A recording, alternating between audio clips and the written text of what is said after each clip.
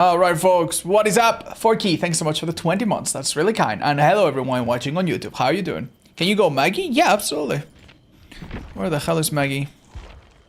Ta-da! Okay. All right, guys. If you want to play 2BA with us, feel free to join. We'll do 1 or 2. And if not, we can just go with 4. From Australia, hi, Exobello. What's up? Aw, what do you work as? Well, maybe it's too much information, but I'm glad you're done for the day. Good morning. I got to marry my best friend recently. That is such good fucking news, man. That makes me really, really happy. Thank you. And if you got the suit laying around, save it for me. I might borrow it. Do you only play with PC players? Hi, Ozon. I do only play with PC players. Not because I don't like other people. It's just I cannot get them in my lobby as easily. There's no way to do it, sadly. How is Yuppie? Oh, doing so good. He was scratching his carpet quite often recently. So we got him a little blanket and he loves it. He looks so cute with it. He loves laying on it. He's been having the fattest naps. You guys want to see a picture of him? Look at him. Hold up, I'll bring him up on my PC. Look at this boyo. Look at him. Look at him. He's so good. Yeah, he's got a little injury on his nose that never heals. You know, after surgery. And we try to protect it with like lotion and stuff. So if you notice that ever, it's just a little silly thing about him. Oh, talking about the devil. Talking about the oh, hold up. This is my special phone. Oh, ring, ring, ring. Oh, we have a special guest on stream. He will give me paw. Thank you. Other paw. Thank you. Gentle, Chuppy, gentle. Chuppy. Whoa. Okay, dude. He nearly bites my head off. Oh shit. Thank you guys for coming and joining us. That's real sweet of you. You look good today. Thank you, Crappy. I appreciate it. I do feel really good today. I woke up a bit earlier than usual, you know, which is not common live streamer behavior. And I've done some exercise, I've done some work. Yeah, it feels good. Feels really good. Did you finish Egg yesterday? No, I rage quit halfway through. That game was cruel, man. It was cruel. It was getting to me. When do you usually get up? I go to bed really late, chat, so I'll wake up anywhere from like 10 to 11 to like 1 p.m. You know, it's maybe not that late normally, but yeah. This is really halfway if you played it for 7 hours. I guess I was halfway. I don't fucking know, the truth is. Maybe it was like 10% for all I know. Okay, so we have a Enforcer and a Fearmonger. It's almost Wesker time. Haha, let's do it. Hold up. Can I click the thing that makes us go Wesker time? Is our bell working? Hold up. It's Wesker time. Hell yeah. Connor Fogarty is a legend for recording that, by the way. He just started. Hi, Squibbit. Yeah, hi, Bia. Hi, Splinter. Hi, MC. What's up, guys? Hi, Louie, Bing Bong, Panda Wordy, Tyrone. Thank you so much for watching on YouTube. Welcome, guys. Good morning. Hi, Bing Bong. Do you also hate dark 4 PMs due to seasonal change? I personally don't care so much. Since I work and I live indoors so much, I don't mind it. It doesn't affect my routine as much. So I don't have a super strong opinion on it, I'll be honest. But I can see how for some people it kind of sucks. Oh, hi guys. Thank you for watching the stream so many times in a row. Real special. What do you think about the state of DBD? Well, I think if you asked me that question a year and a half ago, I would have told you that DBD was becoming very, very stale. We didn't have new game modes. We followed the same cookie cutter formula. We were super afraid to like innovate or try anything new. And I thought that was a problem. Oh, excellent mind game. Oh my fuck, I thought that was a survivor, dude. I thought, oh, don't worry, don't come and body block for me. I did not expect them to be next to each other. Oh my lord, when he fucking lunged at me, I got scared, dude. Yeah, what was I on about? Yeah, I thought the game, the main issue with the game. Oh, I had a speed boost. I'm stupid. I always run this class and forgot to use it. I thought the main issue with the game, or one of the main issues, was that like they were playing it too safe and at the same time, you know, following the same formula, and they were not slowing down the content, and that would catch up to them. I have to say, one of those things is no longer true, right? They definitely have spiced things up. They definitely have non-grown stale. They have tried crazy new game modes. They have tried wacky new things. And I think at least they can be commended for that. However, oh my god, this palette is wild. However, there are other things that are just as bad as before or somehow even worse. And things that should have gotten better that really haven't. Like the fact that we've had content delayed for quality of life and long-standing bugs, and the game feels functionally identical, I think is a bit of a problem. You know what I mean? Like a lot of people are bringing it up. Like, why did we delay the content by 2 months to avoid bugs if we still have the worst bugs? I gave him a speed boost. Haha, that must have been frustrating. Oh, and he missed! Let's go! Oh, but he has a third one. That's good. Hi, Caitlin, welcome. Hi, where's Rebo? Hi, Sans and Toph. Thank you, guys. I'm so sorry. I'm a bit distracted, but I'll be with you all so soon. Thank you so much for the subbies. Oh, we also had Altair with the 46 months. That's ridiculous. Thank you, Altair. You have been very, very nice to us. I've been with this game for a long time. I've never felt the game sucked as much as this time. That's completely valid, man. That's completely valid. I think the game has a lot of issues, and for some people, the recency will override them, but for other people that have played the game a lot, they will start to pile up, you know? They will start to, like, eventually, like, burn you out. But, yeah. So, yeah, sorry. The answer to my question, the answer to that question that I'm trying to give is a little bit multi-layered. So on the one hand, DVD is doing really good on like experimenting with things, and I think that's good. On the other, it's very disappointing to see that the game's still very buggy.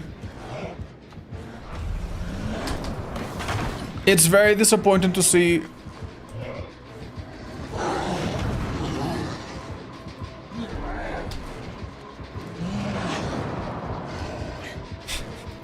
It's very disappointing to see that they double down on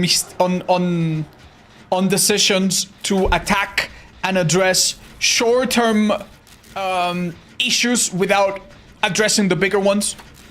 And yeah, if you want to know how I feel about some of the last updates, I made a video that was about an hour long of me like just moaning and crying about that. If you want, but. Hello. Okay. Oh. I'm sorry, Dwight. I can't protect you. Okay.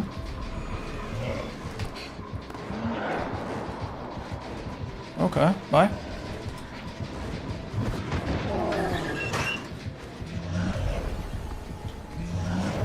Bye-bye. Oh, this pallet's still up. Alright, how many times will I get away with it, chat? At least one more, it seems. Okay. Oh, and now I get to a pallet? I'm so chilling. Oh, somebody else done him. That's unlucky. Silent mode, by the way, is pretty crazy, isn't it? That guy's not even injured, is he? Oh, you cannot do that, my guy.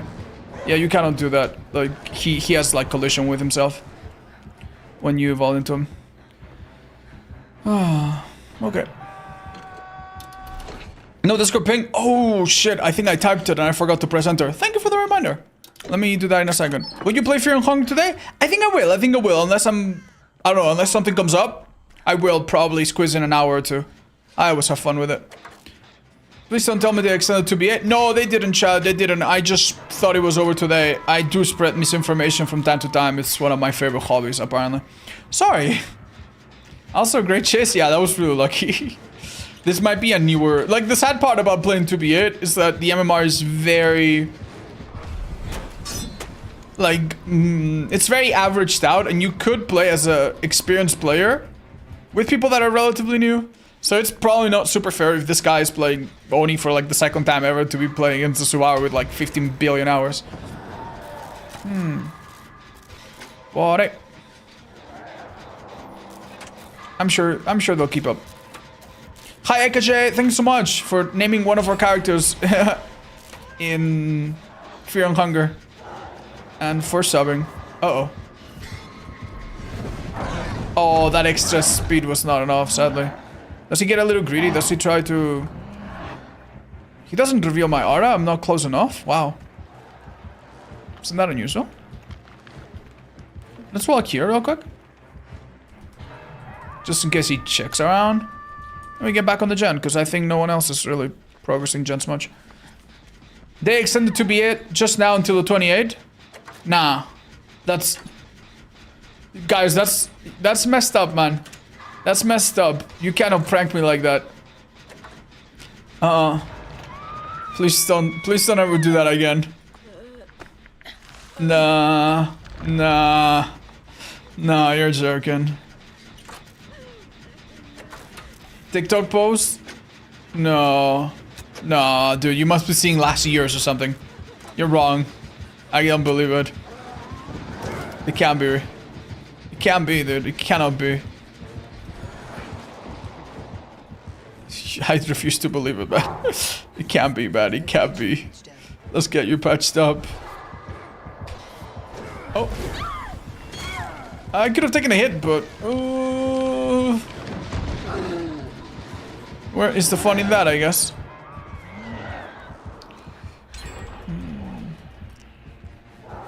Uh-oh. Oh, Jesus Lord.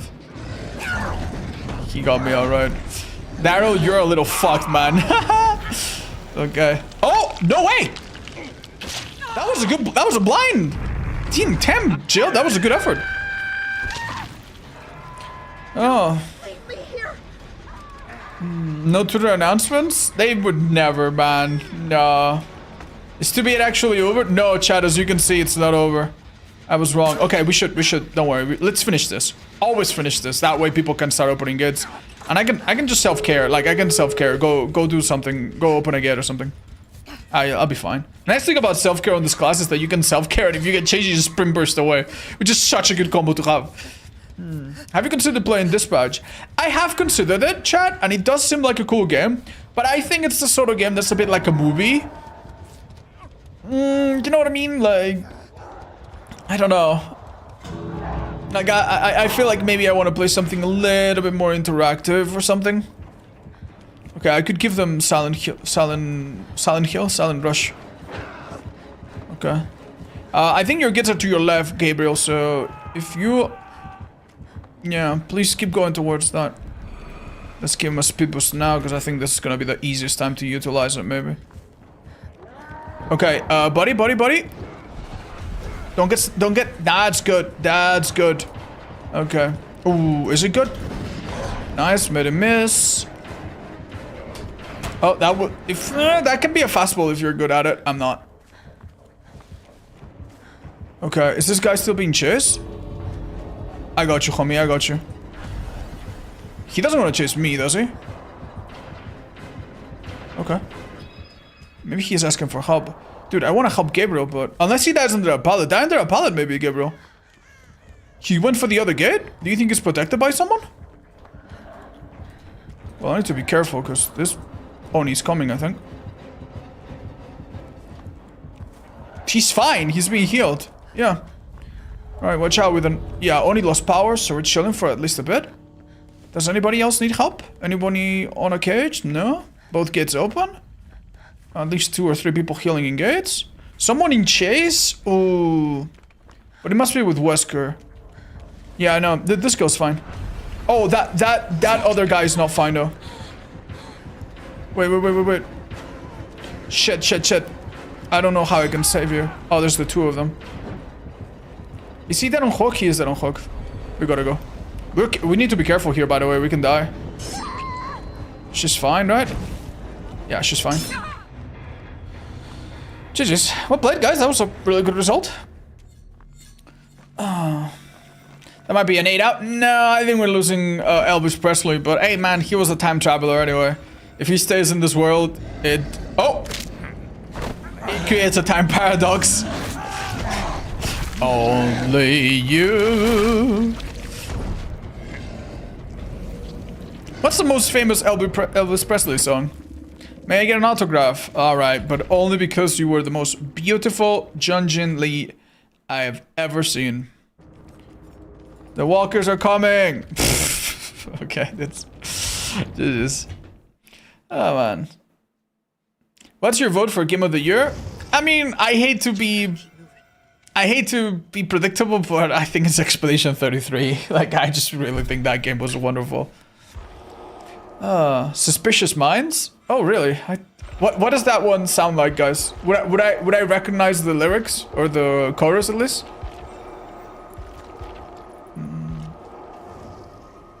Nothing but a hound dog. Yeah, that one seems somewhat familiar. Hi, Nia, he AD, or is it Tinia? I'm so sorry, I don't know how to spell your name, but maybe you will tell us. Mwah, thank you for the sub, buddy. Hi, on Hex, thank you as well. We can go down together with suspicious minds, suspicious minds. I've never listened to that song ever. Sluts for Halo Scythe? Alright. Draskul? Sorry. That's a really good name. We'll have to get you later. I'm so sorry. We did fill the lobby. His famous song is Rick and Morty Time. Okay. Alright, Chad. Last time I asked a question. Please don't give up this time. Hey guys, I'm so sorry that I just kind of quit DBD early the other day, but I think it's probably a healthy thing in any game, but also in DBD. If the game is pissing you off, instead of playing it and just being super miserable and just being like, this is why I hate this game, this is why I hate 2B8, this is why I hate this is why I hate pallets, you know, just maybe just go play something else, you know. So, Phantom Myth, you need to ready up momentarily, my guy. You need to ready up right fucking now. You need to ready up so goddamn quick.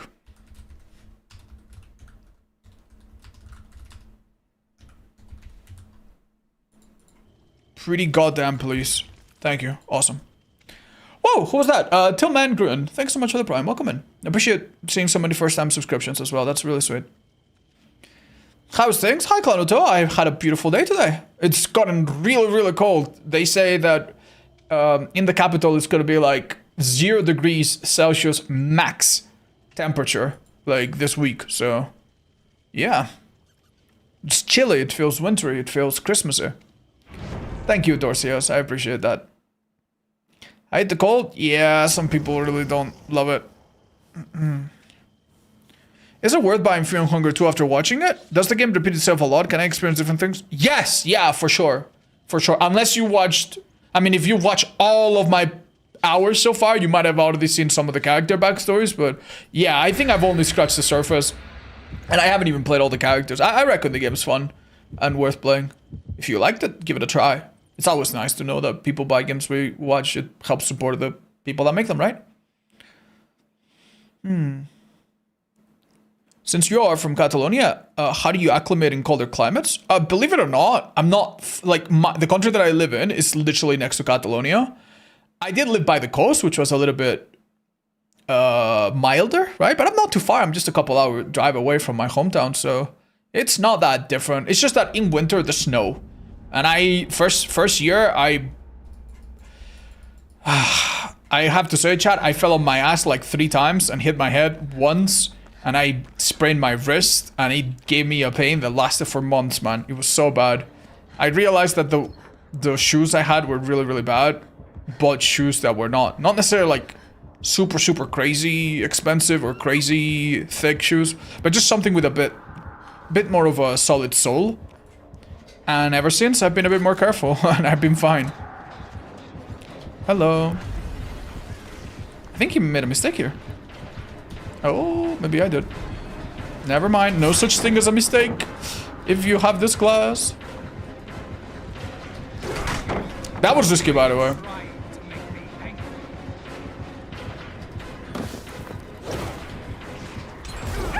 Very nice try. Okay. What do we think, chat? What do we think? He might have his power back. Ah, no. The thing is, there's enough, like, rock around it that I kind of fake it. It would have been fun to make him vault it. How do your 12 Lamborghinis perform in the snow? I do see Lamborghinis from time to time. There are some really, really nice cars in this country, but luckily, chat, I only have 12 yachts. I don't have a Lambo. Unless Chloe keeps resubscribing. Thank you for the 36 months, by the way. Do you think Chucky would be a word? I think Chucky would have a really easy time in 2B8. Yeah, I think Chucky absolutely could be added to 2B8. Will they? I don't fucking know. Probably not, but we'll see. Oh, so I'm from Louisiana in America, and it's 82 degrees Fahrenheit. Alright, so 100 degrees is about the human body temperature, right? So 82 is like a bit below that, but not too much. So that means it's like about 20 degrees, so it's pretty warm, you say? Well, I'm fucking sorry for you, dude. That sounds not super ideal.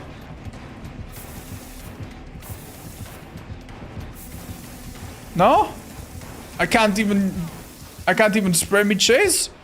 Damn it, I thought it would be a fun try. A fun gimmick. Oh. Clown and Chucky out to 2B8. Yeah, Clown would also be a relatively... Oh. Oh, damn it! I didn't give him enough speed booster. Maybe he was exhausted already. Quick, let's sabo a toolbox, guys. Sabo a hook. It's gonna kick this. It's gonna see me. Can I body block him here, or... Wait. Is he leaving? Isn't this kind of an insane setup? Maybe not if we just forget about him.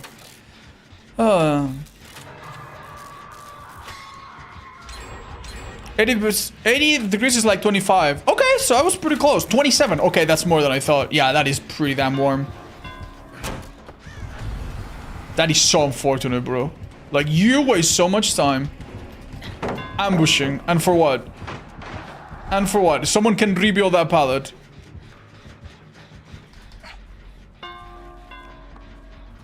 I see his aura. Dude, I could have been mind game there. I could have been mind game, but my own ability to reveal his aura is destroying him.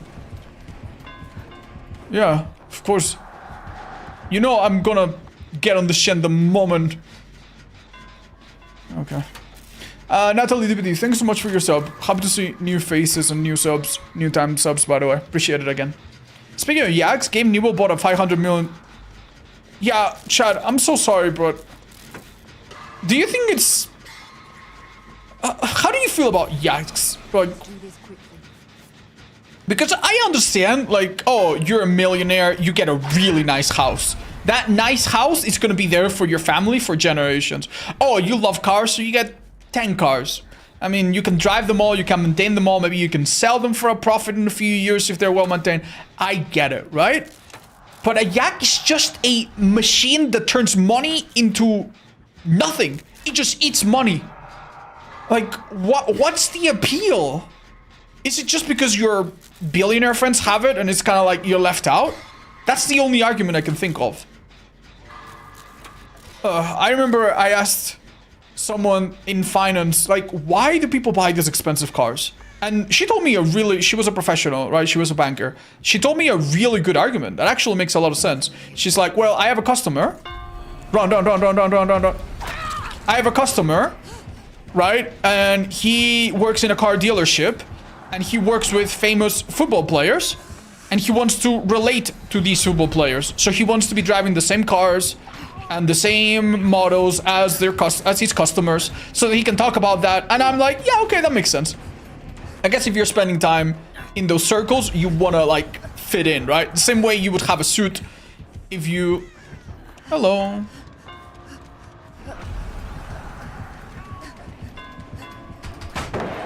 All of that to be stunned. The same way you would wear a nice suit if you were in a work environment that required the suit, right? But outside of that, man, I really fucking don't get it. I think some people maybe have a hard life. They grow up in a shitty neighborhood with shitty fucking poor parents. And if they come into wealth, maybe they feel like they have to compensate for that. right? But why are football players buying them? Well, it doesn't matter. Like, yeah, I mean, you really think football players are a knowable entity? I don't think there's anything behind some other eyes, man. Like, I guess what matters is for this person specifically, it makes sense. So I can see why they would want an expensive car if it helps them in their business or whatever, right? Yaks employ a lot of people. Yeah, I guess that's an argument, but I don't know. I'm gonna get this person off the cage because I think, oh, lovely, someone got them. I think that's an argument that is a little bit empty though, because I could just, I don't know, like make a strip club full of men greased up and be like, oh, it's given employment. Yeah, but why? What's the point? Like, could this resource and could this time and could this money not be spent elsewhere? Seems to me like, I don't know. Like, maybe there are some reasons that we don't understand. Maybe a yacht is like, oh, it's a way for you to leave the country if you're ever in danger, or it's a way for you to have a home whatever you need to be. Maybe that is appealing for billionaires or something. But otherwise I really don't get it. They're luxury items. Their appeal comes from the fact that they're not necessities. Yeah, no, you're right. But to be fair, I also don't understand luxury items in general, so... Oh, wow.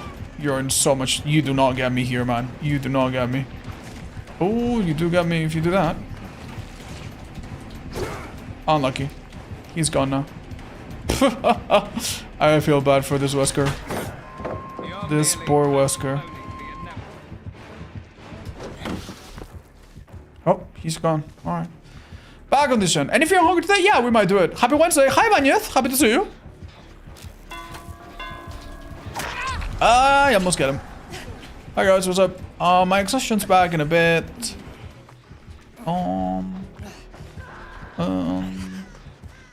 Okay. You wanna patch me up partially? Thank you. Thank you. Exhaustion's back up.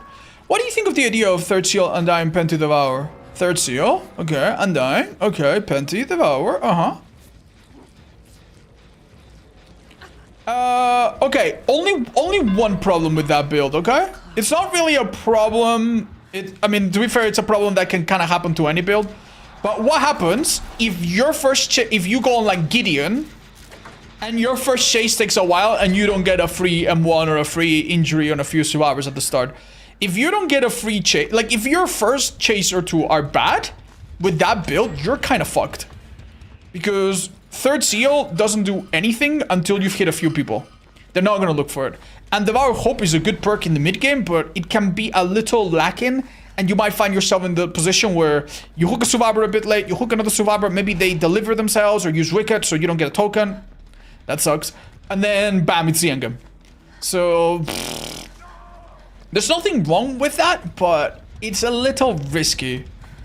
I would say if only use that build if you have a killer that is really good with third seal and that has pretty much guaranteed chances to get at least a few hits early on. Like, I think that build would work on Twins pretty well, for example. Twins can also defend. I'm so sorry. I'm not other exhaustion yet. Twins can defend totems. Twins can apply third seal and slug, which makes third seal stronger. Yeah, I mean, they slow down the game so they have time to set up Penty. They're just gonna defend oceans forever, aren't they? Let's go get this boy. Hi, you wanna heal this guy together? Oh, wait, Michaela found a gen. Good luck, thank you. Furfox, thank you for the months, by the way. Oh, shit. What happened? Thank you. Well, isn't that just wonderful? Yeah, good morning to you as well, friend. Well, that gate over there is definitely the hottest one. Let's go do it. Hi, Graham. Thank you for the 25 watch streak fucking streams, by the way. Appreciate the loyalty. How many more days? 22 more hours, apparently. Okay, this girl's gonna teleport to another gate easily. Can I, like... This must be so frustrating, man. Must be so frustrating to play Wesker and get sprint bursted every 5 seconds, man. Jesus. Yoinkies. Am I hearing Wraith or... I got you, I got you. Oh, that was nice, because... Watch out. Well done. Having a rough day, could you please do the squim dance for me? Hi, Sludge. I don't know what that is. If I knew it, I would probably do it. I'm sorry, buddy. Oh, look. Look at my hand, Chad. I'm happy. Oh, can you please sign my profile? Guys, I'm so sorry, but if I sign profiles, Steam thinks that I am spamming and they fucking ban me, dude. Like, they make it so that I cannot fucking write profiles for a while. Can I click on this person's name? There we go. Yeah, I'll sign yours, but I'm so sorry if I don't do it again, okay? Thank you. Oh, do you read my sub message? Hi, Pufferfish. No, I think I missed it. Give me just a hot second. Okay, let's say beautiful person in and out. Especially out. Odds. There you go. Alright, GG's guys. Thank you so much for playing with me. It's now time to do more of our recording session. You just buy a yak, socialize with Gabe, and give your Steam account unlimited permissions. Honestly, what is even the point of having unlimited games when you're never gonna play them? I have a lot of games on my Steam account, and some of them on my Epic Games, and I swear to God, if I started playing them today, even though I'm not one of those people that just buys, like, it's just like, I don't know, free games and some codes and some discounts and some sales over the year. Like, I could probably play for like 20 years straight and never get bored, dude. Do you like that Steam has a monopoly as well? I am no expert in the system, chat. What I've heard people say is that even though Steam dominates the game marketplace market, it is a pretty fair platform. It does give people the chance to put multiplayer games without fees and things that other platforms have. So that seems nice. And I'm happy. Like, I know people that have made a small game in RPG Maker and they can put it up on Steam. So that seems nice, right? So overall, it seems like an okay service. I don't know. Is it horrible in some ways? I don't like the fact that some of their games have such insane gambling things, even though they seem to be cutting down on that a bit. But other than that, I don't have very strong opinions. Hey, Bing Bong. Thank you for subbing on YouTube. All right, chat. It's time to do it.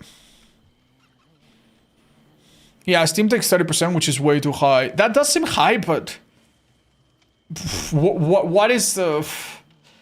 Like, would it be that much better if they took 15%, but then users had to pay a monthly fee of $10? Like, it really wouldn't be that much better. If your games were like 5% cheaper, or your developers made 10 or 20% more, but then they had a smaller user base because nobody wants to pay monthly. Oh, man, I miss it back when you could play on the PlayStation 3 and there was no, there was no fee. Like the PlayStation services were free. You could play multiplayer games on your PlayStation for free. And then at one point when I think PS4 dropped, it became mandatory to have PlayStation Network. Otherwise you couldn't. And I feel like that's a step that we took back as a consumer. I understand that for the companies it's very expensive, so they figured it out. But as a consumer, it felt like we took a step back. And it's nice that we have at least platforms that we don't have to pay monthly fees for. Thank you for the advice on my Devour build. I hope it goes really well.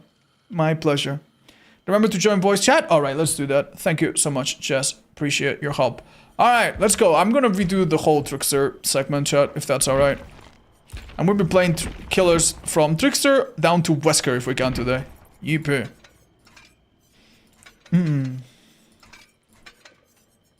Let's do it.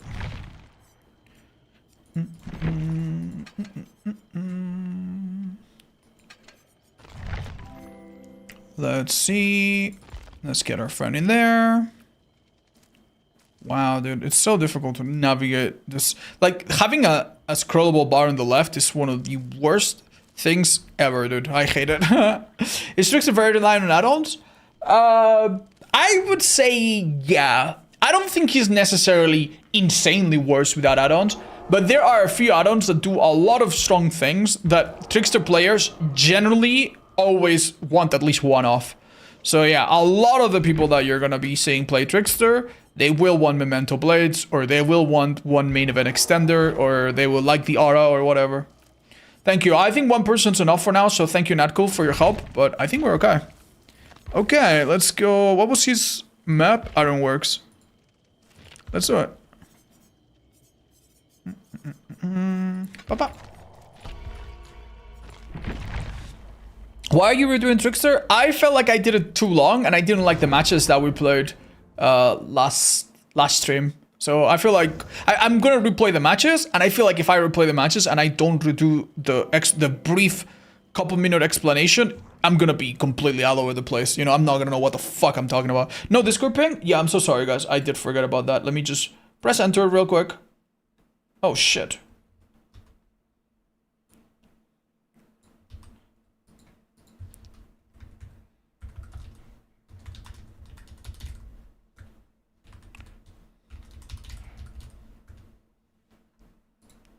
Let's go. Alright friends, it's time to talk about the Trickster. And this is a character that, true to his name, is a little bit deceiving. On the one hand, if you look at his terror radius, and his movement speed, and his lunge, and his everything, he actually seems like he is a normal, basic attack killer. So he has the same lunge, the same speed, basically the same terror radius as Trapper, as Wraith. So he should feel like a basically equivalent killer to those. But in reality, there are a few things that set him apart, and especially if you misuse his power, he can be a little bit trickier to play. No pun intended. So, the first thing to know about this killer, despite having the 32-meter terror radius, he actually, on top of that, has an unremovable lullaby that starts at 44 meters and ends when he gets a little bit close to you. So, using stealth perks on this killer is completely fine. When you get close, survivors, they're not going to be able to zero in on your location. It's not like you need to know anything or change your builds completely. But just keep in mind that if you go in a straight line towards a survivor, compared to other killers, they will be aware of your presence a little bit sooner. And there's not much you can do about that other than running some stealth perks, right? So keep that in mind. And the other is that when we use his power, he's going to slow down quite a bit. So if you keep using your power, you will lose distance. We will explain how to use this power, but first I want to show a little bit exactly what that looks like. We're going to ask our friend Feng Min to come to the middle of the map if possible. The power of the Trickster is to throw knives. When you hold the power, you enter the stance, which slows you down. And when you throw knives, you also slow down a bit more.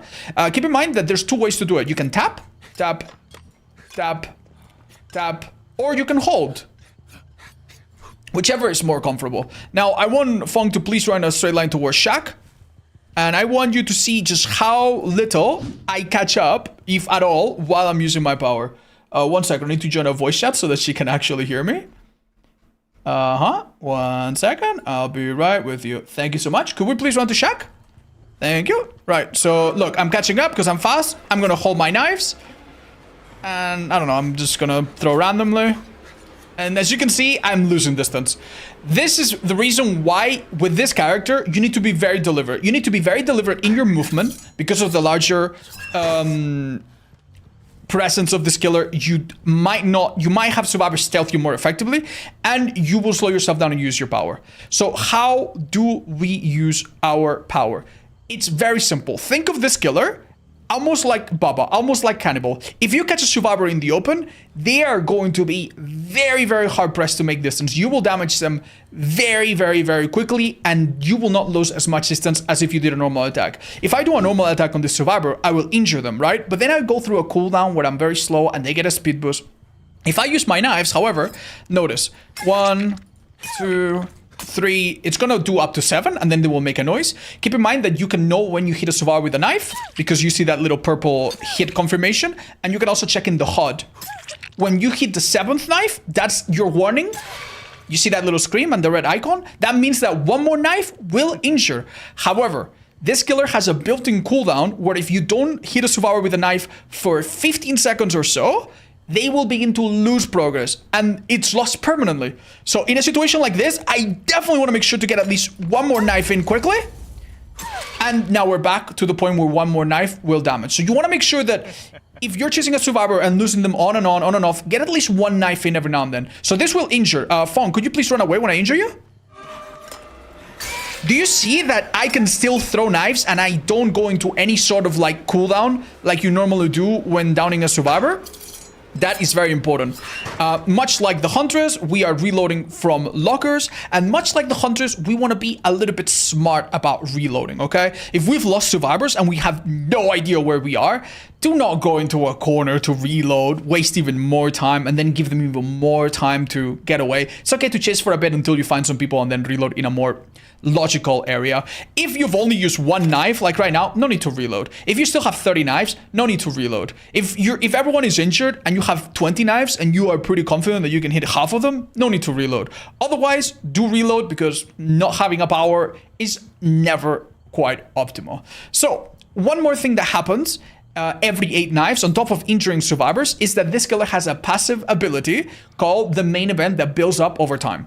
As you can see, every knife, even if it was on different survivors, contributes towards this. And it's activated at 8 knives. Unlike laceration on survivors, it does not decay. So we're gonna wait 15 seconds, and you're gonna see that the knives on Feng Min are gonna start to bleed out and disappear, fizzle out. But don't worry, the main event, it does not go away. So thank you so much, Lafleur. Welcome back, by the way. I feel like you subbed the other day and I didn't thank you. But yeah, if we go here, and now we are 1 knife away from achieving it. When you achieve main event, you will have, if I remember correctly, 20 seconds to activate it. When you activate it, okay, be careful. If you get stunned at any point during this, you will lose it. So we'll try not to activate it, only to run into a pallet right away. You're gonna go through a short cooldown, okay? And you're gonna start throwing knives really quickly. And these knives are infinite ammo. So let's have a look. And look how quickly they damage. You can go through so many health states, and if you're accurate and survivors are clumsy, or they're in a bad spot, or if they're in the open, well, it's really bad news bears for them. And as you can see, it doesn't use any ammo. The main event ends when the timer has elapsed, or when you press left control. In there, I pressed left control, so that was nice. I save a little bit of extra time. No need to stay on it, right? If you've already downed everyone you needed to down. Another thing that's not super obvious is that you don't need to activate main event from a neutral position. So, hold up. I'm just gonna get main event real quick. I only need 1 more knife. I can activate main event from this stance, or I can activate it while I'm already holding knives. So I'm just gonna wait for her to lose 1 more knife so we don't down her. In 3, 2, 1, about now. Oh, come on, come on, come on. Okay, let's throw 1 more knife. That's main event. So, look, if I'm already chasing her, right? And I've already thrown knives, this would be an ideal situation to activate main event. Obviously, if I hit her with a normal knife, she's gonna start running away from the extra damage, right? So I could already press it, and I don't need to reset my aim to press it. I can press it while aiming. One thing that survivors can do against main event, by the way, is hop into a locker. You wanna show us that? Unfortunately, when you go into a locker, main event, unlike normal knives, you cannot go knife, knife. It's automatic. It's rapid fire automatically. And the only way to deal with a locker is to just kind of get close and cancel. When they come out, if they're injured, you can probably hit them, or if they're very, very clumsy, even grab them. Now, the reason why I would block this way is because if she comes out, I want to make sure I don't make it easy for her to get the window, right? Like, if she runs that way, I want to body block it, and then I want to go again, blah, blah, blah. Now, you'll notice that, generally speaking, when I shoot at survivors, I will aim closer to their legs and to their lower back or their butt. Hitboxes on survivors are a little bit deceiving, and if you aim at their head, you're going to be too distracted. Aiming at the lower back is a nicer idea when it comes to hitting them consistently. Here's main event again. Let's show you what it looks like. Sometimes you will get it just to get a few in there. And what I'm showing you right now are the bouncy knives. You see these bouncy knives? This is an add-on. Normally, the Trickster's knives only hit one surface and then they explode, and then they are useless. But with this add-on, which I thought it would be fun to show you, you actually have them bounce twice, which can be fun. He also has an add-on that makes the knives explode and deal damage like slightly around them, but it's half damage. That is the Edge of Revival. You see that little particle? Any survivor nearby would take half damage from that. So something to keep in mind. Now, that really is all there is to this killer. There are some intricacies and some things that we'll cover while we play a real match. But the basic idea with this killer is we probably want to have at least 1 information perk, or at least we want to pay a lot of attention, because we need to be very deliberate in our navigation around the map. Once we see multiple survivors, we're going to try to go for the one that makes the most sense for us to chase. How do you decide that? Well, very simple. A survivor in this loop is a good idea for me to chase. Look, they go around this. It's knife, knife. Okay, maybe they get behind this tree. Okay, maybe I fake it. Maybe I go here. Knife, they're down.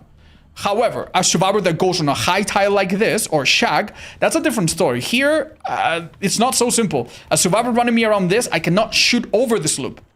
So you want to prioritize chases that take place in loops that are short. Survivors will obviously try to do the opposite. They will try to take you to these places. Needless to say, because the Trickster can do so much damage per second, and he can interrupt on hooks and do all kinds of nasty things with and even without main event, it is a good idea for you to put people in basement if possible.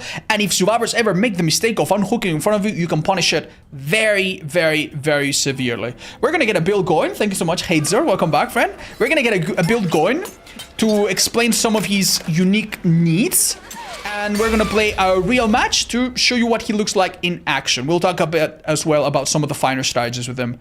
And let's sign this girl's autograph. All right. No need to see it. No need to see it. No need to see it. Okay.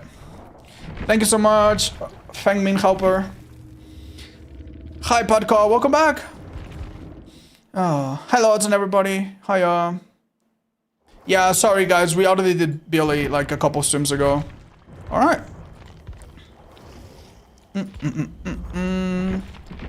Yeah, I think I'll put out Bitter Murmur and Know It or something.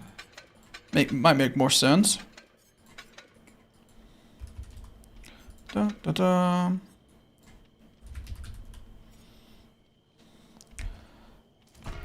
Okay, while we queue up for a match, let's talk about some do's and don'ts with his add-ons, his builds, and whatnot. The Trickster's perks, by the way, are amazing. Starstruck is a nice perk. When you pick up a survivor, you can insta down people around you. Works really well on people like Spirit or maybe Singularity killers that are really unpredictable and damage you with a basic attack. This killer doesn't focus on basic attacks, so not the best on him. Crowd Control is also a really nice perk that blocks windows passively, helps especially on killers with Chensos and other insta-downs. We're not going to run it on him, but it's a nice perk and it's a hex.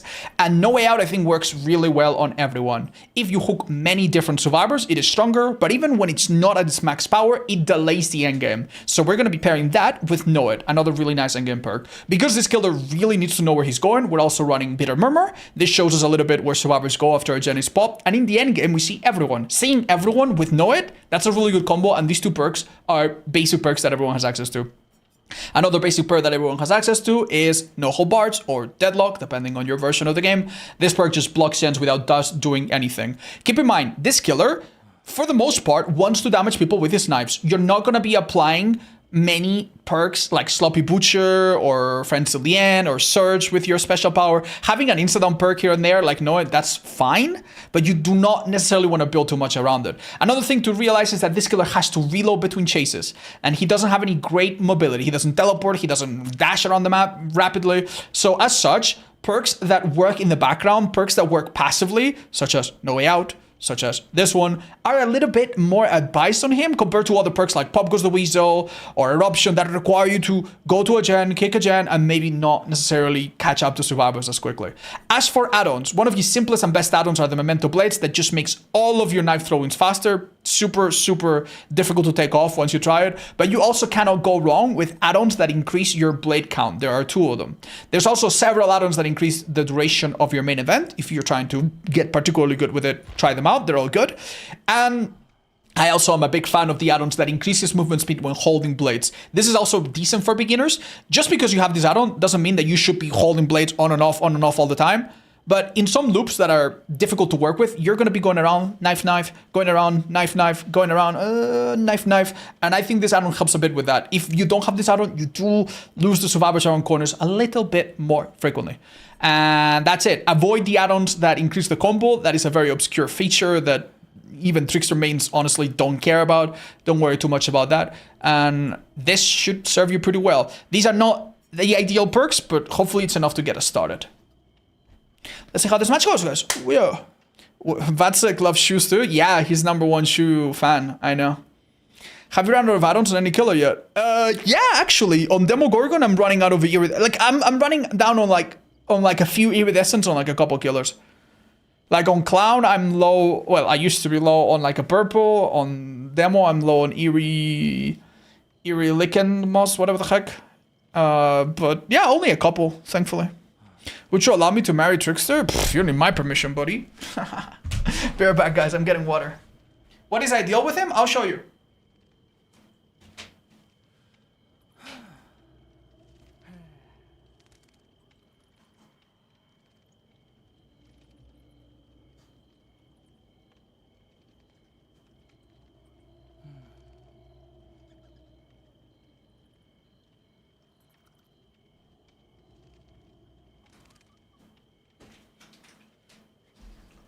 You guys want to see my nuts?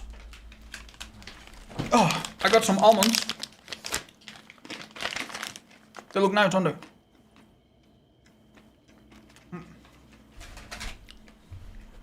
Delicious. Packed full of nutrients. How about at the high mark killer queues? I mean, you just saw me wait in line for like, I don't know, 3 minutes? Or 4 minutes? It's not ideal, man. It's not ideal. Take those away, I'm very allergic. Oh, I'm sorry, dude. That's awful, man. Every person that has an allergy will tell you an experience. Ask a person with like a really bad nut allergy, what's the closest they've come to dying? And they'll tell you like, they go to a shop, they say, hey, please no nuts. No nuts, okay, no nuts. Okay, yeah, no nuts, definitely no nuts. Okay, oh, there was a nut, oops. You know, every time.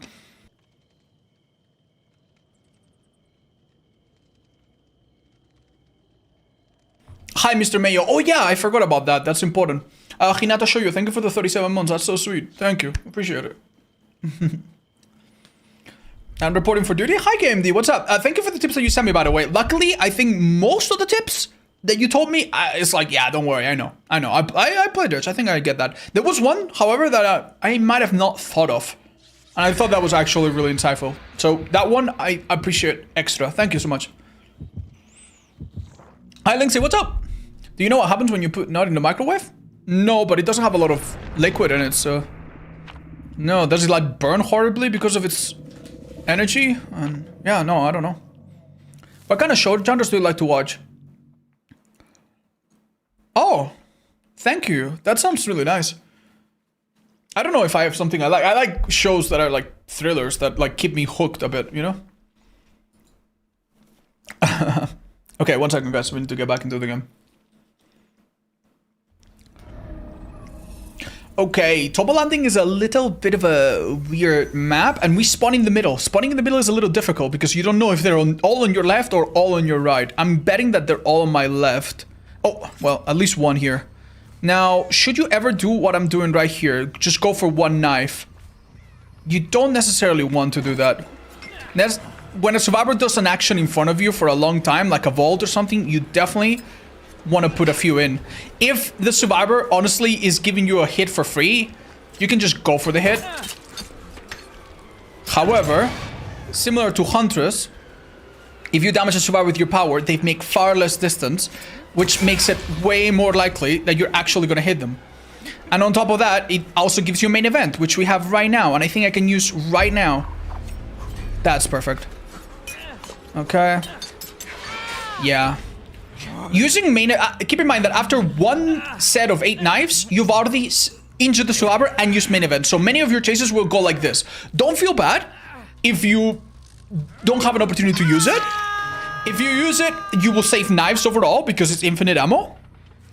Right? But you don't have to use it every chase. Sometimes you can even down a survivor, save it, and because it lasts for 20 seconds, well, guess what? Okay, there I took some steps to get a nice line of shot, but I didn't take any more than I needed. One more knife there. It's very important to, even if you think you're not gonna down them immediately, go for a few knives here and there. Okay, so this survivor... Do you see that mistake that he almost made there? Okay, I might use main event here, guys. Because I have 3 knives, and with only 3 knives, I'm in a bit of a risk here. Okay, I see Bitter Murmur. I see a survivor going to the left. I see that that gen over there is blocked, which means it's the most progress generator left in the map. It might be at 0, but that tells me that there's nothing left, right? So either way, good stuff. I reload between my chase. Awesome. I'm now ready to go back. And ideally here, I could try to chase the Steve. So that gen is at like 60 or something, and this is even more done. So we go here immediately. We also saw the person with Bitter Murmur, so we know they're around. You know what would be an amazing perk right here? Nowhere to hide from the Knight. It would be so good. Just to know, because they're hiding here somewhere for sure, right? There's 2 gens here nearly done. But we cannot, like, lose our minds. Oh, okay. Anytime a survivor does something clumsy, like falling from a great height, and they slow themselves down, it is a really good idea. Here, if I pull my knife out, I'm just gonna be so slow. I'm gonna get a bit closer, and then I'm gonna start doing it. Much like Huntress, if you pull out too early... Oh, damn, that was real good. He's gonna go straight to the right, where I cannot shoot over an obstacle. Pretty smart. We're looking for a small opportunity to hit him here. Ooh, he's done this really well. He's done his homework. Oh my god. Okay, he's dead. Oh, what? Okay, I have main event for like 2 seconds. Never mind, it ran out.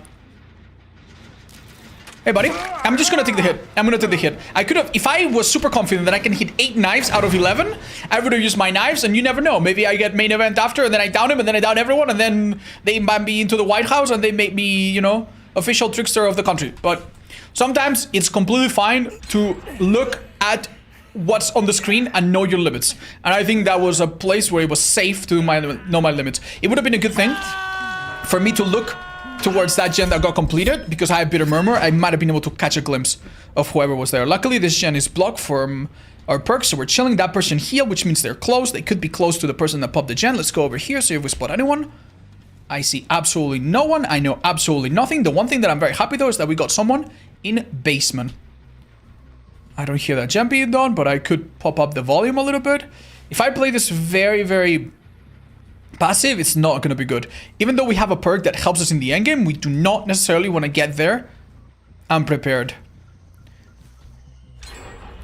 Yeah, okay, that gen over there, I just did really not know about. Oh, they came in. All right, we're going to be practicing coming out of basement here. Okay. This is very dirty gameplay, but... Oh, that's so unfortunate. Chat, tell me, what did this guy do right and what did he do wrong? Okay. Oh, I lost him. Oh man, he's hard to see with that brown jacket. Okay. I know that if I pick this guy up, I'm gonna eat a decisive. Where is he? Oh, he's been crawling, dude. Careful, look away from where the other guy might have been. Yeah, he had a flashlight. You never want to risk it. Please tell me they don't pick up that quickly. Surely they don't pick up that quickly, right, chat? They don't pick up that quickly, right? They pick up that quickly. Damn it. Right, so we concentrated on that guy. That was fine. I think we can put a few knives in him. That's like 19 knives left. Should I commit to this chase? I could. I think it will work out. Does he run into me now? Is he a bit clumsy? Couple knives here and there. Ooh, hitting 1 knife now is really important just to reset the timer, guys. Even just one. There you go. Pretend to fake this way. Ooh, that should be a mistake unless he has life. He could have dead hard, so I'm scared. 1, 2, 3. Okay. Okay, I was scared he would do a dead hard. Now, the Renato of the hook did a dead hard, which is a perk that gives you endurance if you time it at the same time you take damage. However, as I'm sure everyone realized, he was already in Dipun. If you use that hard while you're in Dipun, it doesn't matter, you do nothing. I should have tried to find out where this person was. He's the... Okay, I'm gonna use my min-event here. It is wasteful. I'm gonna hit him like twice. But guess what? Hitting twice for free is not bad. It's not bad. It would have been even better if I had duration or something. I'm gonna wait for my cooldown because I actually want to damage him with knives. Why do I want to damage him with knives? Because I want to have my main event halfway charged so that I can use it early on this guy. We wanna go for this guy who's dead on hook. If the last gem pops, that would be amazing because I would insta on him with Noed, my perk from endgame. But he could also have a Dren, so... And we could also have a... Okay, now that's my type. They could have adrenaline as well. He should die here. He forgot to use Dead Hard or didn't have it or whatever. Maybe tried to time it and failed. That's great. This is a good situation to have Noed and no way out. Keep in mind, everyone is gonna be locked in the game for a bit longer because of No Way Out. I have a person that on hook, and Bitter Murmur will show me the others of everyone. Oh, and this is the one gen they might have progress, and maybe they have nothing else. Ouch. This girl we have never hooked. If I hooked her one time, No Way Out would grow in strength. But you know what? I don't care. No Way Out with 3 stacks is still almost a full minute. With 4 stacks, it is a full minute. Might be an M1 so that I preserve my knives. She does have a pallet here. I am one and go back to the pallet. Sorry, go back to the generator. Hopefully they're calling it out and they're going there in desperation and not thinking too straight. One thing that we didn't talk about a lot is that this killer's power, this is great, this person's dead on hook. This killer's power has a small hitbox. Right? It's a bit like Deathslinger. It can actually go through small gaps. Should you try to go through small gaps? Not all the time, no. Okay, let's get super close and then go, go, go, go, go. Awesome. Is it main event time? Main event time around the corner? Beautiful. Beautiful. Do we see Steve with a flashlight nearby? Hopefully not. Hopefully not. Okay, so my perks are gonna do 3 things. Reveal everyone's aura. There's a girl anyway. Hold the exit gets for a bit. There we go. And also grab me a bit of speed. And also let me insta down. Not that it matters because they're all injured, right? This person is stealthing. Pretend I haven't seen her. And bam. Easy peasy. And if I want to get a little greedy, I can leave her on the ground and go straight for Steve, who should be around there. Beautiful. Do I use knives in this situation? No, I don't care. There's 2 things that can happen. Either I kill Steve and that's everyone, or by the time I get to Steve, Lara has some kind of perk to pick herself up from the ground, in which case maybe I only get 3 kills, but maybe I'll get 4 because the exit gets, remember, are taking a while. And the timer only begins to tick once they've touched it. They did have Unbreakable, which is fine. This person can have Dead Heart, but I think I saw him with... Okay, I'm gonna pick up facing the Lara because I want to see. You see that notification? That tells me that that gate has been touched. And now a 48-second timer begins. Where the gate cannot be open. Do I want to reload here? Honestly, I don't really care too much. Maybe they'll rescue Steve and they'll hide forever. It's really unpredictable. What could they do? I was so far, you really don't know. If I were... Oh, yeah, maybe we do know. Okay. Alright, I don't need to explain this, but maybe do not go into lockers against the killer that opens lockers to refill his power, but, you know... Don't mind the backseat. I know this isn't a survivor guide, but you saw her going in there? I didn't, chat. I didn't. I was looking at other things. I was looking at my ammo. I was looking at plenty of other things, I promise you. To be fair, this was a bit of a difficult endgame for them. You know, she couldn't even heal if she had some healing method because I would have insta-downed her anyway with no... It was tough. So yeah, do not try to throw through gaps like that super commonly, but it is a good idea to do it when a survivor is really, really close to being dead, or if you want to reset their laceration. So say for example that I get Steve to 7 knives and then he goes behind some obstacle that has a small gap. It's okay to try. Maybe I'll damage him, and if I don't damage him, maybe I'll reset. If the laceration is about to end, maybe I'll reset the timer and then I can catch him later. GG's. Thanks for the tunnel from basement and help from everyone. I'm so sorry, man. We do showcase sometimes the strengths of these killers, and sometimes survivors do not like it when you do something that your killer is good at. But hey, that's the name of the game. We're not gonna dwell on it very much. I hope that you enjoyed Trickster. He is getting a rework at some point in the future that could make the gameplay quite different. We don't really know what it looks like yet. So if you watch this video and you look at your game and your Trickster is completely different, it is possible that he's been reworked already and this information is outdated. Hopefully there's still some overlap and hopefully it was entertaining. Alright, chat, that's good. Next up, what's coming up? Rick should have body block for him? Yeah, but I'm gonna ask you a question, chat. When should you body block for a survivor in that situation coming out of basement? Because the answer is not always. If the killer has a certain add-on to extend main event, if you body block, you both die. So not only does he die, you also die, and now gens don't get done, and now the killer with an endgame perk like I did wins. Congrats, you fucked it. If the killer has cut through you, it's impossible to body block, or at least way less effective. So congrats, you fucked it.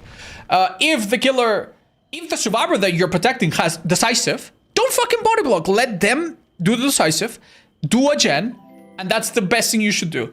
So you don't like, the truth is, especially without knowing your teammates' perks, you don't fucking know.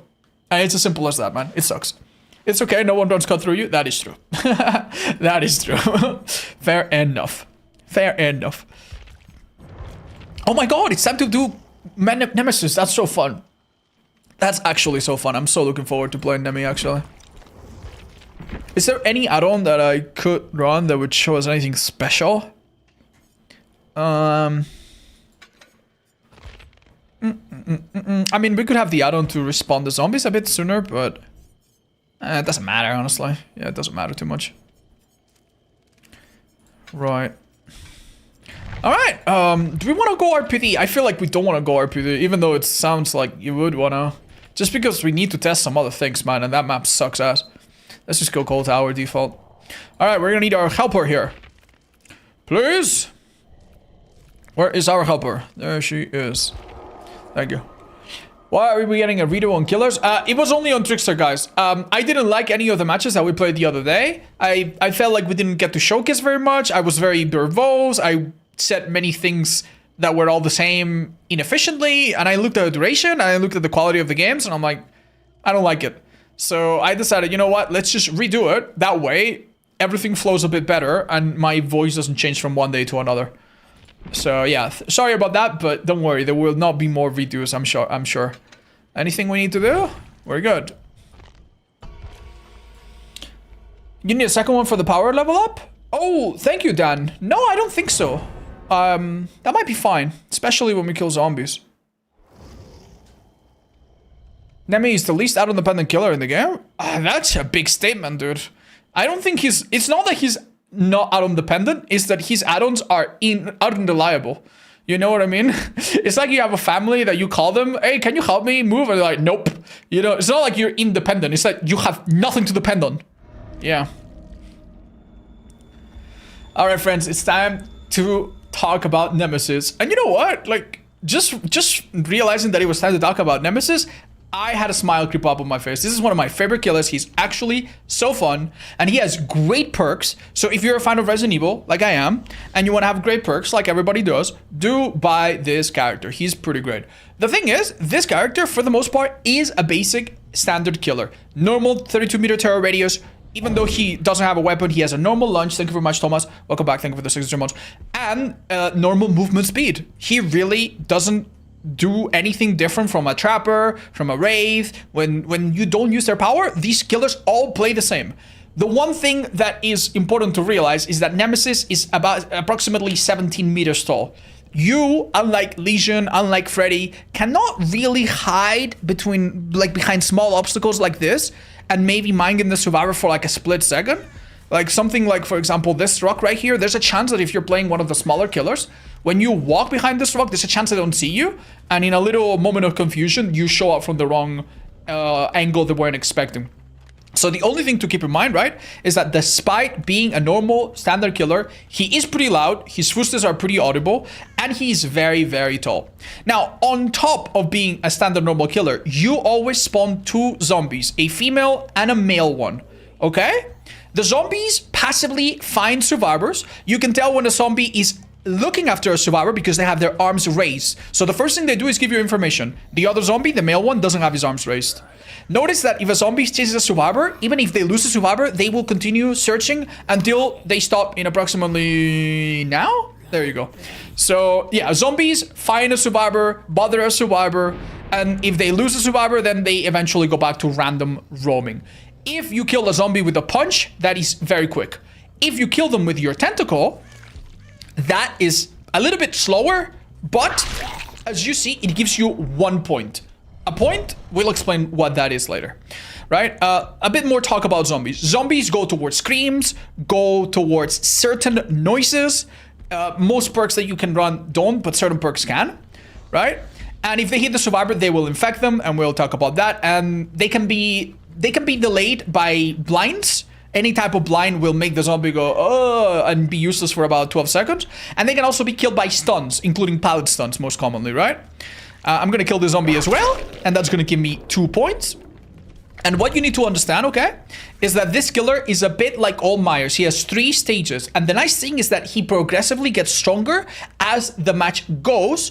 And once you progress to the next stage, you never go back. You don't lose your progress like other killers. So we're going to be a normal killer, but we're going to try to use our power to get stronger. You will see that your power gets stronger because your arm will mutate and you will see more pustulas and more horrible looking veins. You also see it on the bottom left. Right now we're at tier 1 and we can go to tier 2 very quickly. So how do you get to tier 2? To get to tier 2, you need 5 infection points. You get 1 point if you tentacle a zombie. You get 1 point if you tentacle a survivor that's already infected. And if you tentacle a survivor that is not infected, you get 3, which is awesome. Now, because I need 5, and I've already hit 2 zombies, when I hit the survivor, I should be at 5, and ta-da! You notice that my arm has this little growth on it, survivors can see it, and now tier 2, and also the whole map plays this sound that's like brum.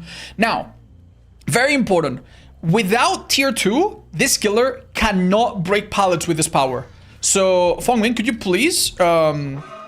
Yeah. Oh, by the way, one thing. This killer spawns cases. If survivors open them, and you interrupt them, and you don't let them, and you chase them off, the case closes in 3, 2, 1...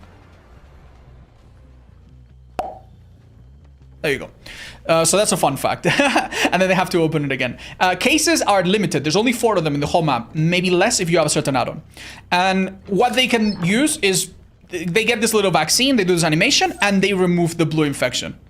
The infection is basically a prerequisite to taking damage. So as you can see, if she runs into the zombie, she will take infection. And if she runs into the zombie again, this time she will take damage. And if I hit her with my tentacle, it's the exact same thing as a zombie, except I also slow her down with it. So if I hit her now, she will go down. If I hit her when she's healthy, which she's going to be in a second, I will injure her. So think of it like an extra step before taking damage. The nice thing about tier 2 is that your tentacle, on top of damaging survivors and infecting survivors, can also break pallets and breakable walls. This is one of the most effective, or possibly the most efficient pallet and wall breaker in the entire game. Let's kill this guy. Don't worry, zombies respawn. They respawn in hooks, and they respawn every X seconds. So what is the idea now that we're in tier 2? The idea, right, is that if the survivor runs into me, I'm just gonna whack them like a normal killer. Bam! But if the survivor is zoned, I'm gonna look to use my power, right? So the easiest way to use your power is to zone a survivor. So this survivor right here, we make them drop this pallet, right? Let's chase them in... We don't want to chase them in this direction. This would be a bad idea. Because if they stun me here, now I'm stunned and they run into the other side of the map, which is not ideal. Let's chase them in the other direction to zone them into the edge of the map. Right? Like this. Even if we get stunned, it's not a big deal. Because I'm gonna go this way and maybe hit her at the window if I'm lucky, right? But let's say that I was a bit smarter and I didn't get stunned. What could I do here? Look at my ability to zone here, right? If I was a normal killer, I would need to come here, drop it again, and I would need to break this pallet normally, right? And when I break it normally, she's gonna go for that window. But look at what I can do with Nemesis. Look, I can be here, drop it, and if she goes to the window, it doesn't matter where she goes, she's trapped. I'm gonna get the hit or a follow-up tentacle. So this killer is very, very, very good at zoning. The first thing that you should learn with it, before you even try to hit survivors, is when to use your power for zoning, right? So what's another good example here? Here, the pallet is a little bit closer. Say there was a pallet right here, right? I would chase in this direction, make her drop it, and then break it, and look, she doesn't make that much distance. The pallet is gone, and she will probably take a hit. Now, we talk a little bit more about how to hit survivors with your tentacle. Should you always go for the tentacle? As a beginner, it can be a little bit difficult because your tentacle has a charge up time where you cannot immediately like release it, and it also locks your camera. Look, even if I'm looking up, yeah, it locks your camera into place, right? The way the tentacle works, think of it like a long horizontal Kit Kat, right? Like a long bar. And when you attack, that long bar starts moving down. So what that means is that, for example, Fong, could you please be behind this wall? If I do this, I will hit her because it's going from top to bottom, right? But what happens if you crouch? I don't hit her anymore because it goes on top, doesn't find anyone, and when it goes long enough down, it hits the wall and it doesn't penetrate it, right? Now, what happens if I drag my tentacle? If I drag my tentacle, which is something that you can do by attacking and then strafing to the left or strafing to the right, like this. I know the blue part on the ground doesn't move, but your tentacle does move. Look, I can hit her. If I do this, do you notice? Did you notice that it took a little bit of time to hit her because the tentacle goes from up to down? But look at what happens if she crouches here. If she crouches here and I drag my tentacle just like I did before, it doesn't hit her. Why? Again, when it was up top, it didn't find her, and when it was below, it did find her, but there was a wall in between. So obviously, we didn't hit her, right? Now, very, very, very important. Should you try to hit survivors in the open? If you're not super confident, you don't have to. If I find a survivor in the open, it's completely fine to just hit them. If I want to tier up quickly because I am in tier 1 and I have the opportunity to hit a survivor and it's kind of free, I will try it at least once, especially if the survivor is in a bottleneck. What is a bottleneck? A bottleneck is a place like this where the survivor can do nothing. No matter what they do, I am going to infect them. All I need to do is hit on the side and then drag it a little bit to the right. So I'm not going to do it here because I don't want to injure her, but basically if I do this, that covers the entire area. There's basically nothing they can do. So if I see an opportunity, I will do it. Bam. And that covers the entire area. It's also really easy to hit survivors if they are stuck in animation. So if I'm chasing this girl and she goes into a window, maybe she can find us a window or dropping a pallet or something. Then I can literally, as long as I find, you obviously cannot like bend your tentacle, but as long as you find the right angle and you guess the hitboxes a little bit, that will be a hit. So if I chase this way, maybe, hold up. I could even hit like this through the window, right? Not if she crouches. If she crouches, I probably will miss, but it depends a little bit on the window. It's a bit inconsistent, right? We're not going to try it. So we're going to be a little careful. So anytime a survivor is locked in animation or is in an easy place, or God forbid they are cornered somewhere, then go for the hit because it's basically free, right? And we tier up. What happens when you get to tier 3, which is what we're going to about to do right now?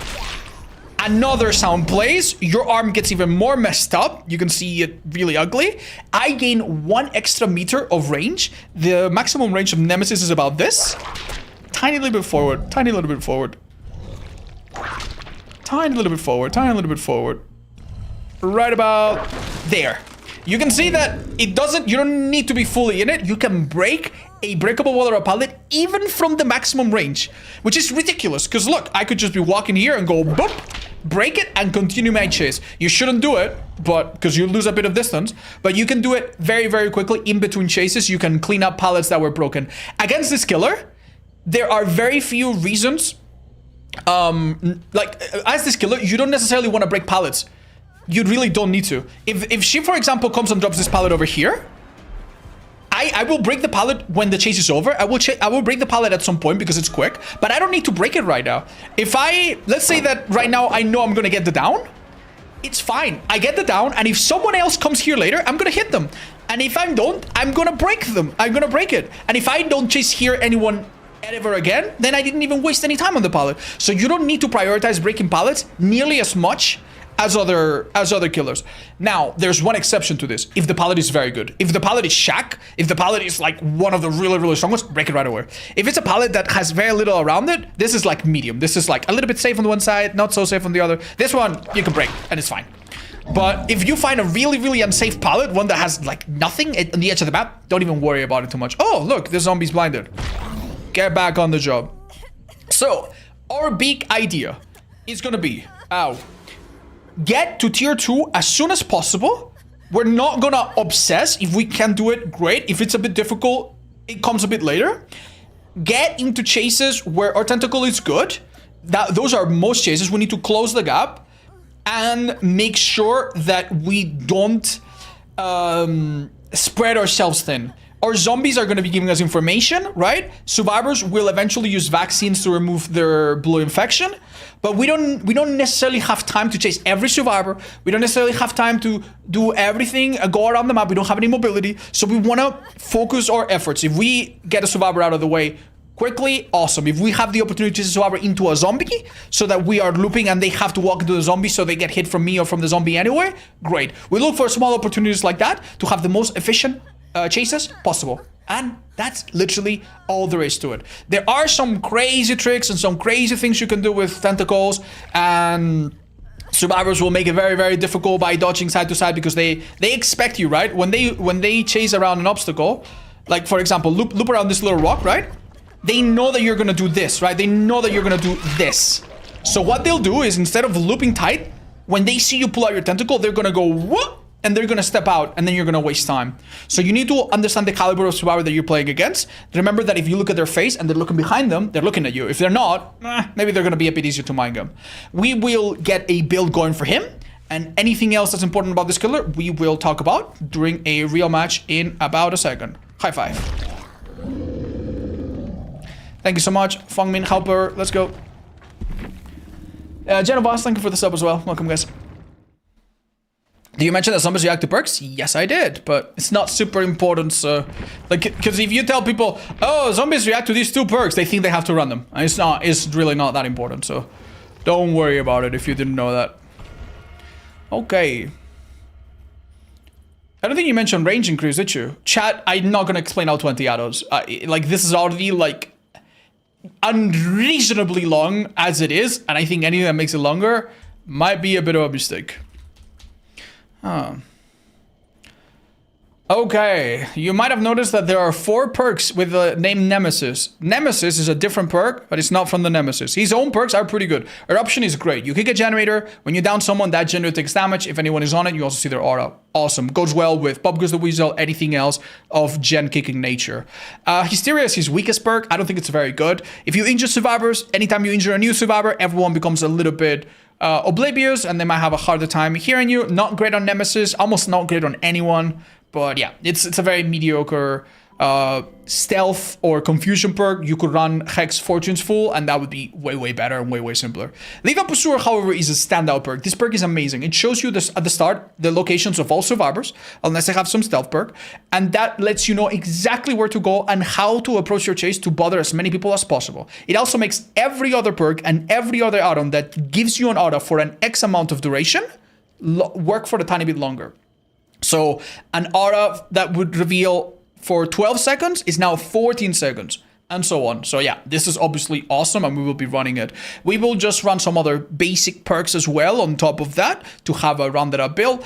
As for add-ons, some of these killers add-ons are a little bit unreliable. It's really hard to find anything that's reliable. A few things that do stand out. There are 2 add-ons that make it slower to consume the vaccines, the plant binds and the syringe. These are good. There are 2 add-ons that increase the detection cone of the zombies so they more reliably find people. These are fine. There are add-ons that make zombies faster. These together with detection are good, and if you have to choose, probably go for speed.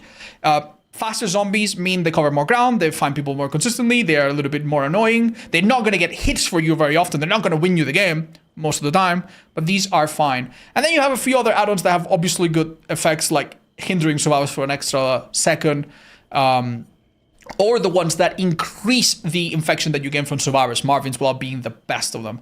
Honestly, just go for the simple ones, and you can try some of the more advanced ones later. I think we're going to stick to these 2 for the time being, just so our zombies work in the background. If your zombies help you get 1 hit or give you 1 assist once per game, that's good enough. You don't rely on them very much. They are there to just help slow down the game a little bit in the background. This killer does have the ability to punch survivors, but for the most part, you don't necessarily want to build a lot of perks into basic attacks. You want to use your power frequently. As a beginner, not as much, but eventually you want to use it more and more often because it is a good power. It is a good chase power that can hit around a lot of obstacles and get down really, really quickly at times. So for that reason, don't build too much into basic attacks or into insta-downs, but we will have 1 insta-down perk at least.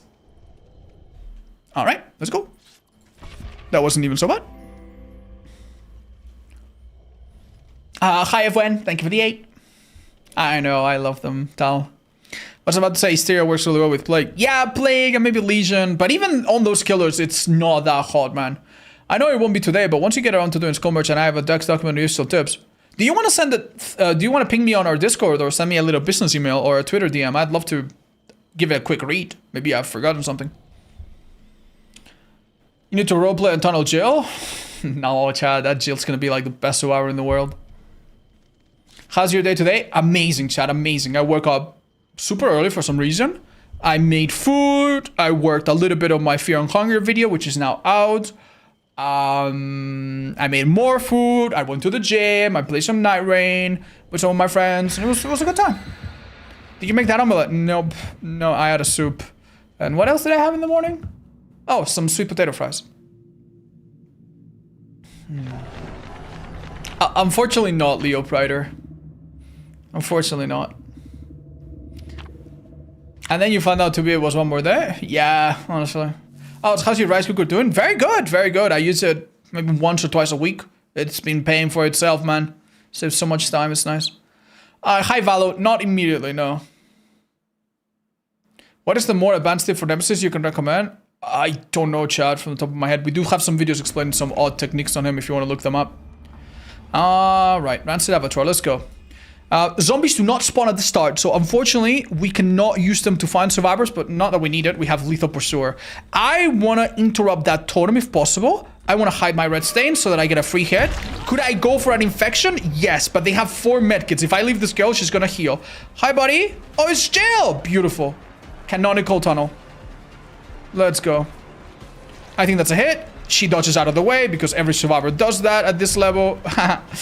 There you go. I have a bit of experience knowing how to deal with survivors that do this, so I'm fine. Oh, damn, that was pretty clean. Oh, that was a miss by so little. That's good. Because she was on the edge of the map, I didn't mind going for the basic attack at all. By the way, one of my zombies hit a survivor, I think, because they're blue. And I didn't hit that survivor. There you go. As you can see, if you hit during an animation, it's pretty much a guaranteed hit. They have 4 medkits, so I don't think we're going to deal with a flashlight. I could kick this generator. It's very low percentage, but it would apply eruption. Personally, I'm not going to bother because I know this one has more progress. With eruption, you want to kick gens a bit more, but you don't want to kick them always. Hello. I am now at tier 2, and I want to chase in this direction. Remember, I want to zone survivors. I'm going to hit her. I'm not going to bother doing anything fancy. Remember what I told you, I'm a very tall killer. She sees me over this 100%. She's gonna drop it. Look at what I'm doing. I aim to the side because I don't want to hit her with my infection. I actually want to hit her with my fist. This is bad, but she's a little bit zoned, so she doesn't have a lot. She has to go to that pallet over there, and that's all she's got. I'm actually gonna, because she's so cornered, I'm gonna kick this. This could have backfired, but... And now if I down her, I've done some damage. Okay, that was I was showing off here. I did not need to do this, chat. I did not need to do this. They did a gen in the distance. That's okay. Maybe she drops this. She does not. That's a hit. I'll fake it. Honestly, she played that well. My zombie was here for the assist, but he came a bit late. That's alright. She does have a lot of pallets, but eventually they're gonna run out. Oh, that zombie could interrupt the heal? I think she's watching from this side. Oh, wow, dude. She read me so unbelievably well there. Props to her. She's going down here, however. Eruption is going to make that gen over there explode. It exploded, and then it got blocked immediately, so that's perfect timing. When a gen is blocked, you cannot damage it, and if it's being damaged, it will pause. So if it's regressing and it's 51, 50, 49, 48, then it will stop at 48, and then go 47, 46, but only after it is unblocked. So we don't kick it anymore. Alright, they did 2 gens really efficiently. We know they came over here. This is a good time for me to just... You see those birds? They've been here. Good time for me to just barge through this, see if I can find someone. If I find Jill, that's great because she's been hooked and I would get someone dead on hook. If I find Meg, that's great because she's injured. But I need to find someone, man. I don't know what they're doing. Yeah. We find Cheryl instead. It's not the best chase, but... You see how she fakes it? I see the medkit disappear. That's my cue that she's vaulting. I'm gonna fake go in there. Maybe she's a bit silly. I think she just had maybe lithe and run away. I see a zombie chasing someone right here.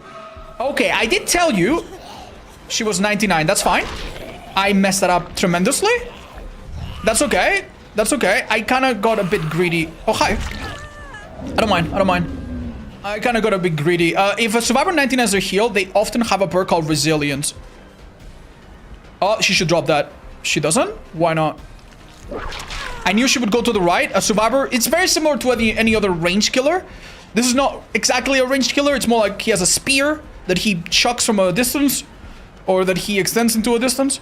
But the survivors all behave very, very similarly. Down here isn't incredible, but yeah, I could hear the coughing really well. That's another thing about injured survivors with the blue infection. They do cough. This is, if I miss this, it's gonna take me so long, man. This girl knows what she's doing. She's just bringing me here just to waste time. Look at the gens that are left, and just how long it will take me to get there. Don't fret. Look at our build. We do have one perk that goes a bit more hard towards the end game. We're fine. Having 3 people hook once is never bad when you have something like that. If I didn't have that, I would be sweating a tiny little bit. I expect this gen is gonna get blocked. So a zombie with his arms up means that a survivor is in the area. However, as you saw earlier, sometimes zombies kind of investigate a survivor even when the survivor has disappeared. So one way to know that a survivor is still in the area, very, very close, is if the zombie is switching directions. If you see a zombie with his arms up and they do a very sharp turn, that 100% means that the survivor is right there right now. I think this is a hit. Oh, that medkit disappeared. I saw that. I block it. She can't do it. Wait, 5 seconds? It's been 5 seconds. So what that girl did, she went around the corner. She was suspiciously close to us. I look at her hand. Her medkit disappeared. That means she used a Styptic add-on. That add-on is going to be reworked. Might not exist anymore by the time you watch this video. But if I had hit her right there, she would have tanked the hit. Luckily, we noticed it. We blocked the window. She couldn't go into it. And after 5 seconds, the effect runs out. And we are chill. Survivor's going into a locker.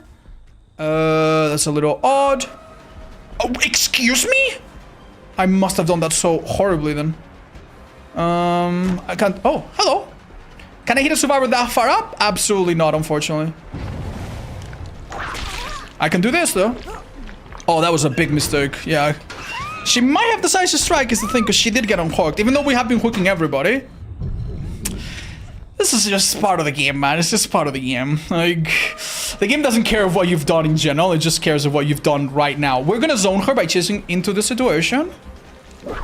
Even better. So, dropping the pallet and breaking the pallet was good, but getting the hit is even better. One of the things that you can do as a more advanced enemy player is tricking survivors into running in front of a window, typically, but sometimes also in front of a pallet, and then doing that. Notice that if I had missed her, the pallet would have been broken instead. You cannot break a pallet and hit a survivor in the same stroke, but you can do one or the other. And because it goes up to down, it's gonna be normally the survivor hit first. Oh my god, that girl is in Narnia.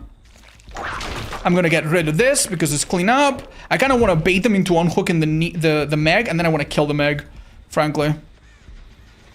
We cannot let them do this. This is insane, man. Crazy efficiency. Luckily for us, I think I make that. Luckily for us, we do have the perk Know It. What I'm gonna do here, chat, is I'm gonna go for Meg. I'm gonna try to kill her, get her out of the game, and then see what else I can scratch.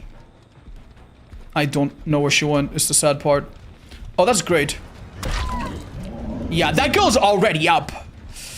I don't know, fellas. I don't know, fellas. Meg, my friend! Okay. She hesitated. I'm gonna kill her. She's dead on hook. We look at the hooks. In the end game, there are no perks that can protect you after being on hook. There's no decisive, there's no off the record, there's nothing. So, kill her. Then I go for the other girl that I downed, which just got picked up somehow. And that's at least 2 kills. Which is a honestly decent result considering that we have played this in the honestly nicest way possible with not the most insane of builds. I see that zombie there is turning somewhat aggressively. You remember what that means, right? That means the survivor's nearby or at least really, really close. This survivor's not infected, unfortunately. I think she pre-drops this. She doesn't. One thing that I neglected to mention is that in tier 3, your tentacle has extra range, but it also moves... You hold it faster. Right, that was a double tap. Survivor was not infected, zombie infected, and then I damage. It could have been the other way around. However, do be extremely careful. If a survivor... I should be hooking further from the hook, but it doesn't matter. Normally you want to hook far away from the exit gate so that the rescue is completely hopeless, but I think for the match it's completely fine. We know that the other survivor cleansed my totem, which was over there. That zombie's buggy and it looks like a Silent Hill monster. I'm gonna go for chases here, even though I know that I shouldn't, but it's fine. Do I go for an M1 here? Wait, I'm gonna do something that she maybe doesn't expect. I'm gonna body block the switch. She cannot take it now. I'm gonna use my power now. And, well, because I don't have insta-down or a chainsaw. Ah, unlucky. It couldn't be done. In this situation, if they rescue, we need to be a little bit careful. The survivor that is off the hook has a 10-second timer. During those 10 seconds, I cannot damage her. She also had sprint burst. She's still on the pallet. Oh, we miss. But because we miss, we hit the pallet underneath. Watch out for her medkit. She could have another styptic. Maybe a friend has given it to her. She doesn't have any other exhaustion perks. And that should be a hit. Oh, perfect crouch from her. Oh, wait, what? She already has her... Okay, something doesn't make sense there, man. I'm not gonna lie. Huh? I literally saw her use sprint... Oh, I get it. Oh. Oh, she made a horrible mistake there. Oh, her friend could have helped her by healing her. If you heal a survivor that is on the edge of the game, or the edge of the map like that, if the killer hits you, you both walk out. If the killer doesn't heal you, then you both heal, right? But I think she did it on purpose. I think the Cheryl on purpose messed with her. So she must be pretty unhappy right now. Oops. Thank you, Cheryl, for being on her side. You're a homie. Anyway, yeah, the survivor immediately had sprint burst. Then I think what she did, I don't know how. How did she get her sprint burst back so quickly? That was not even 20 seconds. That's insane. Blood rush? It could be blood rush. Okay, I don't get it. So it wasn't sprint burst, guys. It wasn't sprint burst. The reason this girl was so fast off the hook was actually babysitter. So she was moving 20% faster and it looked fast, but it was only babysitter. That is pretty crazy. And I didn't pick up on it, so that's shame on me. Then again, there are so many perks and they keep changing so often. Even for someone with a lot of hours, man. It has been difficult. Honestly, very, very happy to get 2 kills. And it was an entertaining match until the end, I guess. I hope that you enjoyed it. This killer has a bit more depth, but hopefully we've covered the basics, all right? Lots of luck. Don't forget that to get to tier 3, it's a few more points than to get to tier 2.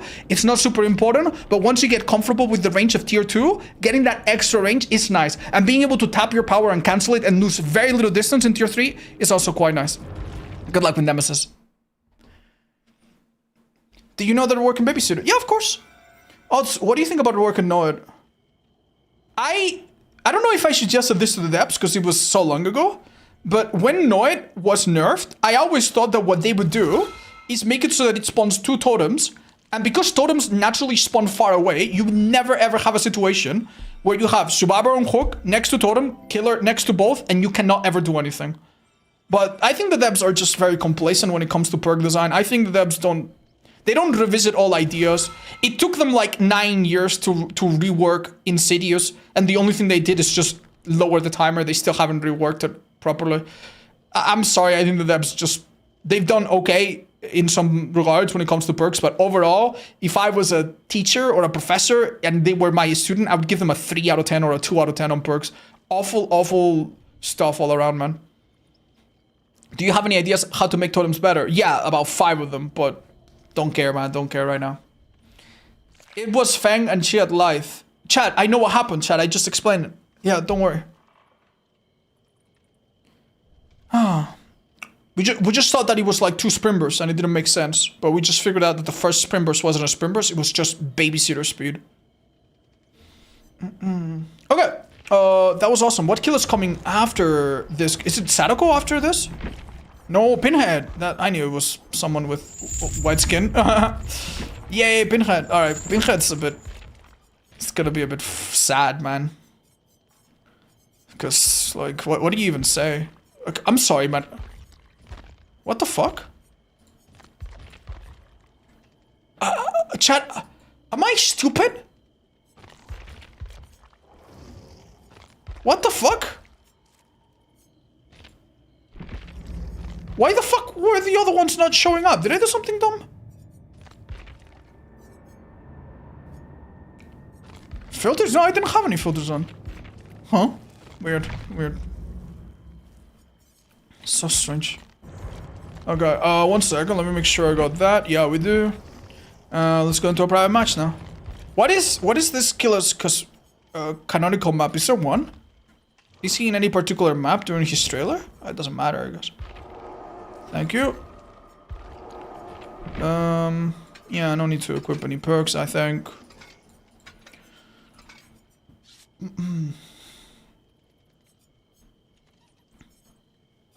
Okay. Will Pinhead ever come back? It's possible, chat. I just frankly don't know.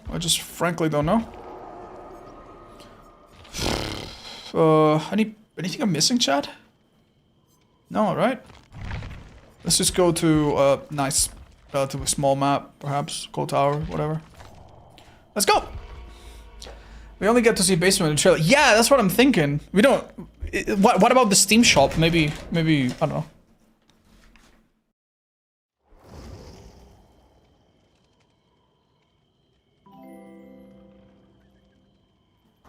Oh yeah, it's Larry's. You're right. Yeah, it is Larry's. Yeah, Alex, thank you for the 41. I think you're right.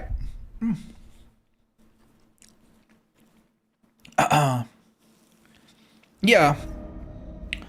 Okay, friends, it's time to talk about Pinhead, aka the Cenobite. Unfortunately, if you did not purchase this killer during the time that it was available, as of the making of this video, he is not available for purchase. You know, every time there's a licensed character, they have to renegotiate things on maybe a yearly basis, who knows. So right now, because of legalities and stuff, he's not available for purchase. Maybe in the future he will. I know some people like this license, and maybe if you look online, you will find codes for like hundreds of dollars. Don't buy them, please. Wait until he comes back to the game, and if he doesn't come back, it's not a big loss. This killer is cool, but there's nothing that he does that's incredibly unique that's worth buying a code or stealing an account or God knows what. So please, don't feel bad if you don't get to play this killer. Now, if you have him, or if you bought him at the time and you've never played him, let's talk about it. So the first thing that you'll know about this killer, right, is that this killer has a passive ability that is the box. The box is normally not visible, but I have an add-on that lets me see it. Right? And the idea is that the box will try to find a spot far away from... guys, one sec. We're going too fast. The box will try to find a spot far away from both you and the survivors. Sometimes you can actually use this information to kind of guess what it is. So if I have the perk Lethal Pursuer and I spawn on this side of the map and the survivors spawn on this side of the map, I can kind of guess that the box is going to be away from the two of us and maybe I will find it on the ground. So... anytime the box is not being used or has spawned, look around. Sometimes you will hear the little sparks or you will see it spark in the ground. You will know that the box is active when you see the timer begin to cover. Right now, as you can see, in the HUD of the survivors, there's like a chain, but it's not moving. It's inactive. It's in a period of rest. But in about 5 or 2 seconds, we're going to see it go. You're going to hear a little in the distance, and it will start to slowly fill up. There it is. Now, the box, as I said, normally not visible. I just have an add-on that has a weird effect just to show you. And as you can see, it's far from me. It's far from the survivors. Don't worry, survivors, don't pick it up this time. If you stay on the box and you try to body block it, it will disappear. By the way, that's like a new mechanic to prevent you from like kidnapping it. But the idea is that if survivors go the entire duration of the box without picking it up and they let it charge, the box will start messing with them. So... they want to solve it. They don't need to solve it right away, right? They want to solve it when it's close to the time or when you're busy hooking someone and you definitely cannot interrupt them. Or if they are so sure that you're in a bad spot that they can do it. Or if they just want to get your attention, they can also just pick it up early if they want to. So they want to get rid of it because otherwise what happens is that the chain hunt begins. The chain hunt is a passive ability that works in the background, and when it's active, every survivor in the game is going to randomly be assaulted by chains at random intervals. These chains do not prevent you from opening gates. These chains do not prevent you from unhooking. And you can do these things very, very nicely. And you can even finish a heal or loop.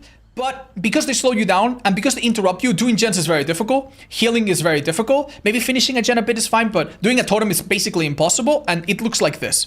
You see? It also gives the killer a bit of information. Because if you go around the map and you see these little particles, then you know, right? That a survivor's nearby. Don't worry, they can break it. It's not like they're stopped forever. But it is a bit game-changing. Survivors have to do something about it, right? Keep in mind that this does not affect the last survivor. If I, right now, injure and down this survivor, could we see the other Feng Min, please? I don't know where she went. Yeah, I don't know if she's here, but if I down this survivor and now there's only one survivor left, if every other survivor is dead, on the ground, or on a hook, the last survivor, thank God, does not have to put up with it. But if this girl is picked up, then there's now at least 2, so it will go again. So in this situation, the survivors have to go and solve the box. Solving the box takes about 8 seconds, and they have to do it, and then the box resets, and it starts all over again. Now, there's a tiny little problem for the survivors. You get interrupted. Now, the first thing that can happen, right, is that you let them fix it, and then the box resets. The second thing that can happen, which is also not ideal for you, is that you can teleport to the survivors. You can teleport when you hear this heartbeat. You summoned me. I came. When you teleport, you will appear in some random area close to the survivor. Your camera will immediately be focused on the survivor, and you can even start using your other power immediately as well. Now, the thing to keep in mind is that even though it seems like a really good idea to teleport to the survivor that's doing the box, it's not necessarily the best one. In fact, it's not a good idea unless you really need to be in the area. If I really need to be in the area because, oh my God, I need to defend this gate, or oh my God, I need to pet this tree, or oh my God, this is the survivor that I've been looking for, the one that's really close to dying, I need to find them right now and I'm across the map, then teleporting is a good idea. But when you teleport, it is functionally the same as if they completed the box. So when you teleport, remember this, it's the same as if they complete the box. If you can, what you should try to do is interrupt the survivor with the box. Because if you interrupt the survivor with the box, it will be the same as if you pick it up. If you pick up the box, you automatically supercharge the box. The box respawns somewhere else, already fully charged, and the survivors have to deal with the chains again. So yeah, that can be really awful, right? So if I go and pick it up, and you'll see I'll get the problem, I'm gonna be able to do that. But the same thing happens if they pick it up and you steal it from them. So please. I'm right here. When the survivor picks up the box, they don't hear my terror radios, so they might not even realize that I'm close. They start doing the box like an idiot, and I go, hello, what's up? Aha. Maybe they go on a little chase, whatever, and I eventually down them. And as you can see, now they get assaulted by chains and the whole thing resets and so on. Because of a strange slit add-on that I have, it's not going to happen, but that's what would happen normally. So this would be awful. This would be awful because I'm getting a chase, I'm getting a down, I'm getting the box immediately again, and maybe I can guess where it is and go find it again and keep going, and the survivors will not know peace. So this is the macro gameplay for Pinhead. You want to find the box, you want to interrupt it, and you want to make it as awkward and as difficult as possible. That is an ideal situation. In a non-ideal situation, well, you go for Survivor A, and then Survivor B fixes the box while you're busy. If I'm carrying a Survivor and they're fixing the box, what can I do about it? I can't interrupt them, I can't teleport, I can't do anything. It happens, that's fine, but that's what we're trying to goal. That's the goal, okay? That's the best ideal scenario. Now, in the 1v1, this killer is also pretty strong. Much like Nurse, when you hold your power button, you create like a gateway. It functions very similarly to Nurse, but instead of teleporting there, as you can see, you actually place a little portal from which a chain can spawn. When you hit a survivor with this chain, the chain that you use is going to stay, right? And then 2 more are going to appear. So that you see how this one has a round and this one has a square circle? Yeah, look, I'm going to use a chain from afar just to show you that the original chain that you use stays. You see? And then 2 more extra ones appear. These chains slow down the survivor a lot, force the survivor to walk, and the more chains on the survivor, the slower they walk. And if you run in a straight line, could you please run in a straight line? You in a straight line somewhere? Yeah, I mean, you're gonna see that it's really crippling. Like, they slow down a lot, and then I get the hit very easily, right? So you want to use them in chase a little bit, and there is a world of complexity. Unfortunately, if you walk into your own chains, they break. And also, if they walk into an obstacle like a tree, look, they break, you see? So these chains can be broken manually or very easily with obstacles. So you need to be a little bit careful, and there's also a little bit of randomness involved. You see what I mean? So yeah, it is a little bit complicated. But look, if I hit this girl with the chain, that actually interrupts the cube. So this is going to be a really good tool as well to interrupt the cube and then go and then hit them for real and then steal the cube from them.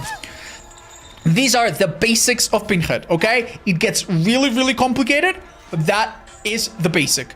Now, keep in mind, a survivor running away from you, if you hit the chain, it could be disastrous if you miss, right? So because you want to minimize the time you waste, you don't want to aim upwards into the sky. You see also that there's a limit of how long you can hold the portal. If I miss a survivor and I aim up, look, all the way to the moon, you waste quite a bit of time. The chain is very hard to control because much like other things in the game, it accelerates over time. So it starts a bit slow, but then it goes, so it's really difficult to go out on obstacles, even though you can sometimes. You can sometimes go like, whoa, whoa, whoa, and then hit a survivor, right? But it is tricky. 1 second. What? I lost my trail of thought. The chain is a little difficult. It can be manipulated. Chat, what was I talking about? Give me a second. I've completely blacked out. What was I talking about, chat? It was really important. Aim at the ground. Oh yeah. Yes. What I meant to say, the thing that I forgot about is that you want to generally aim at the ground. That way, if you miss a survivor, you immediately hit the ground and then you immediately go into a short cooldown. Right? And you don't climb into the sky and waste even more time. So that's going to be a simple idea.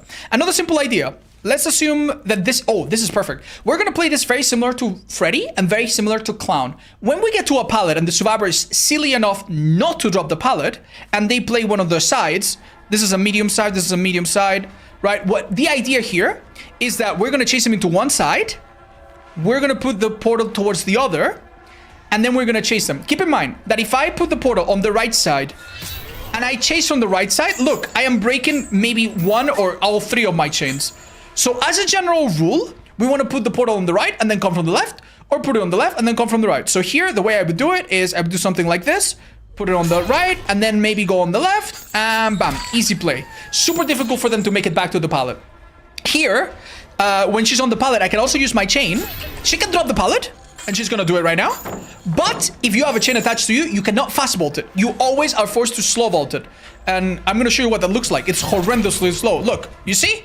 Like, even if I'm really slow, I can go and bam, still get a hit. Very, very easily. So that's the general idea. Now, windows and doorways are a bit more complicated. Come here to Shack, please. If I hit a survivor as they are going through a doorway, look. That's worthless. My chains all collided with the door immediately. That's not good. We need to be a bit smart, and it's a little complicated, but if we try that again, survivor, please, can we try that again? What I would do maybe is put it inside and then hit from the side. And look, these chains don't break. And I get to hit her before she makes it to the window or the pallet or whatever the hell is inside this place. So that's going to be some of the basic ideas, okay? Beyond that, there are a lot of very small and specific complications and techniques and whatnot, but I'll try to cover them in the real match that we're going to be playing. And I'll also try to get you a nice build to get you started with the skiller. All right, lovely. I think we covered a lot of information. We probably forgot half of it. It's so much, man. It's so much. Oh, man. I think like impaling wire is necessary. I'll recommend it, but nah, it's okay. You don't need it. There are other add-ons that you will miss as well, believe it or not.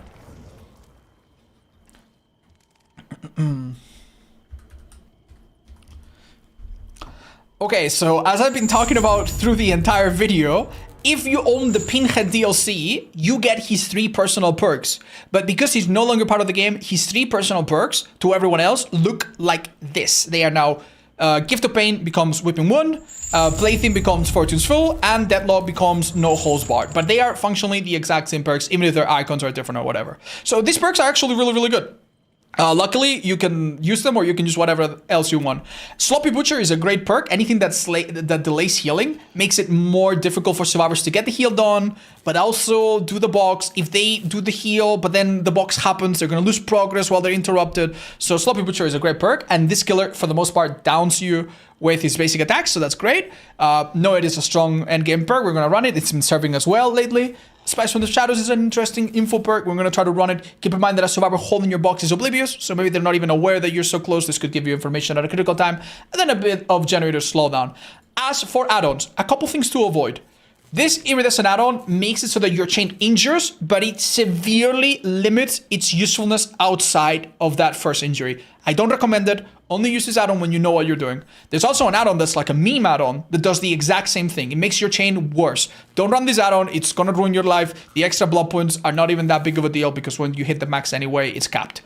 Add-ons that are good to run.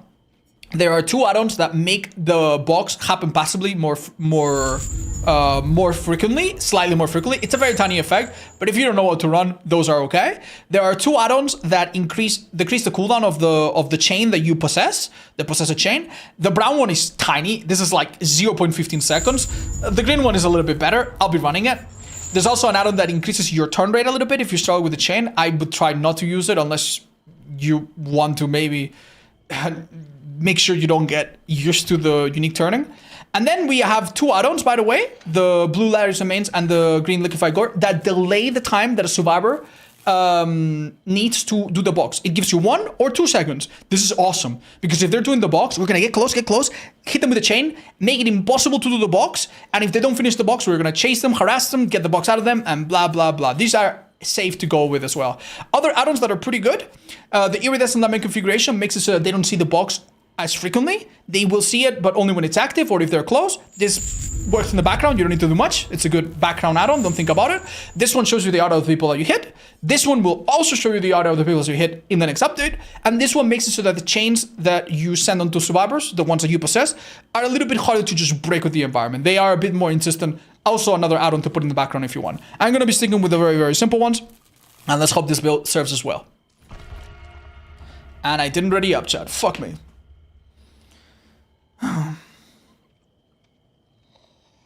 This bin head video might be useful for survivors going against them. That is true. And it is for console players, such as sensitivity and things of the sort. I am not an expert console player, chat, so I'm sorry, man. I don't know what to tell you. I would maybe suggest that you find different keybinds. Like, I know some people on console find different keybinds for like heals and unhooks and stuff like that. For example, I remember some time ago when you went to a hook against twins, if you had Victor on your back, unless you had a different bind, you couldn't get rid of Victor and unhook. Like, you could only get rid of Victor. It was kind of stupid. So if you find an opportunity to make him more comfortable, go for it. Other than that, nah, you're set, man. You're fine.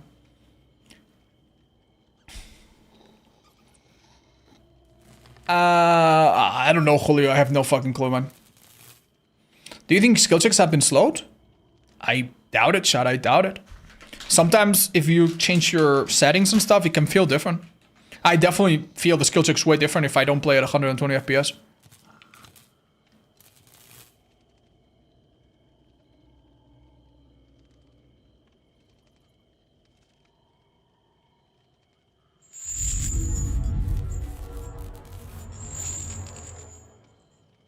Why do I run no edge so frequently?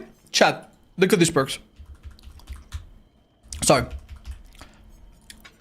Look at these perks.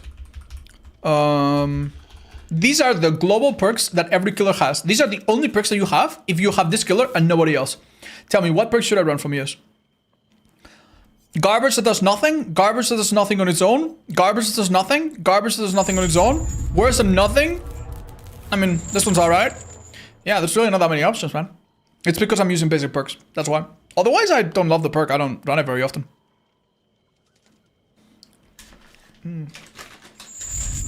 No problem, Babel. I love it. Sorry, guys. I'm just munching on some nuts. I'll be right back.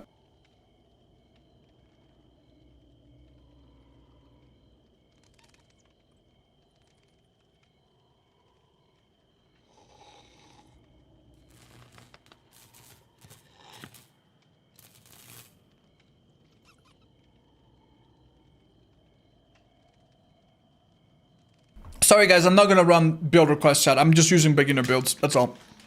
That's what we're gonna be doing today. I'm sorry. No request to them. Pistachios are really good, chat. You know what? I was to the store today. A bag of pistachios is like almost 7 euros. That's fucking insane, man. I'm an old person. I remember when things were like, you know, before 2 decades of inflation got expensive. Man, that must be depressing, man. That must be depressing. If you live paycheck to paycheck, how the fuck, man, do you live with that? Crazy, man. I know they are like a bit of a luxury product, but damn.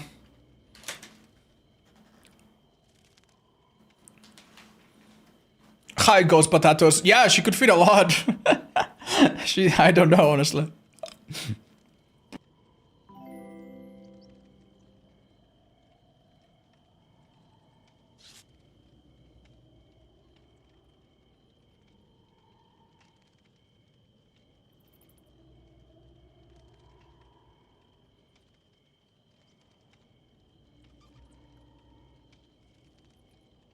Hi, Raging. I hope you have pictures.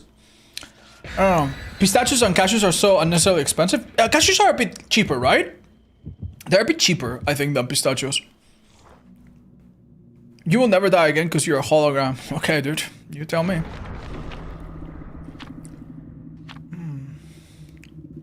What are cheap nuts? Cashews are... Sorry, what are they called? Shit. What are the other ones, guys? Peanuts. Peanuts are, I think, are some of the cheapest. Yeah.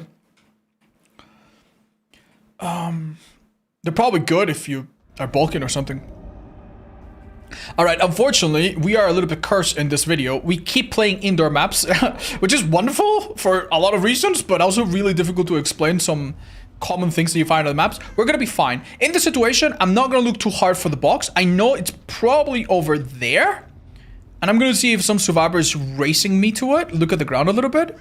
The box spawns in places where survivors typically spawn. I look at the HUD and I see that no one's picked it up, because otherwise they will have like a little golden icon around them. I'm surprised he didn't drop that. He was very, very patient there.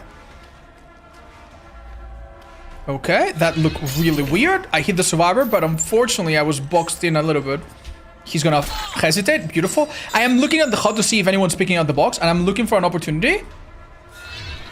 Do you see that? That was pretty crazy, huh? I'm unfortunately not gonna do much. This map is very difficult. Everything here is doorways. Remember how I told you earlier that doorways are difficult? I'm gonna leave this guy. Not because I don't think I can down him. I just don't think I can down him and keep a pressure on this team. We're gonna look for two of them on a gen. Oh, I found the box. Even better. Right, so picking up the box, remember, it basically immediately supercharges it. On top of that, it makes everyone on the map scream. And because I know where they are, and I know where I am, when the box resets in about 5 seconds... What? They finished this gen? What ungodly toolboxes did you guys have? Oh my lord. Oh my god, she's gonna beat me to it. Okay, this pallet's gone at least. The one pallet that we've broken.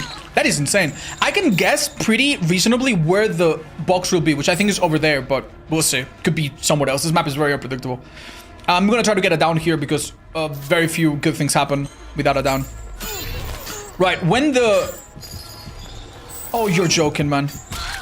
I can interrupt that. Can I interrupt that? Let's try. No, too far. If I held my power fully, and I walk forward, I could have maybe done it. But unfortunately, I think it was a straight line. I should have been able to, but I was just too far. It would have been really, really good. I do know that he's there, and I'll use that information. I'm gonna come here, see if I can possibly find this injured survivor, get a second down relatively quickly. He stayed on the jet. What? He's over here, but he's so quiet. Oh my god, he actually stopped running and left no scratch marks. That was really brilliant of him. I also didn't hear him, but maybe I don't have my volume so high up. Hey, buddies. Sloppy Butcher and Mangle Hemorrhage is making that heal take longer, and it also interrupts the heal. I'm gonna pretend that I'm tunneling the survivor to get this person with a flashlight to hesitate. I'm gonna pretend that I dropped that. Does he? Oh, he was very patient there. He's gonna drop it now. If he doesn't, well, no worries. There you go. At some point, when you are hit by chains, you're so slow and you don't really get to move quickly from one side to the other. You will... Oh, did she actually sabo that? She did. Luckily for me, there is another hook right there. I don't want to risk hitting her because this guy's going to get away. I would rather get the hook guaranteed and then go for her. This is the same situation as before. Luckily, we're on point with our chains. Does she drop it? These guys are patient, man. My chain is back from cooldown. And remember, when you are chained up, you can only... Spikes from the shadows, let me know. It would have been great to hit the Dwight, but I could have been a tiny bit more patient there. Oh, that's a horrible mistake. What's going on? Okay, so this is difficult. If Nancy's not involved, then Leon has to heal. But if he heals, he loses his anti-tunnel. Nancy's not involved. She's doing the box. I'm going to let her do it. There's no point in teleporting. Nancy right now is a survivor that I care about the least in the world.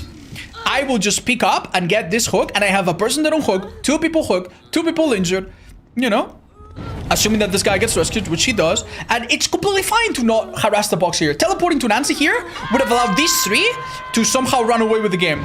Remember, if the box gets interrupted, wonderful, but that's only plan A. You have to have plan A, B, C, and all the way down. Right here, I'm going to try to use my... Remember, I'll use it from one side, then come from the other. Whoa, damn, that survivor was real good. This is not so simple. I don't think I navigated that so well. I'll cancel that. Okay.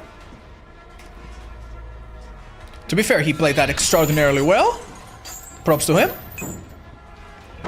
He made a mistake here. Does he have life? We're gonna get our chain back. Oh, okay, what happened there? Do you see that it turned red for a second? Yeah, again?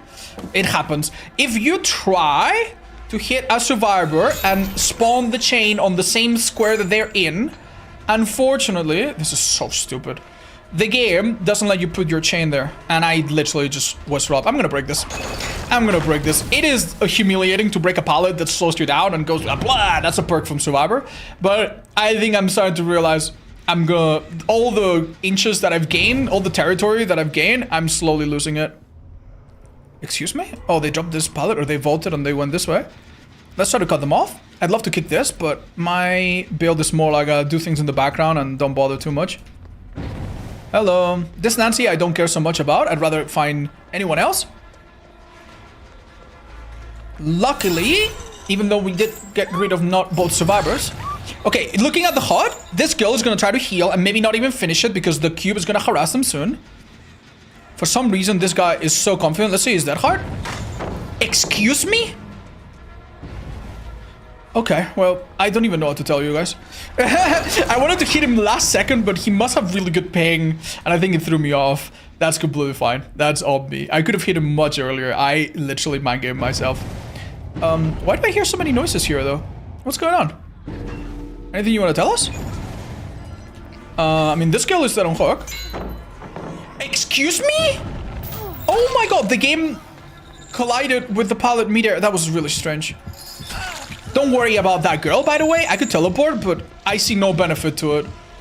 Yeah, even if I teleport, I most likely end up on the same floor. The game tries to put you on the same floor. Sometimes you could end up relatively close in the wrong spot. Ooh, that was a good one. Don't worry, she still has to shake those chains off. There you go. She's dead on hook. And even though they have been doing some things really fast, the pace of the game is too much for them to pick up. We're gonna see them try to go with a flashlight, I suppose. And fail because this map is all different rooms with walls everywhere. Spice from the shadows is going to reveal Nancy most likely. And we're going to pick up her trace. Oh, that's not Nancy. Or if it is, she's got a different haircut. She really doesn't have that hair, huh? Okay. So yeah, this is falling off really quickly in terms of like action, and I feel like we are gonna have a bit of a quiet game where we can talk a bit more about things. There's a couple things that I don't want you to miss out on that are quite important. Right, hi buddy. Much like with Nurse, right? The big idea of this killer is that when you hold your power longer, it goes further, right? And you don't have a lot of time. Survivors are constantly running away from you, constantly getting distance. When you hit them with your chain and you slow them down, you're gonna gain it back. But especially if you miss, you lose a lot of distance. So the general idea is to put the portal right behind the survivor and then shoot them right in the butt. And remember, aim a little bit low, right? Oh, hi, buddy. Why don't we just leave him and go for this girl? Okay. Hit right there. Let's see, you're that high if you have it. No, you haven't been hooked yet. So the general idea is put the thing right behind them, and then hit them, and then catch up. If you're in a loop, you put it on the right, then you go from the left, as we've explained. However, there's one special situation where you actually can get a really, really beneficial outcome, and I'm gonna try to explain it. One of the downsides of this killer, as we've explained, is that you have to hold your portal, right? It's like... And to go further, you need to hold it longer. Normally, when you put a chain behind the survivor, and you chase from behind, look, you break your own chains. So it would be ideal to hit the survivor.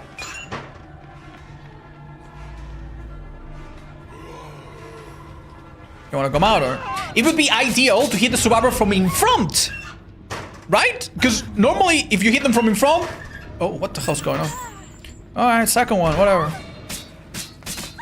Alright.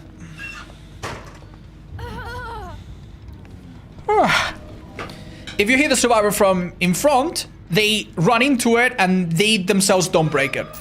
But there are some situations where you can get the best of both worlds. You can quickly... Okay, let me see if I can interrupt this. Thanks to my add-on, I think it might be possible. Can I do it? Can I do it? Can I do it? Yes, perfect. Oh, it was 1 second too late. The game kind of trolled me a little bit there. But yeah, if I had hit him a second earlier, or if I had my blue add-on, which would have delayed him by a second longer, then I would have interrupted it. And then when I down him now, it would have reset the box. And if they had any chance to win this, spoilers, they probably don't, it would have now gone to absolute zero. So yeah, this is the situation. Oh, never mind. He walked right in front of it. The situation is if a survivor is walking on the other side of a wall, you can very quickly do a little whoop and then whoop and then do that, and you save time because you're not sending the portal very far. But also, this guy, dude, what the hell's going on? But also, it's in front of the survivor, which is really, really good. This guy is so clean, and it's really, really annoying me. It's really, really annoying me that I can't catch him. Yeah, let me see if I can try to explain that in a more... I don't know. This is something you can do in a lot of maps commonly, and I think I might just go into one of those. I'm going to teleport this time. I'm going to teleport. Left control, teleport. This time, I don't care about the box, but I do care about finding a survivor as soon as possible. So I think teleporting is completely fine. It auto-solves the box, but who cares? I was gonna go to the survivor anyway, right? Huh? Alright.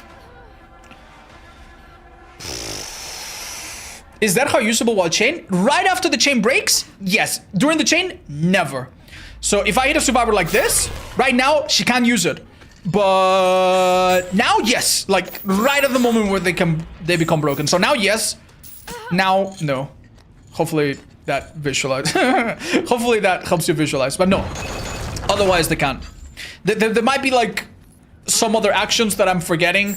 But yeah, generally speaking, chains interrupt totems, interrupt heals. If you're doing a totem, you lose all the progress, so you have to start from the beginning. It's really awkward. Talking about awkward. Yeah. You see why I'm so paranoid about Dead Heart on the Dwight? Because literally everyone else has it. Anyway. But yeah, my point is, right? If I'm chasing a survivor, like, let's assume that this survivor, right, that I'm chasing is running in this direction, and then they're gonna go to the left and go into this little forklift. If I anticipate that, one thing that I can do is, instead of putting the chain behind them like this, I am actually going to aim through the wall and put it right in front of them like this, and then hit them in the face. Boop! Immediately, bam! In the face. What that's gonna do is the chain is not gonna break immediately upon them going around. Instead, the chains are gonna be all here, and because the first one is so close to them, they're not gonna be able to run into anything to break it fast. So that is a trick that you can do. Other than everything I've just explained, what you want to do with the skiller is simply get better over time, find more cool angles, become a little bit better at using it in Shag and other common tiles, and become better at juggling all of the elements. Chase survivor A, interrupt survivor B that's on your totem with a chain, down survivor C, see that survivor D is not too far, and hit them with the box to interrupt them. And then after that, down survivor D and get the box, and then guess that the box is gonna spawn there, and then guess that the survivor that was injured is gonna go for it, and then find the survivor. And it goes, on it goes, on it goes. It's something that you'll do better with experience. So until you get there, I hope that these tips help you have a better time. This killer can be quite complicated, so don't feel too bad if it's a bit overwhelming. And don't forget that even though I didn't say it out, this killer is a normal basic killer. You don't need to use your power very much. If you're being tilted because the chain is acting stupid, just play him normally, use your power a bit less, you know. You want to take the box? No? You want to take the box? You can take it. If you run away with the box, I think it disappears for the rest of the game. It's kind of funny. Yeah. Oh, by the way, a survivor that's injured in the end game, I forgot, this is quite important actually. A survivor that is injured, if you chain them like this, the exit gates are blocked for them for a second. Look, it's like a mini block warden. See, she can't escape. We're nice guys, so we're gonna let her go. But just something that you know, they need to be injured, otherwise there's no point. But yeah, you can catch a survivor like that if they're a little bit cocky or silly. There are a few other killers that can also do this, and hopefully I won't forget bringing it up. But yeah, watch out survivors. GG's, well played everybody. Also, you cooked her achievement. Is that an achievement? Oh, fuck, I'm sorry. I'm sorry. I'm sure she'll go against another pinhead real soon.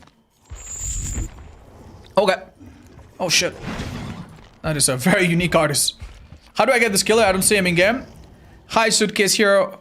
So, there's 2 ways, alright? And both of them include doing this first step. You go to Get RX Cells, Support Content Creator, and type odds Darba, or odds. Right? And that is not gonna give you the killer, but you're gonna feel really good about it. Because now all of your purchases, a small percentage of that money goes to me, which I appreciate. And now because you helped me out, I'm gonna help you out and tell you that you can't buy him anymore, so that fucking sucks. Yeah, sorry about that. How do you get 2 codes? Many streamers have 2 codes, just, you know, because they don't want people to like be like, oh, Hens, and it was Hens 333, you know, for example. What happens if you use your own creator code? You get a visit from the IRS, and they put you in jail for money laundering. I don't fucking know, Chad. I don't know. I guess it's kind of like if I gift a subscription in my own thing. It's kind of like a business expense.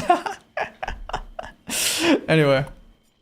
Yeah, I guess some of the money goes to me, but after tariffs and taxes and cuts, it's not very efficient, so... Yeah, some people still do it, though. Some people give themselves subs. There's been a whole controversy about it recently. Anyway, am I in a private match? I am. Can I just go simple? Awesome. Not cool. Thank you so much. You can chill for this one. I think we are okay just having Geminix here for this one. Because I think it's fine. Sorry if it looked insensitive. No, it's fine, Patatos. I'm sure you didn't mean it. Do we have our friend Jess available, or does she need a minute to come by? Maybe she needs an invite. Hold up. If we don't see her, then we'll ask Natco for help. I think she's playing Fortnite. I think she might be playing Fortnite. Hold up. Is she playing Fortnite? Don't mind my friendlies, by the way. All nice people. Alright, Natco, you know what? We'll take you, man. Heki, thank you so much for the TV. Oh my god, I said for the TV, for the gifted subbies. Thank you so much. 10 of them?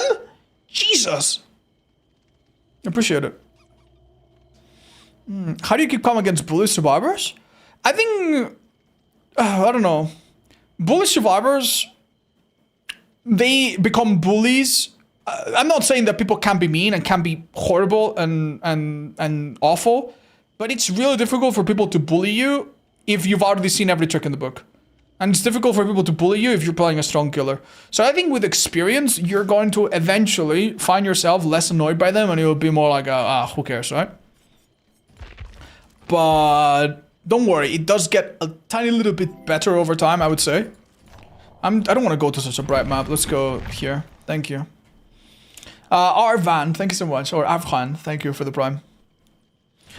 Yeah, I did make a video how to deal with quote-unquote bully squads if you want to watch it, and it's got some tips.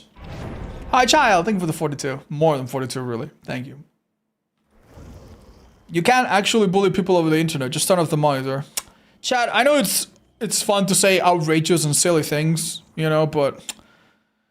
I don't know, man. I don't know. Like, can we not minimize that sort of stuff? Like... Oh, my brother killed himself because everyone in his class bullied him. Oh, he should have just turned off the monitor, man. It's like, it's insensitive, man. You know what I mean? We can be a bit more caring than that, right? Can we? Can we try? It's a treat. I know, but just in case that sentiment is taking hold. It's time to play the artist. This killer also brings a smile to my face because she is really fun and I really, really like her. However, I have to warn you. Even this killer is another one of those killers that is a little bit deceiving, okay? She has 32-meter terror radius, awesome. Normal movement speed, awesome. Big long legs that you can see if you go... Wait, actually, look at her legs, they're not moving. Okay, that's not awesome. Okay, static legs, I guess. And normal lunge, normal stun, normal movement speed, normal everything. So, sorry, I'm just gonna end chase so it's not... Get away! Shoot! Thank you. Yeah, sorry, it's just driving me crazy. This girl does have a bit of a weird chase music.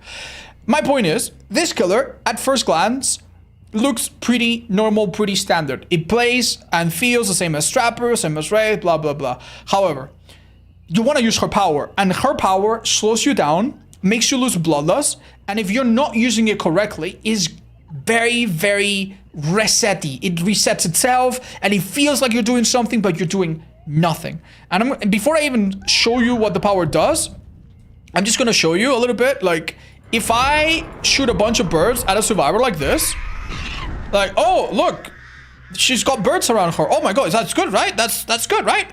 Like, she's gonna go down, she's gonna get injured, she's gonna explode maybe? Nope. By the time I have my power back, and I can do something about it, the birds are already gone, right? And there's nothing you can do. And we're back to the beginning. And remember, I'm not getting bloodlust, I'm losing speed every time I set the birds. So, my point, the reason I'm bringing this up is not to discourage you, is to inform you that when you play this killer, you need to be very deliberate as well. I'm gonna teach you how to start with the basics.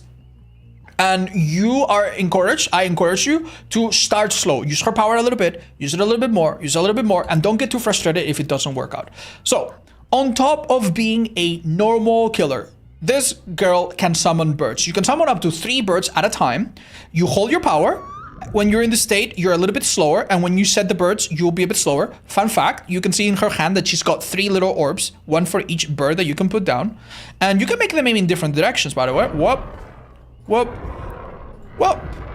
And these birds will actually cover the entire distance of the map. Now, one thing to know, the first bit of utility these birds give you is that if the bird flies close to a survivor but doesn't hit the survivor, you get a heartbeat. So, Fengmin, please stand still. Actually, that hit her. Huh. I thought the hitboxes were a bit smaller. Oops. I'll try to show you this time, maybe. This is maybe safe. You see that little killer instant? This is occasionally useful. Every now and then, as this killer, if you're kind of like, I just hooked a survivor, or I just started the game. What's going on? You can aim at a generator, aim at another generator, aim at some random place, and every now and then, when you send birds, you will get a little heartbeat, and it will let you know that a survivor is there. Fun fact, if a survivor is hiding in a locker, could you please demonstrate?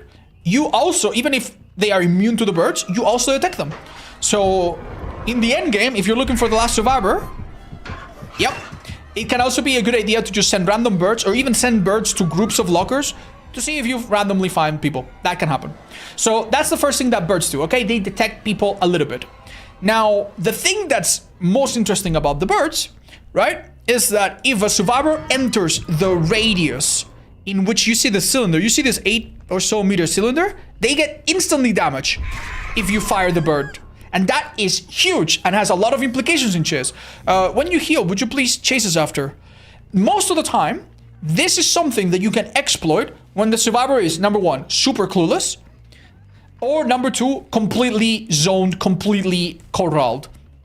So this loop right here is a classic of this map. It's very, very strong, right? It's got a little pallet, it's got a little window. A survivor can sometimes run it for a little bit, but it's in the corner of the map, right? So what I can do is literally put a bird right here, boop, and now chase in this direction, and look, bam! She either eats the bird, or she runs into me and I hit her. The one thing that can happen, of course, is that she can fool me and I can be premature. But if I place it well and I'm patient, she's going to eat that bird 100%. Right? So if I chase in this direction, wait. Now, bam! That's a hit. Not gonna do it, but if a survivor that's not her runs into the bird, that bird disappears, by the way. You wanna show us that, by the way? Run into this bird, for example, from behind or something? Yeah, if you run into a bird, it's the same as if the bird hit you from a distance. So what happens if the bird doesn't hit you directly, but instead it hits you from a distance? You get swarmed, which is kind of like Nemesis. The first swarm doesn't damage you, the second one does. So what we're gonna do is we're gonna send a bird from really, really far. And even though you can see that the cylinder ends, and beyond this little point, it's not gonna straight up damage, it will still swarm. Right? And they can remove it after doing an action. Now this removal, very important, takes about 8 seconds. And if you interrupt them, and if they drop a pallet or vault a window, they interrupt it, and then they are still in danger. Similarly, if a bird is behind an obstacle, or a survivor is behind an obstacle, even if they are really, really close, look, the cylinder, you see it doesn't push, this will still swarm. But it's not going to straight up damage. If it's the second one, it will though. as you can see. So that's a pretty big deal. Damaging with a bird is very, very, very inconvenient for survivors. It deals damage, it interrupts them if they're doing a totem, doing a gen, doing a rescue, it resets it, right? And they have to click on it again. If it's a totem, well, they have to start over from the very beginning. And yeah, you don't lose that much distance. It's true that if you're chasing, you do lose a bit of distance, but my point is that if I hit a survivor with my bird, say that I put a bird right here, right? And this survivor is healthy. I'm gonna put 2 birds just to reset the counter. And I chase a survivor, and they get hit by a bird by going into it. Look how close I am. Bam! I can immediately double tap them, which is one of the nicest things the artist can do. Now, survivors are not going to generally make it this easy, so don't expect this to go so smoothly, but that's one thing that you can do. So, what is your general plan as the artist? First of all, you need to be very good at knowing how to zone. We just explained to you that if I'm in a situation like this, right, I can put one here and chase into this direction, or put one here, right? But if I do it wrong, and I chase wrong, look, she's gonna run, and she's gonna run past my bird, and then into the rest of the map, right?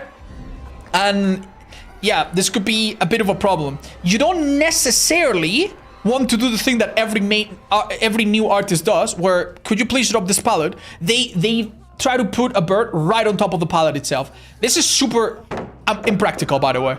Like, if I do this, it's kind of easy for her to, like, trick me. Maybe she vaults it and immediately gets the bird, right?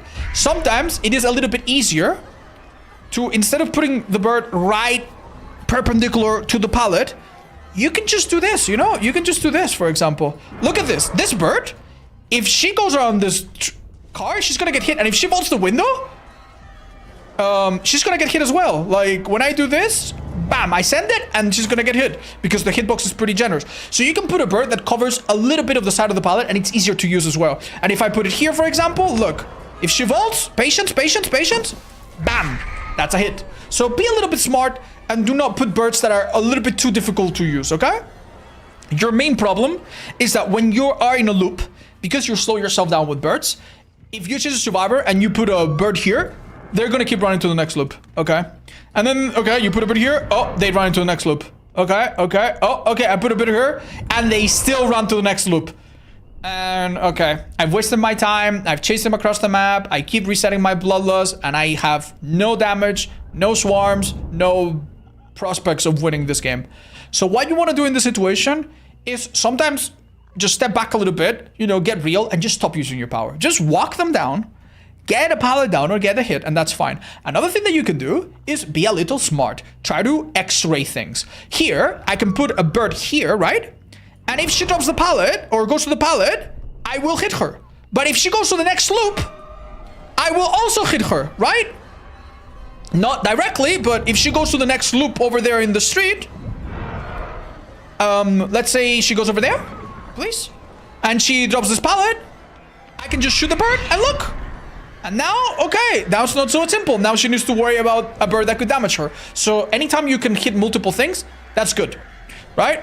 Needless to say, if you have a bunch of survivors coming into you, for example, out of basement, let's say basement's here, that would be convenient. You can also put a bunch of birds in like a fan pattern and go bam, and maybe try to get a hit as well, right? So what is the general idea with using our power? The general idea with using our power, and the most important thing to understand about the artist, is that if you use multiple birds, survivors have time to remove them before you can shoot another. So look, I'm gonna use 2 birds, right? And I want the survivor to get hit by them. Please start removing the birds right away if you can. Okay, she's removing the birds. Look at my cooldown. I'm waiting. I can't set them bird yet. No, I can't. Okay, waiting. No! You see the problem?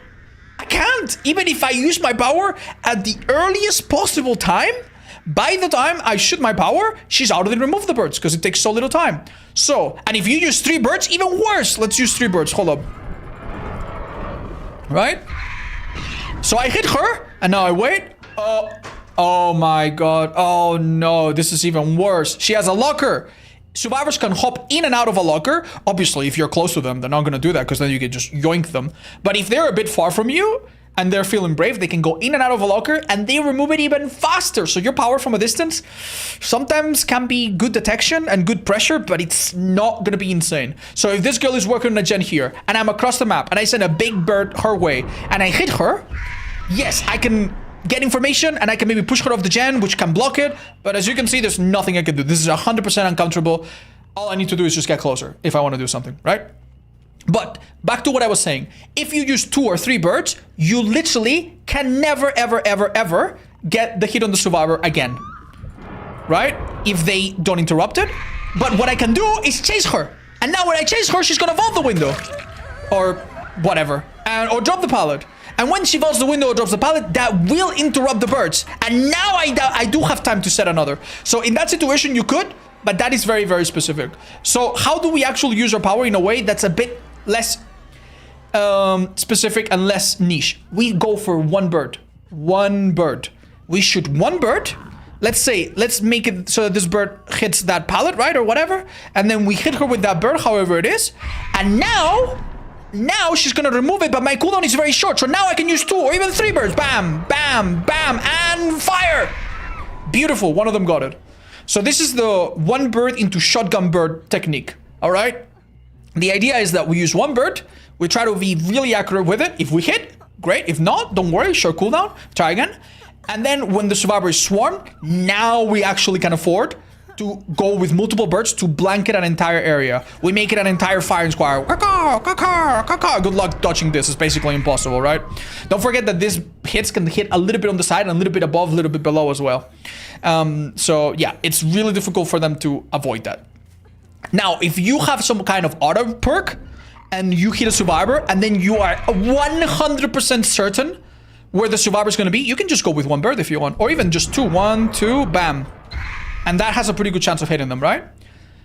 So that's what we're going to try to do. It is a little bit complicated, very difficult in practice, but we're going to start with the simple birds. And don't forget, sometimes, actually, many times, what this killer does is it sets up a situation where the survivor gets afraid, and then the survivor runs out, and then you just hit them with a basic attack. So I put a bird near this pallet, the survivor realizes, oh shoot, I can't use this pallet, and they run out, and then I just hit them. And there's no shame in that. That is completely fine. The better the survivor, the more often you'll have to do this, unfortunately. One final thing to talk about the birds that you might have noticed. For the first 8 or so meters of their movement, birds actually follow gravity somewhat. You see? They actually bend up and down. They actually go upstairs as well a bit. But remember, that's only for the first few meters. After that, the bird's gonna fly in a straight line. Obviously, that bird is really useless. It's not gonna hit anyone unless ET is happening to fly by. So try to send birds. If you're just between chases, just looking for information, try to send birds that are useful. Here, there are 2 generators lined up. So I have a chance to hit maybe people on different gens or deter people on different gens. That's a good idea. We should do that. You can't aim birds to the 2nd floor. You cannot aim birds at a 2nd floor. However, sometimes you can be a little cheeky. You can actually be a little cheeky. For example, if there are 2 2nd floors, this map doesn't have that feature, but let's imagine that there are 2 2nd floors. You could go to the 2nd floor and then go boom and do that. I could also set up a bird here. Like if I set the bird looking down, it's obviously going to go down, right? And then get dinner down there. But if I set the bird into an edge where it cannot find an easy way down, this bird will actually go in a straight line through the floor. And as I told you, birds have a bit of a vertical hitbox as well. So someone working on this gen would absolutely have their ankles devoured by that hungry raven. So keep that in mind.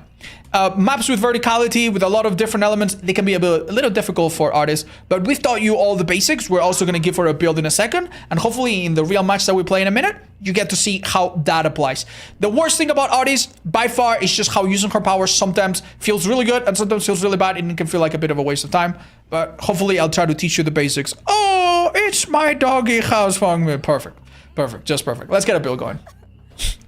That could be so funny, dude. Okay. Oh, I got added to the game because of bots. I am so sorry, man.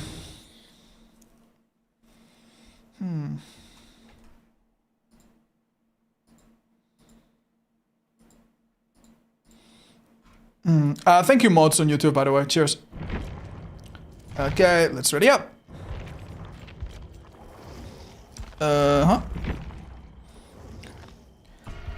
So, unlike some of the other characters that we've seen so far, the artist has some phenomenal perks. She probably is tied, or maybe number one, in best set of teachable personal perks.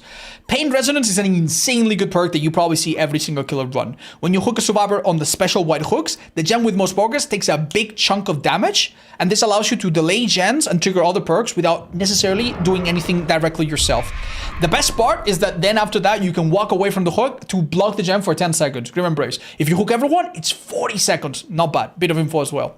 Her final perk doesn't really work so well on her on its own, but you can put it in a build with a bunch of hexes, and if survivors don't cleanse the hexes, good, you have them up. And if they do, good, you relight them with Pentimento, and they're like special Pentimento hexes.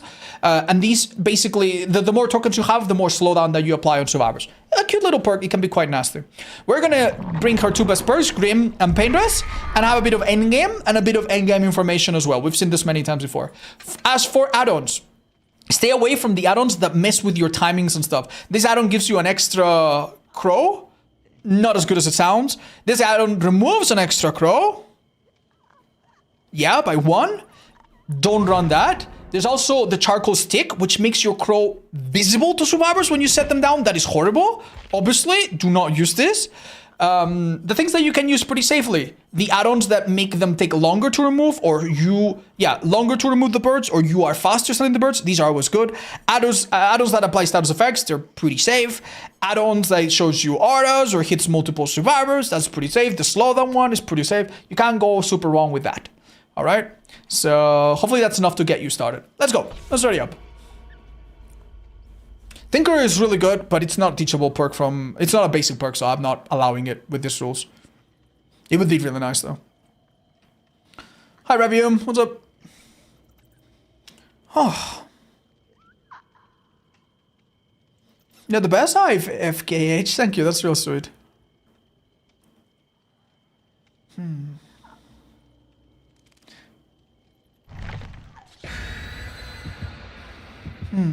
Thank you, Dustin. Yeah, thank you. I still appreciate you guys helping me out with tips. I do forget things. Oh, I'm glad to hear it, Revium. I hope it's quick, swift, and has good news. Hi, Connox Spam. That's the sweetest thing I've heard today. Thank you.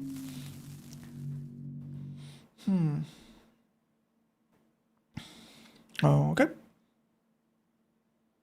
Did odds to Nemesis? Yeah, a couple kills ago, Chad. Sorry.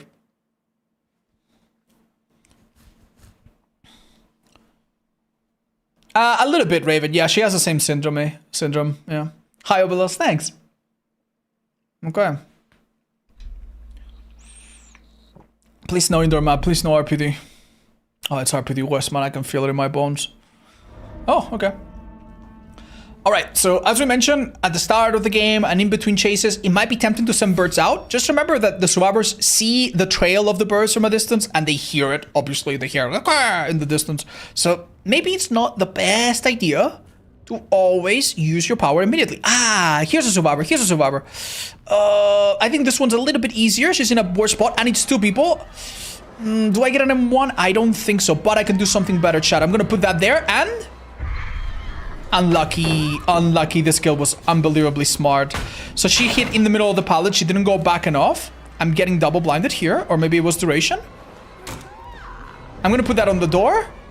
If she vaults, she doesn't want to vault. She knows that if she vaults, she's going to eat the bird, and I'm gonna quickly hit her again. Instead, she decides to take the M1. That is a good disciplined play by someone that has played against artists before. We're gonna put this here, but she knows that, so she's probably gonna leave. But look, as I told you, survivor leaving is not necessarily a bad thing. I do need to be very mindful because there's another survivor with a flashlight, and she's gonna be right here. We're gonna hit her, and then look away, and she might try again. She's dead, possibly. Hold up. No, this loop is too different. I think we scare her off for good now. Let's hope. The chase is not ending. She's still here. The chase music ends when the survivor is far away from you. But if it's not ending, it is a clue that lets you know that the chase has not ended yet. Okay, this is awful. And I mean awful. I should have picked up the other girl first, but honestly, I didn't want to spend any time whatsoever deciding. I'm gonna leave the other girl. Instead, I'm gonna chase this girl instead. We know... Ooh, that was a really bad sprint burst. We know this pallet's over here. I'm gonna get this girl. Wait. Hold up. I thought this was DMS. No, that's fine. I thought there was a survivor above me and I knew where everybody was. The truth is I don't. I'm gonna use my bird through here. Oh, this is fine. I'm gonna pick up. They could get the rescue, but I'm sure they'll mess it up. Beautiful. Okay. I want to go for this painters. It's a little bit further, but it's gonna hit the generator done by Feng Min. And it's gonna give me a chance to fight for it. Beautiful. There it is. And it's gonna get blocked as well in a few seconds by Grim Embrace. Amazing perks. Okay, so here I'm chasing a survivor that's healthy. This is the other girl. Not gonna try to use my power too much yet. She's not playing into this pallet. Beautiful. I'm gonna put a bird right there and try to hit her when she goes across. Does she go across? Does she go across? Now? That was pretty lucky. I see the auto of the birds. She's not removing it yet. There it is. Keep in mind that survivors need to actively remove the birds. If they don't actively remove the birds, you see the aura that they have from the little swarm constantly, which is basically infinite wall hacks. Let's put that there. And bam. I'm gonna kick this generator because there's a chance I don't have a painters here. And it's gonna be blocked, so I know they can quickly do it. I could go to the generator on the right, which would activate painters. Or I could just hook nearby just to keep this in taps. I'm gonna keep this in taps. It's 5 gens. Yeah, it's fine. I see Bitter Murmur. It's giving me information. Great information. In fact, and I'm gonna try to use it. Oh, this girl did not do a good job. I don't wanna let them unhook. I don't wanna let them do this gen for free. I'm gonna put a bird there. Now. Ooh, she actually went out of the way. I hit someone else. Beautiful. Let's do shotgun, baby. Shotgun. 1, 2, 3. No. Oh, I missed, but it didn't matter. She knew that if she dropped the pallet, I would have sent the birds out and she would have eaten birds for breakfast. And she is vegetarian, so she didn't want that. Instead, she went into the open. The survivor that just got unhooked got the pallet rescue. We love to see that. That's completely fine. This girl might have a perk that makes her fast, but we have a perk that gives us not give an F. We're gonna go back. If she goes through the window, she gets birded up. Unfortunately, she didn't allow me to demonstrate. Keep in mind that windows that are really narrow are difficult to use because if you send the bird through the window, there's a chance you will hit through the window, but sometimes it gets stuck on the window and it counts as hitting an obstacle, and then the bird only swarms. It doesn't damage. Oh, they're working on that gen. Hold up. They just got on it because there were still sparks. I'm gonna put this. Hold up. I want to X-ray things. I want to block that pallet, but also that one over there. Instead, she runs somewhere else entirely. That's okay. Could I kick that gen? Yeah, but I want to stay active. Ooh, that was a goddamn good vault there. Jesus, great guess. Ooh, that was a good play, but it was risky. I'm gonna send the bird back to the hook. Maybe they're stupid and don't move away. Are they stupid? They're a bit stupid. Do they move away now? Can I have a shot at hitting this girl? 1, 2, 3, bam, wow. Unfortunately, I missed. A survivor could also take a hit for a teammate, but that's all right. We know what this looks like. This is a hit, 100%. Very clear pathing. Ooh, it could be Lithe. Hold up. It wasn't Lithe. She's still trapped in here. Oh, ah! Ooh, that was maybe a sprint burst. I need to look very carefully at the HUD to determine which chases I can and cannot afford. I'm gonna do a little bit of multitasking. I don't recommend that you do this very much in your normal gameplay, but because I know that this... Oh, Bitter Murmur is perfect info. 1, 2, 3. Bam. Let's hope for the best. I got it down from a distance. Awesome. The best part is that I can chase this girl. She's gonna drop a pallet over here. Oh, I'll go for her. I don't care. She's dead here. The other girl was next to literally someone else, so... Oh, damn, this girl's doing the thing where she just keeps running. And that is the one counter to artist. I'm gonna pretend to put a... I pretended to put a bird. She thought I put a bird, and I didn't.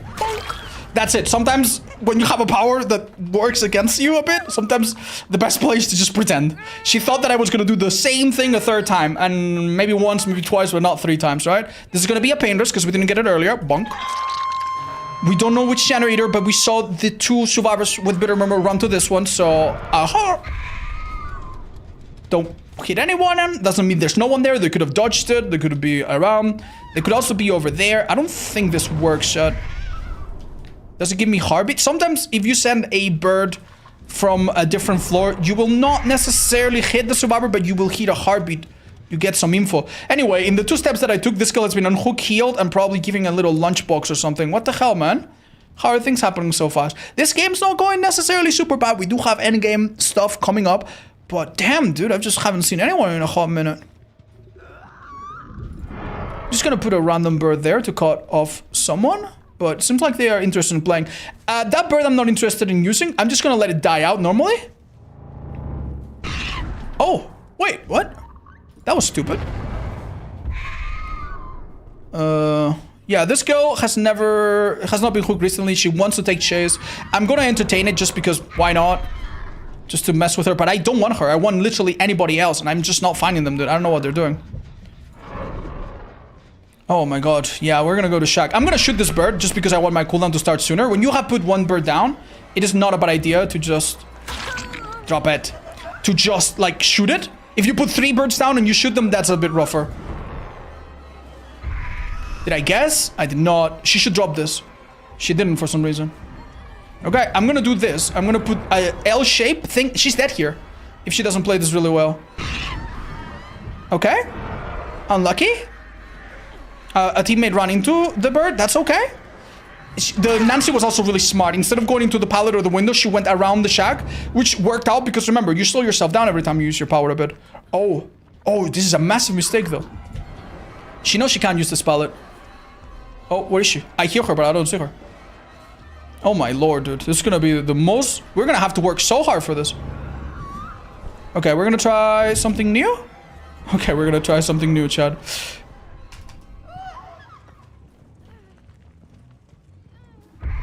I hit her with that. Unfortunately, because it's 2 birds that I use, she will get rid of these birds by the time I have another one ready. But with my add-ons, maybe not. Hold up, let's try. Nope, even with the 2 add-ons, man. You saw, she got rid of them immediately. That was 1 bird, so we're good here. Yeah. They're gonna body block. I'm gonna put a bird just to damage here. This kill is so smart. She actually ran back and knew exactly what to do. I'm gonna pretend to put a bird down. It's over, man. It's so over. Yeah, these people, they just know how to play against this, man. It's completely fine. It's completely fine. We just need to do a bit more of the basics and that's it. She's gonna go for locker. We're gonna try to stop her. She actually went for the window. This guy's insane. I don't know. I think you're gonna learn more how to play against this killer than how to play against the killer itself, actually. But that's okay because we are fine now. Okay, M1. I'm gonna fake it. Maybe she goes through. Bruh. Okay, dude. She wanted to die under the pallet. So this survivor, why is she so... Excuse me? Why is she so valuable, right? Why are people so interested in saving her? Because she's dead on hook. And the other 2 girls here are not dead on hook. So they want to trade so that they're not in a 3v1 early. Understandable. But also, we are the killer. We gotta kill people. Oh, wow. Good fake here. Where the hell did she go? Yeah, lots of things happening. Hopefully the pace of the game is not too difficult to follow. Right about now? No, we missed. Heartbeat? Because it was close? Oh, that is a down. Dead heart? Do you have it? Doesn't seem like it. Alright. Well, this girl's on second hook, and that's fine. We haven't used painters on her. We've only used it in the top 2 girls. So this will hit a gen. Maybe the last one. Maybe 1 pops in the time it takes me to hook. Let's find out. Grim Embrace will trigger, however, because... Will not trigger, however, because we've already used it. Any hook here is good, as long as it's quick. Especially on Fong. That one, even if it takes a while, would be worth it. I'm not going to use my power. I've already tried quite a bit unsuccessfully. I'm going to put it on this pallet, see what she does. She has to walk through it. She eats it. We're going to chase her down. If she drops the pallet, she resets the bird, so we don't care. If she doesn't drop the pallet, she takes a hit to the head. That's completely fine. Shotgun coming up. Left, right. Good night. Bam! One of them got him. Perfect. Remember, if you're going to force a survivor to vault a window or drop a pallet, it doesn't matter if the birds take a little bit longer because it resets their action. Aim there. Oh. Right about now. Beautiful. She's going up. Are we gonna let that bother us? Oh, she went into the locker. She's insane. Last survivor's right here. And if I am counting right, that means this person said she uses sprint burst. And hello, beautiful. What's up? That's Bitter Murmur showing me the auto of a survivor near a gen that's completed. And I'm gonna show you something really cool if I can, chat. Something really, really cool. It's called a slingshot bird. I think it's impossible. Yeah, I don't think it's possible. You cannot use hooks next to a survivor that is close to the hook. You just can't. The game prevents you, right? When you're close to the hook. But there's one thing that's incredibly out there that I haven't explained. And maybe now is a good time. If I send 2 birds back to back, shouldn't theoretically the second one damage? Theoretically, yes. If you send a bird, right, and then you wait a little bit, and you send the bird, then the first one should injure, and the second one should damage, right? That was that hard. Wow, that was that hard. I think that was that hard. But in practice, when a survivor gets hit by one bird, they have what's called a little bit of immunity, basically. And that makes it so that unless you space out these birds very significantly, you're not gonna get anything, basically. If you space them out a lot, or if you have a certain add-on that helps you bypass this immunity, as you can see, a survivor, even over a pallet, the bird will still hit. I might have decisive strike, though. I'm not too sure what perk just happened. Oh, it's not. Okay. So yeah, that's what some people call the staggered birds or the slingshot. There are some crazy advanced tricks that you can do with this killer, but I honestly don't think you need to worry too much about that. Think about putting birds that cut survivors out of options here. Like, let's go back to Shack and analyze what happened, right? My idea here was to put bird here, and chase one survivor into Shack. If they go inside, they're basically dead. If they vault, I fire. If they vault, I fire, no matter which way. If they don't do anything, I hit them. What the Nancy did, which was pretty smart, was go around. And then what I had to do, which worked I think one time, is I shoot the bird, and it doesn't damage because it's too far, but it did swarm her. And now, if I was really close to her, I could force her to vault, and even though I used two birds, if I force her to vault or drop a pallet, then it resets, and I have a chance to down her, but I didn't because I was too far. It's a constant game of math in your head, and it's honestly a little tricky, man. We are here for the drama. Whoa, whoa, whoa. Great job of being absolutely garbage as used as a teammate. I actually think Tari did pretty good. She probably had a quirky build and tried to help.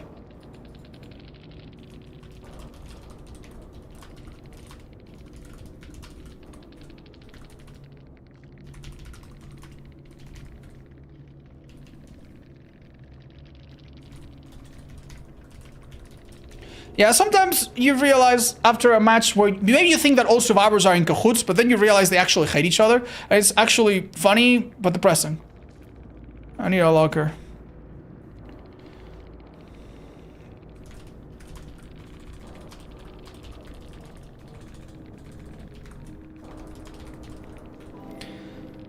Let's be for real for a second. I think everyone sees their own point of view and they think they have it right. They don't see other people's point of view. The truth is, if you're playing solo, you're like, oh my god, it's so obvious that you should have done this and done that. And the survivor that you're talking about has limited information. They did their best. Maybe they don't have the same hours you do.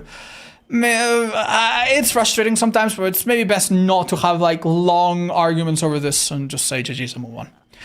Now, let's move on to the next killer. Free Willy. Thank you for the 3 months, by the way. Alright, chat, we're doing great pace. We're doing great pace. What's going on today, man? Every match is good. I'm in a great mood. Man, I should go to the gym more often. Yeah, we haven't had shitty fucking indoor map, and shitty games that are over in 3 seconds. It's actually been pretty good. Man, this killer is so fucking hard, bro. I need to read a fucking book. Oh, Jesus. Can you read my question about all this? Hi, Draxon. Yes, I'm so sorry I missed it. Let me check your message history 1 second. Oh, do you agree that artist needs more of a satisfying hit sound?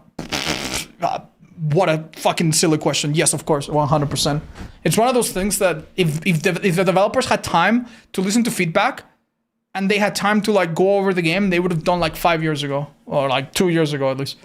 Not 5 years ago. She didn't come out 5 years ago, I think. Any Hunger today? I think that if we keep this pace up, we can probably do a couple hours of Fear and Hunger.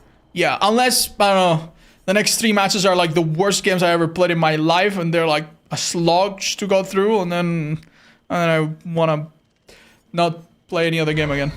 Those arms are looking huge? No, they're not, but thank you. Thank you. It's really sweet of you.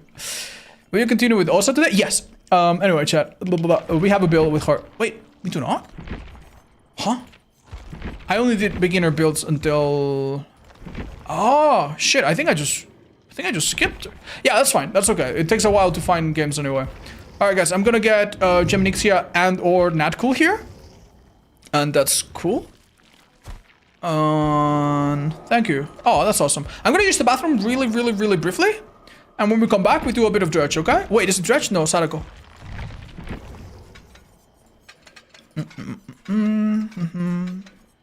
Do we need any auto on anything at all? Nah, not really.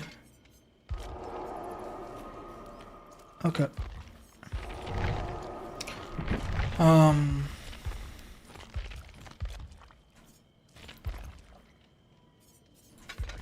Right, just a second, guys. I'll be right back. I'll play you a little meme or something.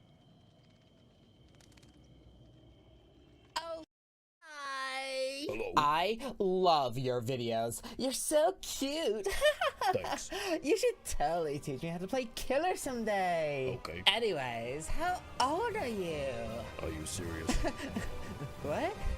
Sorry, too personal? Just ask me a question that's in the FAQ. What? Or anyone else's to ask a question that can be so easily answered to a very question. I'm sorry! Don't talk to me ever again, you disgusting, inconsiderate sack of shit! Fuck you! If you have a question, it's probably already been fucking answered. Make sure to use the FAQ command before you ask a question, otherwise on server will eat your fucking head off. So remember, don't be a fool, use the tool.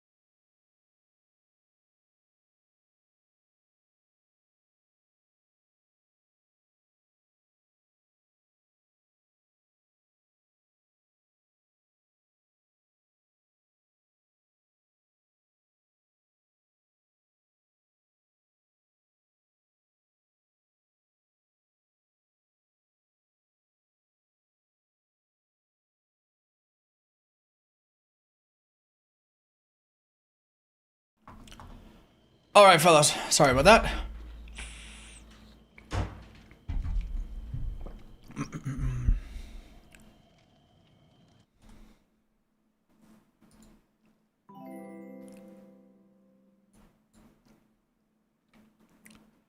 Okay. Hi, Vaporwave. Fun bill for pig. What can it be?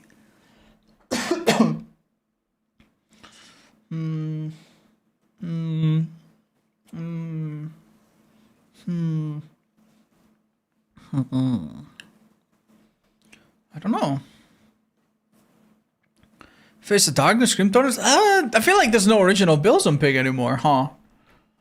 I mean, honestly, run the medical file and run the Amanda's letter and just crouch the entire match. Yeah, crouch every single time you're not in chase, crouch. That can be fun, actually. That's kind of somewhat viable. Mate, thank you for the prime, by the way. Anyway, let's go. Hortera radius right now is 24, right? Yep. Let's go.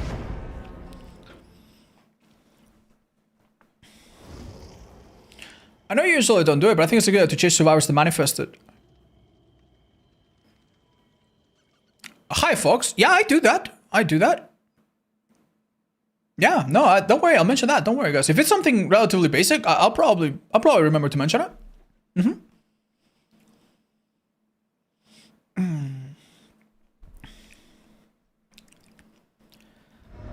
Okay, it's time to talk about Sadako. If you're watching this part of the video, I'm sorry, in 7 days you will die. But by the time you die, you will be pretty good at playing Sadako. So, how does Sadako work? She's a killer that has been reworked a few times, and it's very difficult for survivors to know what to do against her. Sometimes it's difficult for me to even remember which version we are playing. So we're gonna start with the simplest ones and say thank you T-Dog for the sub. So this killer on a mechanical level works very, very similar to a basic standard killer. In many ways, she's an enhanced version of a basic standard killer. She has an even smaller terror radius than usual, only 24 meters. She has the normal lunge, the normal stun, the normal movement speed. Everything is normal. And she's also one of the shortest killers in the entire game, which means that if you are behind a wall like this, it makes no difference obviously, but behind little obstacles like this, believe it or not, you can sometimes go unseen and make it a little bit harder for the survivors to know where you are. And then on top of that, she has a stealth mode. Mechanically it works similarly as the Wraith. Even though it's called Manifested and the Manifested, I'm going to be referring to it as Cloaked and Uncloaked. Very, very similar to Wraith, right? You hold your power and you're cloaked. You can tell that you're cloaked because you have no terror radius on the right, and your hands are like flickering and stuff, right? And there's a different sort of static on the screen. And then you manifest, which is kind of like uncloaking. And again, you're like a normal killer. Now there is one major difference with Wraith. In the case of Wraith, when you cloak, you move very, very fast, and you have collision. Both of these things allow you to run in front of a survivor to body block them. But that doesn't happen here. This character doesn't move any faster when she's in stealth. In fact, she doesn't even have collision, which means that you can actually face through survivors. This seems like a downside because you cannot block, but it's actually a really nasty trick. Many times survivors will try to help each other in chase. One survivor that is healthy and doing good wants to take a hit for a survivor that is injured and maybe about to die. So if you girls could go to this door and body block, we can show exactly what would happen. So normally, like the yellow Fongmin here is gonna body block me, and as you can see, normal killer would struggle. But with Sadako, Onryo, if you are the Manifested, boop, you go right through them. While you are the Manifested, you are also immune to pallet drops. So if you want to drop this pallet on me, we will see it. I will appear on one side or the other, but I am immune. You hear that little static that lets you know that you avoided the stun. This does not have any crazy implication in chase, but every now and then, if you manage to be demanifested at the same time a survivor drops a pallet, you might end up on the same side as you. And so what you can try to do, right, is you can try to manifest, like I'm now cloaked, right? You can try to manifest and end right as they drop the pallet. And if you get lucky, you might be on the same side and get a quick grab or a quick hit, right? So that's basically all the basic things that you need to know about the manifestation. When you are the manifester and you're cloaked, you are stealthy, but you have a somewhat audible lullaby. Survivors don't hear terror radios like normal. They don't know exactly where you are. But if you do get relatively close, they do hear like that little cling, cling, stringy sound. So you're not purely stealthy, but every now and then, especially survivors are distracted, like watching TV, they will sometimes give you a free hit or a free grab, who knows. Now, let's talk about the other things about Sadako. Where to begin? Do we talk about the TVs? Do we talk about the teleport? There's so much. I think before we do that, we're going to talk about a few more advanced things about the manifestation, and then we're going to stop talking about it completely, okay? Now, while I am cloaked, you will see that my hands flicker on and off. This is very similar to the passive facing from the spirit, but unlike the passive facing from spirit, it's not completely random. It happens on intervals. And when it happens, you can see it. When my hands are invisible, the survivor has stopped seeing me. In other words, if I do this, the survivor has seen me appear from one way into another. This is something that you can use in chase. If, for example, I take this Fengmin and I'm chasing her around this pallet, right? Let's say that we're in the common situation where I am on the pallet and the survivor is looping me around the tree, right? And we have this tree over here, please, which is easier to see. Just for demonstrations. And we have the usual back and forth, right? If I chase from the left, she's gonna mirror my movements. If I chase from the right, she's gonna mirror my movements. And no matter what I do, she's gonna go around and drop the pallet and stun me. And I'm not gonna get the hit. However, if I time my power perfectly, and I am pretty smart, and I go here, and then I disappear, and then I walk this way, look! Aha! And then I remanifest, and now I can hit. While I am demanifested, I cannot hit survivors, look. No matter what I do, even if I click really hard, I cannot hit them. So I first have to manifest. Again, very, very, very similar to Wraith. So this is something that you can try to use in Chase, okay? There's 2 ways to use it. The first one is passively, like this. And the other one is a bit more actively. When you become uncloaked, you also, look, have a second of losing it, and then a second of losing it, and then a second of losing it. And it can be extended with some brown and green add-ons. So you could be on a pallet and do something quite similar, right? Where you cloak or uncloak, and then whoop, change directions. It can sometimes catch survivors off guard. It's not foolproof, but it can catch them off guard. That's basically all of the basic stuff you need to know about cloaking, uncloaking. Now, on top of this, Sadako has a passive power. There are 7 generators in every map. The survivors only have to do 5, but in total there are 7 generators. And next to each generator, there is a TB. Okay? Next to each of them. There are some exceptions, however. For example, if a generator is out of the, like, a bit too far away and there's not a spot, it might spawn, like, next to that hill or whatever. But generally speaking, there are 7. These are places that you can come out of. And anytime you aim at one of them, if you are the manifested, you can press left control to project. When you project, you automatically come out of stealth and then get a big speed boost to help you catch up to a survivor. But more importantly, every time you teleport to a TV, every TV that is actively on will have an effect on its area, where every survivor will gain 1 stack of condemn. You can see that the survivors have at least 1 stack of condemn, because if we look at the HUD, they have a rotating circle. Now, how do survivors fight this condemn? Well, the first thing that they can do is pull up a tape, and then this turns the TV off. And when they have a tape on them, you can see that their HUD is a bit different. Do you see the top Fong Min? You see she's got some like staticky lines from side to side, and the bottom one doesn't. That means she has a tape. This tape for me makes no difference, but basically what she has to do when she picks up a tape is she has to deliver it somewhere. Can you show us where it is, please? Okay. So the game will decide 1 TB at random, typically not the furthest, typically not the closest. And when she puts it in, she will lose much condemn progress, 3 points of condemn, and reset both TBs, right? They turn them off. And because they're turned off, I cannot teleport to it. Look, my teleport goes away. So they have, it's basically like a side objective, very similar to the pig. It's most of the time not going to be enough to kill people, but it's something that can waste their time. Now, just like the pig, it can actually kill people, and we're going to explain how. So let's assume that this Fong Min is really careless and she's next to this TB. Notice that the TB plays a videotape if a survivor is nearby, but if they go far away, it just plays static. So if you see a TB with actual TB imagery, that means the survivor is within 16 meters, I believe. But if she goes far away, it's going to turn into just white static, which not a lot of people know. But let's bring her back. Bring her back. Come on. Come back. Come back. Look at the HUD. Right now, they have no condemn. Right? I'm going to teleport, and they're going to gain 1 point of condemn. Boop. I don't really see anything, but there's a tiny little bit of particles around her. And if I do this more and more, it's going to be more and more pronounced. Let me show you. Right. Can you follow me, please? I will just do it more. I'm just going to pause the recording. Yeah, just teleport here.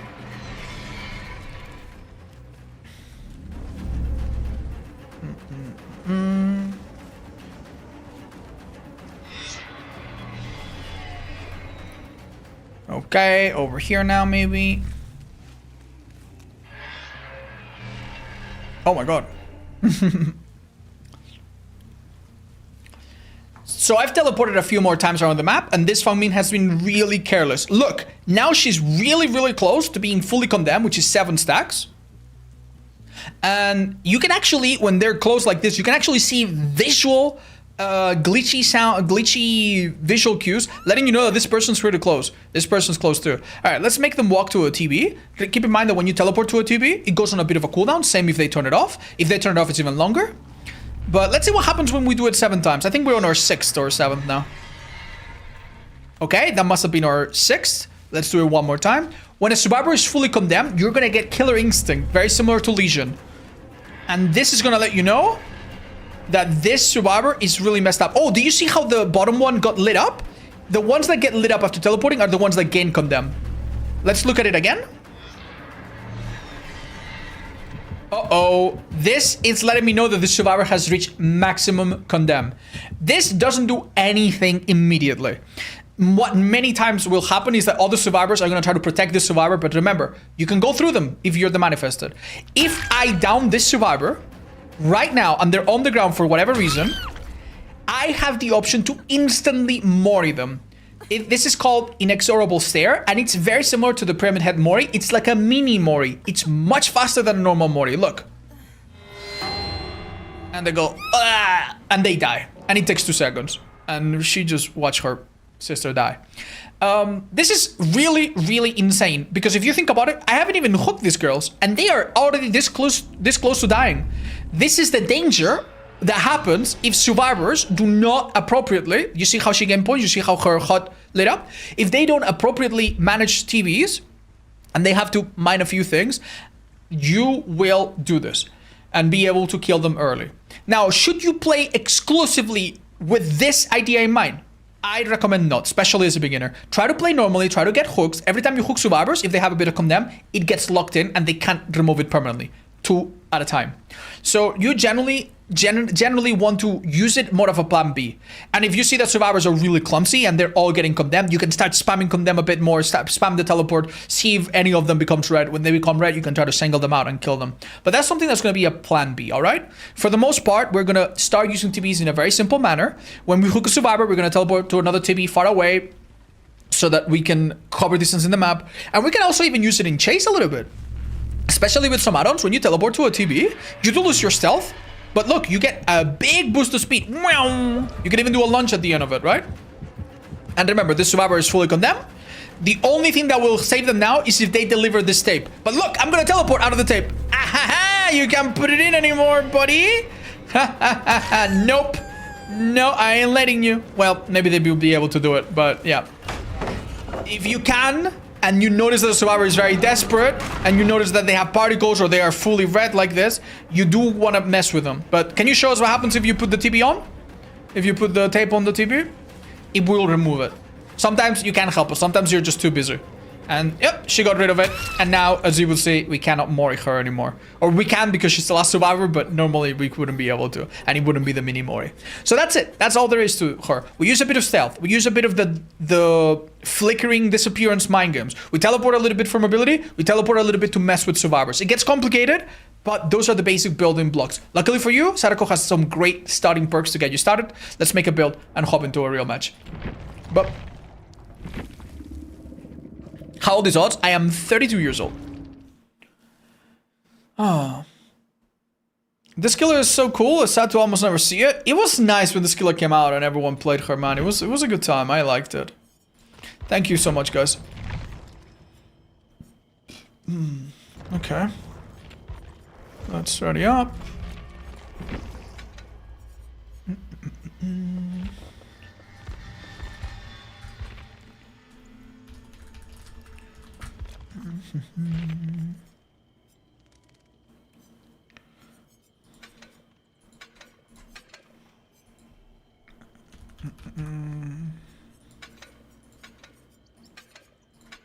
Something like this works, right? To be fair, she's got some really good perks of her own. Right. Okay, so when it comes to her own perks, they're actually pretty good, especially for beginners. My favorite perk from her is Merciless Storm. This perk makes it so that anytime a survivor is about to finish a generator for the first time, they get a bunch of difficult skill checks. This, at the beginner level, is really, really powerful because people are not so good at skill checks yet. It is not so good when you are an advanced player because every survivor is good at hitting skill checks. It is still decent on Doctor because he naturally makes skill checks happen randomly and in reverse order and randomly across the map, across the screen. So this is really good on Doctor, and even at higher levels. Call of Brand is a simple perk. You hit a generator and the generator regresses a little bit faster. Boring. I think there's better regression perks, but hey, if you have other gen kick perks, maybe you want to stack it together. And Floods of Rage is a special Scorch Hook perk. You hook survivors on a Scorch Hook, and when they get rescued, everyone in the map other than them gets revealed to you for a while. Honestly, pretty good on a variety of killers, not bad. I'm gonna go even simpler on her. A little bit of information from spies, a little bit of a healing slowdown, always good on stealth killers. She attacks with her basic attack, so works perfectly. Little bit of gen slowdown from no holds bar / deadlock, and no it at the end because it's scary. As for add-ons, you cannot go wrong with the add-ons that decrease the TB cooldown, and this one right here makes every TB have a bigger radius, so it's even easier to condemn people. Those are simple ones. She does have 1 or 2 that has unique downsides. Avoid those. Other than that, do whatever you want. Let's hop into it. That was a really short queue, man. That was nice. Hi, Yama. Thank you. That's really sweet of you. Show the new killer, please. I'm so sorry, guys. We'll get to the new killer. Not today. Maybe the next stream or the one after. I did mention the hooks lock condemn, but it's not super important, guys. Don't worry. Hi, Aziz. Yeah, I also enjoyed that time. There's a new killer? Yeah, I think he means Krasu, chat. All right, okay. So unfortunately, at the start of the match, you are not able to teleport because TBs are inactive for, I believe, 30 or 40 seconds. You see that little timer? Survivors see that they have a special HUD with the black ring, and that kind of tells them that they're playing against you. So even though you can be stealthy, you're not going to be 100% unexpected. I couldn't be stunned there because of my passive ability that makes me immune to stuns. This girl wasted quite a bit of time. I'm gonna chase her in a straight line. Maybe she messes it up. She does mess it up. She had a couple opportunities there to go to different pallets. This guy does not have a flashlight. He's gonna give me a free hit. I think he messed it up. It was so close. Worth a shot. Come on. Ah, yeah, we'll get you next time. Anyway, TVs are now locked in. I could go and break this if I want to. All right. Don't get, especially if they don't have a flashlight, don't get too worried about hitting another survivor. The other 2 survivors I really haven't seen. I'm gonna teleport here. It's gonna do nothing but just build some condemn on Adam, maybe on people in the shack. I hit 3 people. You can see in the HUD that 3 of them have a ring. One of them is here. Open this locker. Well, I got a little bit bamboozled there. I'm gonna try to do the manifest. The manifest sitting in chase is not necessary, but it does help a little bit. It does sometimes. Oh, okay, that looked really weird. This survivor went into the locker. I think maybe he misjudged the distance because of my flickering. And when I came out of the manifestation, it was like the very, very last moment where I could actually grab him. Let's teleport to the main building. I don't expect they're here, but remember, when you teleport to a TB, every TB, including that one, infects or condemns survivors nearby. Hi, buddy, I'm here. What's up? I'm gonna kick this now because I do expect maybe that no one will do this for a bit. Let's teleport here. Just keep an eye. I look at the HUD and I see that I've hit 2 people, I think. I'm gonna teleport here just because I'm so close. I'm likely gonna hit whoever rescued these guys. Hello. Oh, that's unlucky. I don't know what he's trying to do, frankly. Oh, wait, that's not unlucky. That's just stupid. Okay, listen. I'm gonna hook you, and after that, I don't need to... Adam, what are you doing, buddy? What are you doing, buddy? After this, we'll leave him alone because he's obviously trying to do something gimmicky and it's not working out. Let's go back to the main building. Oh, wow. Lara's right here. Beautiful. Remember, you get a big speed boost. Sometimes it's even a little bit unwieldy. And you can make it even nicer with an add-on called the Broken Nail, if I remember correctly. It's a blue add-on. Lara, my darling, what are you doing? Alright, we have not been facing the toughest opposition right now. That was really strange. But you know what? It gives me a chance to just relax, and instead of speaking really fast like I've done in the previous couple of matches, we can actually take it easy. As we can see, every single survivor in the game has some level of condemn. However, it could be anywhere from 1 to 6. It's not 7 because then they would be red, and that would be the one that kills them. So we don't really know. It's honestly really, really hard to know exactly how condemned a survivor is without looking at them. We know that if they're very highly advanced, they will have particles, but other than that, it's difficult. The only way to know is possibly...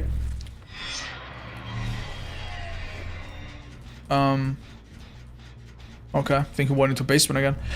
It's possibly to just constantly look at the HUD and see if they pick up a tape and see if they light up. If you were playing the game in super slow motion, maybe you could write it down and stuff. But in reality, in real games, it is a little bit difficult to keep track of everything. The better player you are, the less attention you'll pay during chase because everything happens very naturally, and the more attention you'll be able to divert towards what everyone is doing in the HUD. And I think the survivors are giving up, frankly. I'm so sorry. This is maybe not the best showcase match.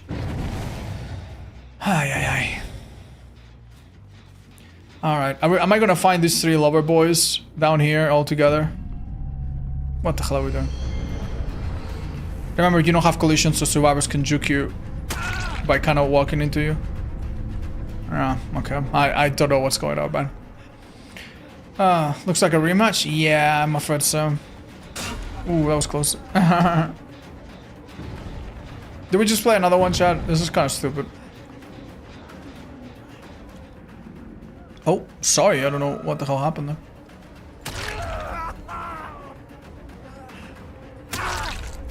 Okay, dudes. What do you want me to do, man?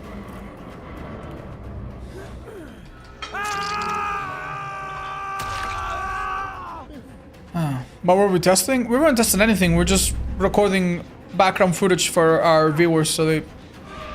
Oh, I didn't know you couldn't be head-on stun. What? I didn't know that. He tried to window tech. Oh. Come on, let me hit you through the window. Oh my god, he tried it too. Alright, man. Enough. Let the ace escape? I'm sorry, guys. I don't think that's right either. I don't know what's going on, but okay, let's just move on. Maybe also mention for new players that you cannot condemn people on hook or on the ground. Ooh, yeah, I kind of... Yeah, that was kind of obvious to me, but you're right. That needs to be spelled out. Thank you. Hi, Burton. Thanks. Yeah. Can we get a Mori? Actually, I think so, yeah.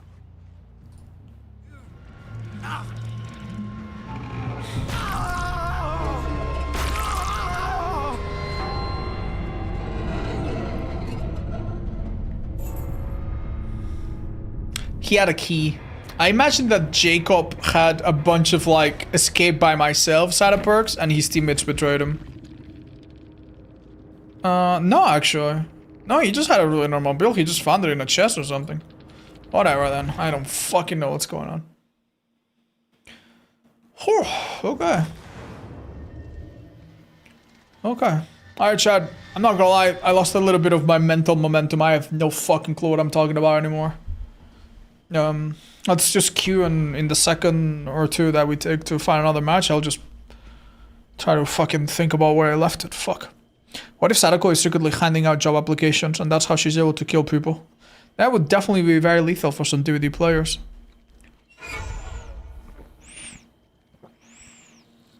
Damn. Good theory. Maybe that's what the kanji means on her curse attack thingy. Get a job. Who's up arcing the radar right now? Oh my god, I thought that was gonna go in a different direction. Can you showcase different add-ons? No, sorry guys. I'm just gonna keep it simple. I've noticed people give up against Sadako so quickly. Yeah, she has one of the highest kill rates in the game.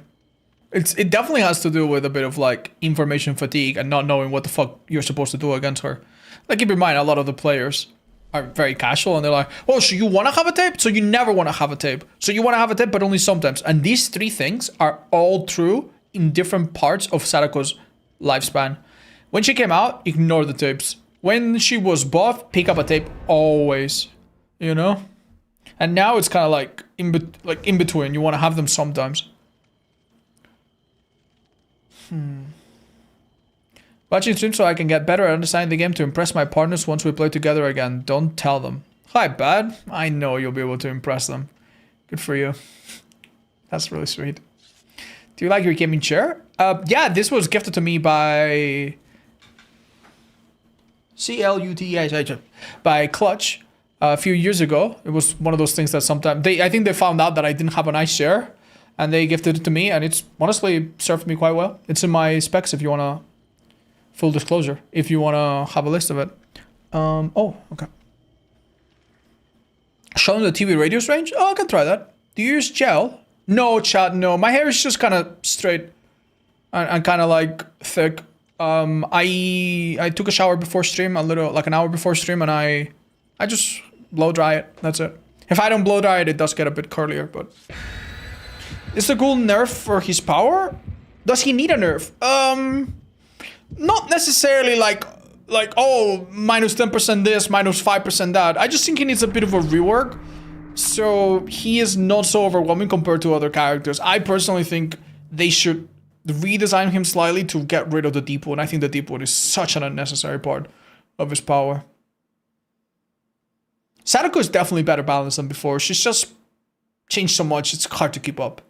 And she is a bit weak sometimes, it feels, but she's okay. Yeah, not cool, I know.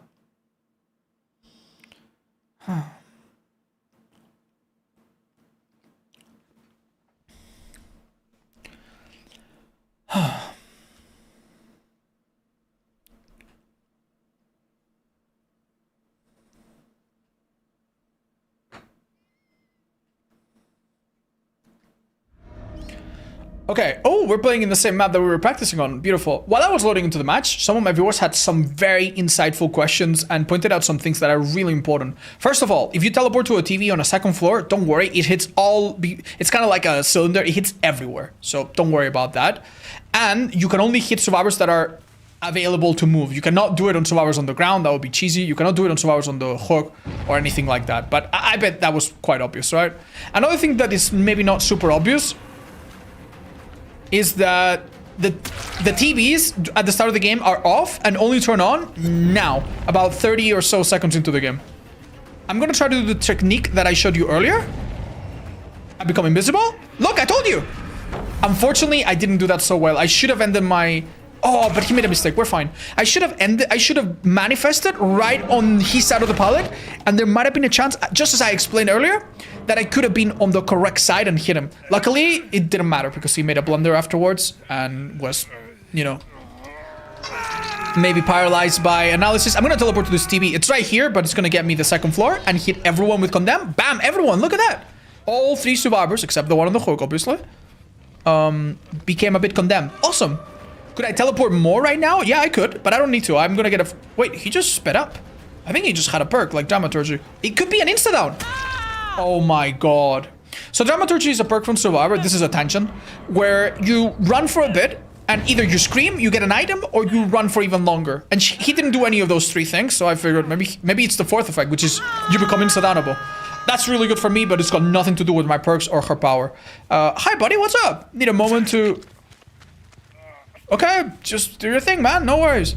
Anyway, we're gonna choose someone else because it seems like Vittorio needs a bit of a me moment here. I was checking a survivor, but I really lost them. It seems like they started running over here. I'm going to teleport to this TV, perhaps. You can see that I hit all 3 survivors again. That means that they are within range of one of these TVs. Which ones? We don't know. Maybe all 3 are on the same one. We don't really know. That the game doesn't tell you, unfortunately. Someone finished this generator, and I didn't see where they went afterwards. They're nearby because I see the TV on. So I'm gonna check the edges of the map, maybe. Did I find them? I'm gonna check the TV. They're still nearby. Just gonna check a couple more places. If I don't find them, I'll open a locker. Ta-da! Oh my god, dude, this is almost scripted. Like, we are going almost checklist through all the things that we learn. Isn't that cool? That's so cool. We don't really have many games like this, but we've been so lucky today. All right, I don't know what's going on. Seems like the server is unstable. We get some weird icon. Let's teleport here. It's never a bad idea to go back to a generator that you know they were progressing. And if you don't see them, maybe you'll see the next thing they're working on. Hey, buddies, what's up? He's using the same perk again. He got a map this time. Okay, so we know he's not insta-downable. I could be a little cheeky and teleport to this TB right next to him to try to condemn him. But as I said, that's going to be our plan B. It's not going to be our plan A. That's something I could do if I think that he's super, super condemned already. He's probably not. I hit him with my condemn. Beautiful. It doesn't do anything right now, but it could build up to something. Maybe I can kill him prematurely. All right. I don't hear him very well. I see him perfectly here. And I manifest myself. And bam. Now, did I need to wait for a possible death card? No, because he's already exhausted. Remember, when you keep track of who is using what exhaustion perk, you know that 99% of the time, they're not going to be able to use another one. There might be some exceptions where a survivor has some weird item or perk that lets them recover from exhaustion. But for the most part, if you've seen them use life, they cannot use balance landing. And if they use balance landing, you don't need to wait for that card. And if they sprint burst it away, you don't need to expect anything else. Maybe a second sprint burst if they have some perk, right? To recover it fast, but that's it. All right, this hit only the Vittorio, and I have no idea where they are. Oh, they're right there. This is going to hit him again. These survivors have not been picking up tips very much, except for Lara, I think. And that could come to bite them in the butt. Okay, so Vittoria does this thing that some survivors do, where they just refuse to play the game. And if you leave them, they'll do gens. But if you chase them, they'll just give up and ruin the game for everyone. Because this is an educational game, I guess I'll leave him and just respect his wishes. I'm gonna teleport here. Closes the gap a little bit, maybe hits her. It did hit her. Okay, she's now at 1 condemn. Not a lot, but that's okay. Maybe we hit Meg in the background as well. Can we teleport here as well? Is this within range? Yeah, I think so. Yeah, she got hit again and Meg got hit again. No problem. You know what I can do? I'm gonna do this. It looks like I'm breaking the pallet, but in reality, I was just tapping the cloak button. This is a really stupid thing, but it works surprisingly often. If you pretend to break the pallet by holding the power button, survivors see your animations of like moving your arms and they think you're breaking it. Even though there's no sound, they fell for it. Funnily enough, when you do it for real, there's a very loud sound and it's super obvious. Oh, there's a pallet, there's a window there. She doesn't take it and we see that she's looking behind, so we don't fall for it. So it's all good. Let's pick her up facing a wall to avoid a potential flashlight. And remember, when we hook, some of that condemn is locked in and she cannot remove it. Some add-ons also have different effects based on condemn. Right, I'll teleport here. Oh. Okay, I thought I heard someone, but that was just Lara's cries. Oh, wait a minute. All right, dude, I'm so sorry, but you gotta do something, man. You gotta do something. Okay. I'm just gonna hooking. If nothing else, just to make someone else waste time, I guess. All right, so we had a survivor be unhooked here. We could try to see the scratch marks, see if there's any blood, pick up the pace. Wait. The Meg has a tape, but she hasn't delivered it. Is this Meg? Oh, wait. No, worse or better. It's... Yeah. I'm gonna teleport to that TB. I think Meg is gonna be right here right now. Oh my god, I read her like a book. That TB that I teleported to, 99 chance that it's the one that Meg has to go to. Because I teleported out of it and I was taking up the space, she couldn't deliver her little tape. That means that this girl is in trouble. If I see her walk to a white TB that is active, I'm gonna teleport on it and inflict condemn, and she's probably gonna be ready in 2 seconds. Let's see. Oh my god, she must be so close. But remember, she wants to go to that TB. That's probably her goal. We are gonna catch her going there. Yeah, we are. Hiya. Alright, we ended up not condemning her, but guess what? Getting back on the hook can still be good. Hi. Bye. One thing that you could do, by the way, is put her next to a hook that's far away from that TB to delay her. And when she gets on hook, we could teleport to that TB and mess with her again. There's only one thing they can do to save her, and it's someone else should go to that TB and turn it off for her so that I cannot teleport to it prematurely. But I think this team, as you can see, is falling apart quite a bit, so I don't think they're gonna do that. Could I teleport here, see if anyone else gets condemned? Ooh, no one yet, no one yet. We might not have a condemned this match. That is okay. Let's teleport here. Oh, Steve got condemned. We see the heartbeat. We see that he's over there. We could go and kill him if we want to. No need to, but we could. I'll chase him for a bit. If it seems like it's taking long, I will teleport to that TB. Let's see. Where is he? Actually, I don't know. Alright, let's wait like 3 seconds.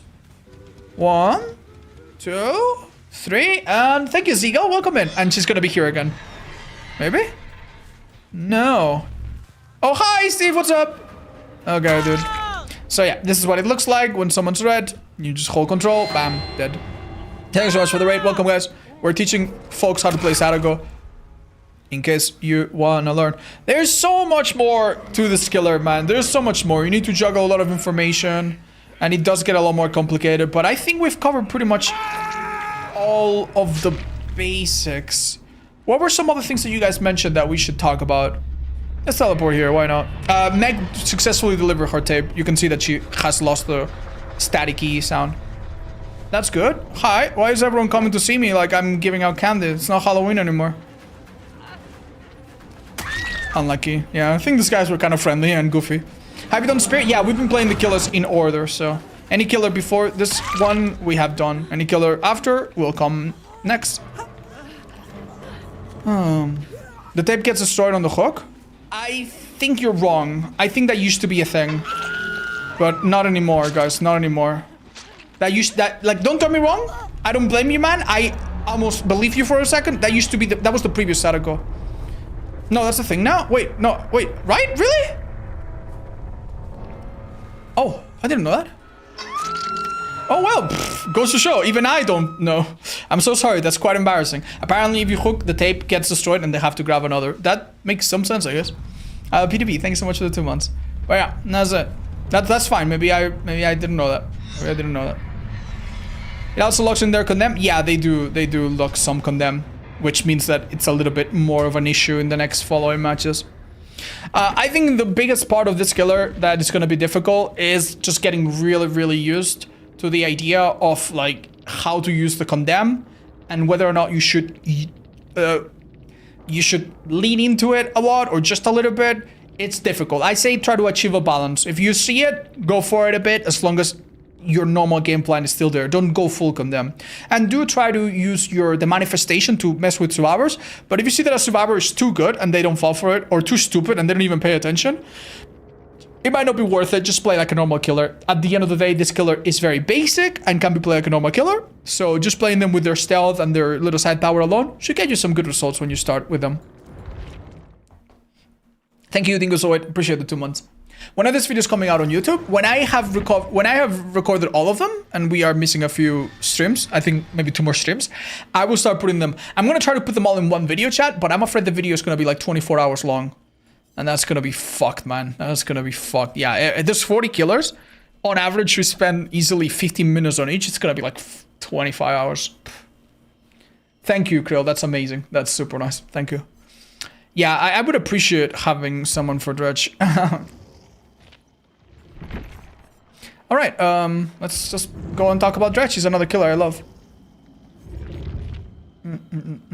Is there any particular map that we could go to that would show us a little bit of everything? Honestly, something like Macmillan or whatever could be good. Yeah, let's think about it. Don't want to go to one of the bright ones. Hell, even Haddonfield could show you some of the things. Yeah, I think Haddonfield could actually be a really good example. What do you think, guys? Is that a stupid idea? There are some things in Haddonfield that are like... I mean, I wouldn't be able to show you how to play Shack, but I mean, shouldn't be playing much Shack with this color. We are used to it. Yeah, I just don't know if my computer can render a 25-hour video. I tried to render an 18-hour video and it failed recently, so... Yeah, I need some help on that. You can go Garden of Joy for accuracy and Haddonfield for goodness. I'll go Haddonfield. I think it's just a little bit easier to say. Yeah. Hold on, let me just take everything off, I guess.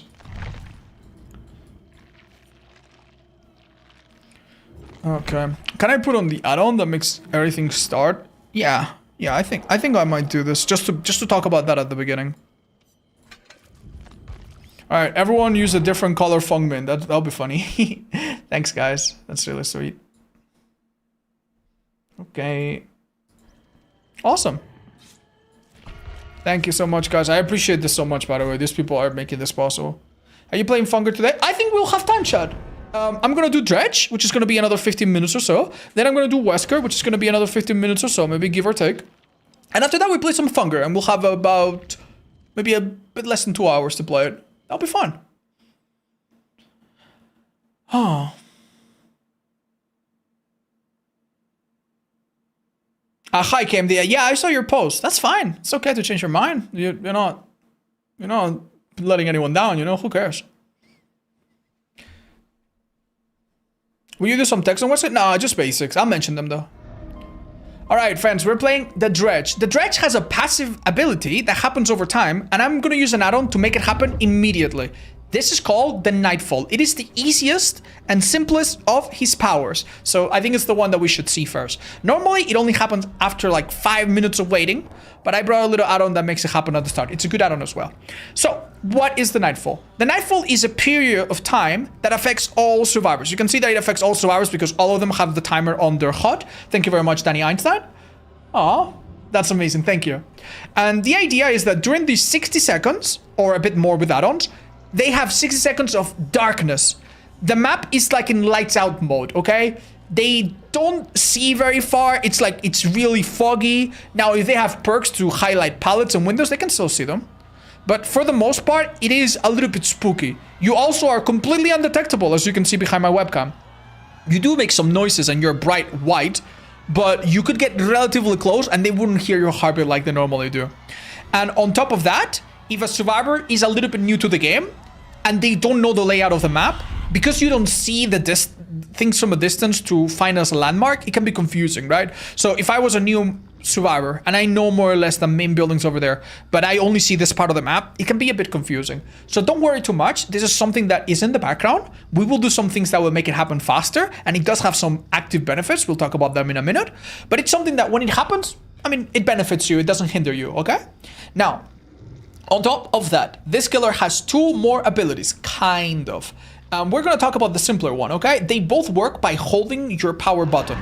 Without using your power, by the way, you are basically a normal M1 basic killer. Terror radius of 32 meters, movement speed of 4.6, launch of whatever this is. Everything is the same as Strapper, everything is the same as whatever. Notice that whenever you attack, you make this little wah noises, but other than that, and being a relatively tall killer, normal stuff. So he's gonna feel really good to play. However, when you hold your power button, all of the lockers in the map are highlighted to you, even the ones that are really, really far away. Keep in mind that these lockers will have some crosses on them if they're next to a survivor on the hook. So if there was a hook right there, these lockers would be temporarily unavailable, and that's fine. The game doesn't want you to go back to a hook immediately after unhook or during the hooking period. That's okay. Just keep it in mind, okay? Now, if you press left control, you will teleport to whichever one of them you are highlighting. Let's try this one over here.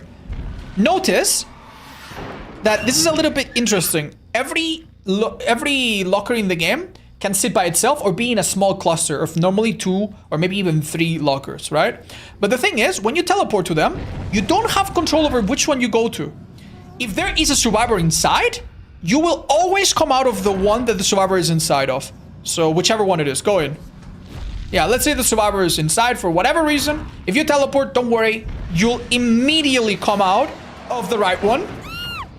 And that will be really, really good. Because, look, it's an insta-down. I can already go on hooker, right? Let's demonstrate how survivors, how lockers get blocked next to a hook. Let's see. Let's wait for our power to have its little cooldown. Oh, this one's far away. Perfect. But if it was any closer, it would be blocked.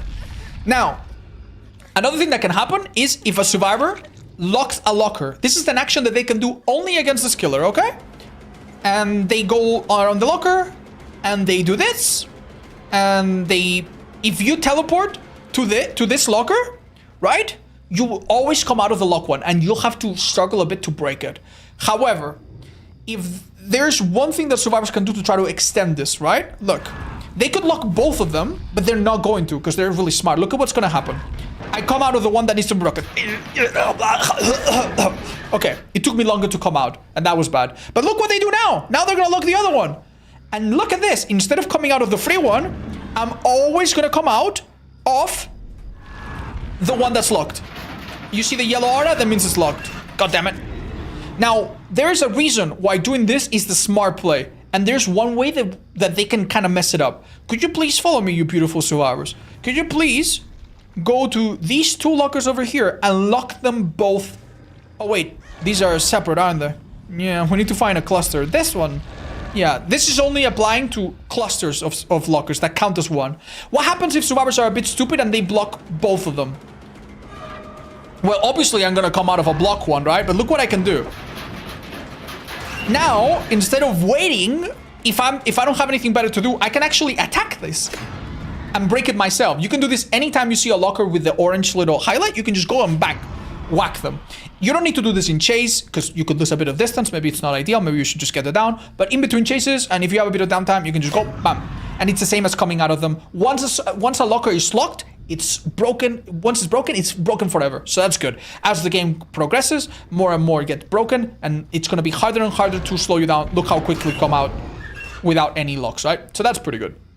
So that's how it works. Now, it's very important to remember that if a survivor is in a locker, you will grab them if you teleport. But that also includes if they interact with the locker in any way whatsoever. If they touch the locker to activate a perk, if they go in and out quickly, if they use even Elodie's perk, Deception, the one that makes you fund the locker, all of those will get you a grab. So look, if I have an aura perk, or if I see a survivor visually, for some insane reason, go touch a locker, and they, even if they lock it, look what I can do. Please lock it. Let's see if I can time it right. Ta-da! Yoink! You can actually kidnap them. And then immediately hook them or drop them or whatever the heck you want. Right? So survivors need to be really careful. And you have the opportunity to sometimes get down like this. Now, another thing that I haven't mentioned is that I have 3 tokens on my power. This allows me to chain teleports. Look. Obviously, I can go to any place that I want. But what if I use my power to check on generators? Let's check on this one. Listen, listen, listen. I don't hear it. I don't see it, but normally I would hear it. So let's assume the generator is at 0. Let's check on this one now. Boop. Okay, I see the pistons are moving. It's not making any sound. This one's not being done. Let's go to that one now. This is my last one. Oh, what is that? I hear the generator, and because I am right now in Nightfall, anytime that I'm in Nightfall, whenever I teleport, I will hear the heartbeat of nearby survivors within 60 meters. Like so. So this is a great way of finding survivors. If you're in Nightfall, your teleport is faster, your recovery is faster, and you have this detection. So look, in Nightfall, I can go, wow. Do I hear anything? No. Wow. Do I hear anything? No. Wow. Do I hear anything? Yes. Okay. And find people doing gens, healing, and so on and so forth. Right? There's one more part of his power. This will also work when we teleport into a remnant. Okay, this ability also works like that. We will show you that later. So what we just saw there is the final ability of the Dredge, and it's the trickiest one. The one that gets you the most value in your chases, but also the one that's easiest to mess up. So when we hold our power while we choose a locker, right? We actually leave behind a little shadow called the Remnant. On top of being able to teleport, we also have an alternative power, which is to teleport back to our shadow. If I click it, boop, boop, I go back to my shadow. Now, this has very obvious implications in chess. Let's ask this Golden Fong to please go on this palette right here. Let's imagine the classic scenario of I chase a survivor and they go on the left side towards this, towards that side of the loop, for example, right? They don't drop the palette, they just keep running. And in this situation, they are kind of screwed. Because look, I can put my Phantom here and then go through here, and no matter what they do, they're screwed, right? If they run into me, I hit them. And if they run into my Ghost, I teleport to it, and boom. Careful, if you teleport too late, the survivors can kind of phase through you because you don't have collision. And also, any survivor can run into your Ghost to dispel it. So, yeah. If you're too late, boop, it disappears. Don't worry, you can still teleport to lockers, but you lose the ability to teleport until you reset it again. Right? This is something that a survivor can do for a teammate. So in this situation, where a survivor is in a loop, and I put a Ghost here, and I'm trying to get the red Fong Min, then the yellow one can maybe run into it and get rid of it, right? You also need to be a little bit smart, because when you use the Remnant, you move significantly slower even than survivors. So much like with the artist earlier, what I don't want to do is make it super obvious that I'm using my power, and then what the survivor's going to do is just run into the map. So we need to make sure that we zone survivors and that we sometimes fake our power and stuff. So here, she can't really run anywhere. She's gonna die. Look, I cancel my power, bam, hit. No problem, right? But if I was chasing in this direction and I use my power badly and the survivor just runs away, I'm gonna be constantly wasting my own time. So I need to be a little smart, right? So what are some simple ways to use our Remnant? We've already explained that if a survivor is on a loop, you can put it on one side, and then you can go and chase through the other. And unless the survivor runs into another direction and puts themselves in danger and takes their chances to run away, you're fine. If they run away, just cancel, right? If they run into you, cancel and hit them. If they run into the Remnant, you're gonna teleport. One very important thing about the Remnant, whenever you set it up, it remembers the direction that you're looking at. So, I am right now looking at the light pole, and I'm gonna set the Remnant, okay? The vertical direction doesn't matter, but the actual orientation, the north-south, does matter. So I'm now gonna look away from the light pole. And when I teleport, ta-da, I'm looking into it. There's one add-on to change this if you don't like this. So as a general rule, you wanna put your Remnant looking into the place where the survivor will be coming from. right? So let's do a bad example so that you understand how not to place the remnant, okay? Let's go back to the same idea, right? I'm chasing Red Fang Min or whatever in this loop. Now, what I don't want to do is put the remnant like this. Because look, if I now teleport... Oh, Jesus, that's not good at all. That's really not good at all. You also don't necessarily want to put the remnant right on the pallet. Because if I put the remnant on the pallet like this, silly as it sounds, like, if I chase a survivor, they can kind of like just stun me when I teleport. And then, that was clumsy. It could have been easily avoided by putting it a little bit further in, right? And yeah, if a pallet is already down, don't worry. You can still do some place. You can put it here. And this is pretty good. Think about it. Right now, I'm putting it. I'm looking half of the pallet, half on the right side. And this is perfect. Because no matter what she does, I'm going to have good view of her, right? Look, if I hear her vault, I will teleport. And if I see that, bam, perfect. Super easy hit. And if I saw her or her bolt, I would have just turned my camera a bit. So remember, when you put the remnant, you want to be a little bit mindful of which direction to put it in. Okay? There are a few other situations that you can use it on. If you anticipate an insane movement from the survivors, sometimes, while you hold the remnant, you cannot vault or attack or anything, but you could sometimes be a little tricky and just put it near a window, then chase a survivor into the window if it's the only way out, only to then catch them, right? In situations where survivors only have one way out, and then the other one that you go through, this is really, really easy, and I think I don't even need to explain it to you. I think it's very, very, very common sense. If a survivor is looking at you, they do see the remnant, especially if it's not nightfall, and they see you hold your arm. But some survivors don't pay a lot of attention. So that's all there is to Dredge. That's what we're looking at. We have a passive nightfall that makes survivors confused and enhances all of our abilities. We have the ability to go into lockers faster when we're in nightfall. We have the ability to teleport back to our remnant faster, or with faster cooldown when we're in nightfall. Also, the remnant itself also has detection if it's in nightfall. Now, how do we make the nightfall happen faster? Look, anytime you injure a survivor, not down, look, downing doesn't do anything. But anytime you injure a survivor, you get a bit of nightfall. Every time you teleport to your remnant, you get a bit of nightfall. That sound indicates that it's getting closer. And also, every time you hook a survivor, you get a bit of nightfall. You also get a bit of nightfall passively. And the more injured survivors you have, the faster this passive buildup is. In other words, hook and injure survivors and keep them injured and have anti-healing perks, and nightfall will happen more and more. Okay, as an example, I'm going to teleport to my remnant to remind you that there is heartbeat whenever I teleport to my remnant or to any locker. Also, you might notice that sometimes your remnant is bouncy. Look at my camera. Bonk. That bounciness is an anti-camp feature.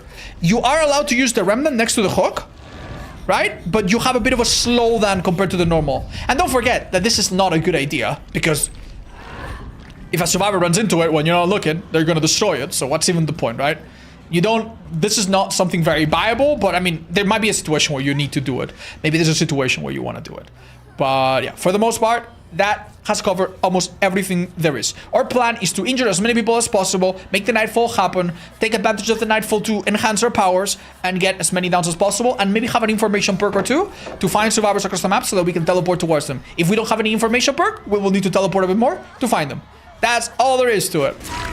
Super, super simple each element, but it does get complicated, and using them all requires a little bit of finesse. Let's get a build going that will help us do our best. Thank you, Optica. Thank you. Welcome back. They're very funny. Let's go. All right, beginner build.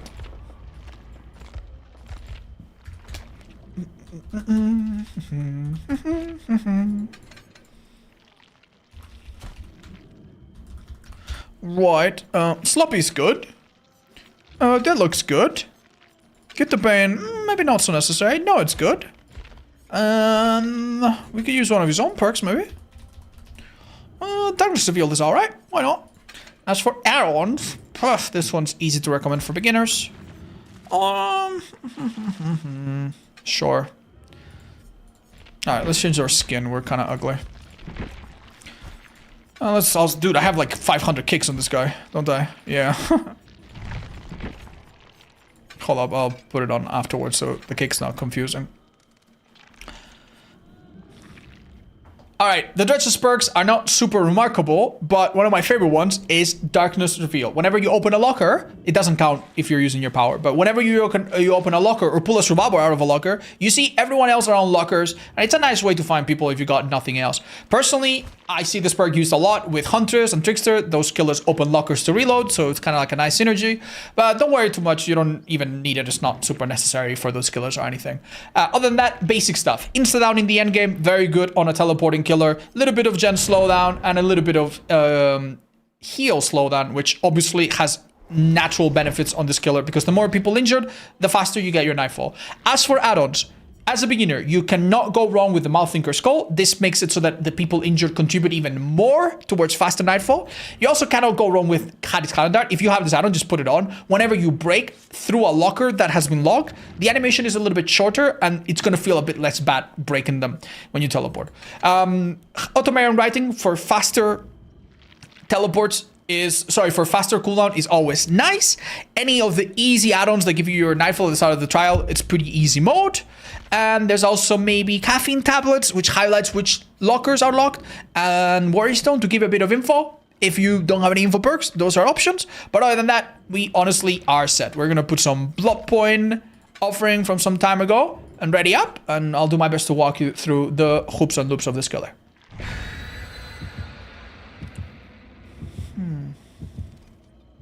Sometimes your streams feel like a classic lecture. Oh, thank you, Color Maker. That's sweet of you.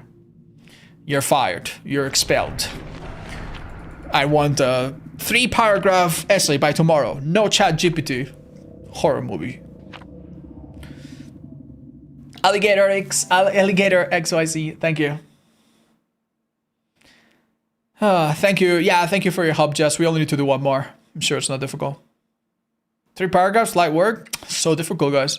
No chat GPT. It's impossible. Yeah, that's fine. Enigma, I don't think they're worth talking about so much. All right, Chapel. Beautiful, beautiful map for him. Now, remember, much like other characters, this killer cannot... he begins with his power on cooldown. So unfortunately, for the first 10 seconds or so, we cannot immediately use your power. But look, we saw a survivor right away, so that's beautiful. Wow, that's a free hit. Getting a free hit is so difficult in this killer sometimes, because the main weakness of this killer is survivors just chaining different loops together. You play one loop and... oh, this is a... I thought it was a pallet broken. She's not in the right side. Yeah, I think this new loop here is confusing.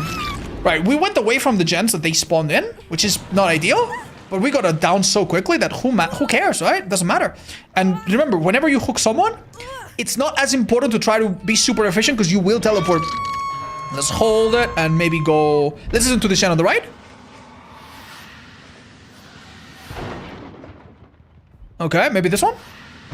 Oh, bingo. All right, we found 2 survivors. Can we go for... ooh, I think this is a hit. Ooh, really close. Awesome. There was a survivor left back here. I'm going to try to injure as many people as possible. If they don't play this right, this will be a hit. Oh, they went to the edge of the map. That's a little bad. Let's see. Oh, wow. She went right around me. Kind of cheeky. This killer is really good at not being run around. Oh, that's a really bad mistake. I'm just going to grab her. Right. I'll put her in basement. Oh, there's no basement. I'll put her here then. Kick this generator real quick. Even though I'm not sure if that's going to do a lot. Kick it anyway. Nightfall is going to happen really quickly. No doubt because we got so many hooks and so many injuries. Let's teleport over here close to the hook that we did before. They finished the heal, but I'm sure they're nearby.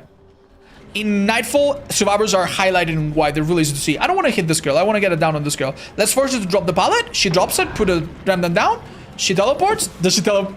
Okay, I wanted to see if she would vault back in panic, but there she was basically in a lose-lose situation, right? Stand still, and I teleport and hit you, vault back, and I grab you by the throat. Like, it was GG's. We're gonna teleport back to the hook over there because they are definitely trying to hurry it up.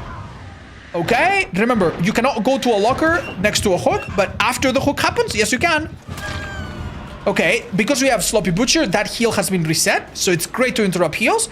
I'm gonna get a hit on this girl if possible. Maybe she drops it. Okay, she tried to kind of have a mind game back and forth. Ultimately, we, I guess, got lucky or were precise enough. And we got the hit there. Beautiful. Oh, hiya.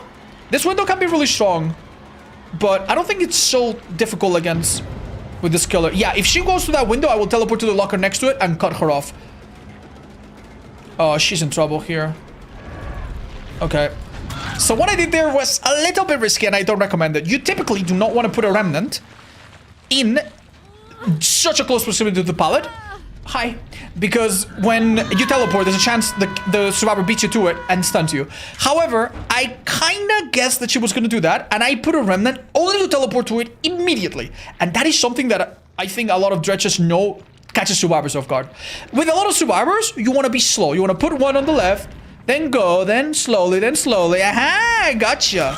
Right? But sometimes, because you know what the survivor's mind is at, you can get away with... You actually will only catch them if you do something a little bit more unexpected. And that can be an insta-deploy, insta-teleport.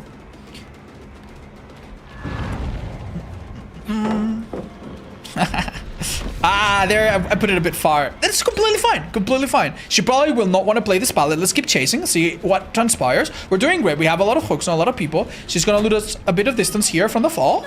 Does she make it back to that pallet? Very possibly. What can we do about it? Oh, this is the window. Oh, this is not good. I think she's dead here. Don't overthink it. I just swing. And she goes down. I did see the silhouette of someone else. So, hi, oh, okay. Let's put the remnant. Looking at the left. Let's wait. She leaves the loop. That's very common. We're ready for it. No problem. Hit her. Free hit. Awesome. Do I need to do anything else right now? No. Let's break this pallet. Get this hook.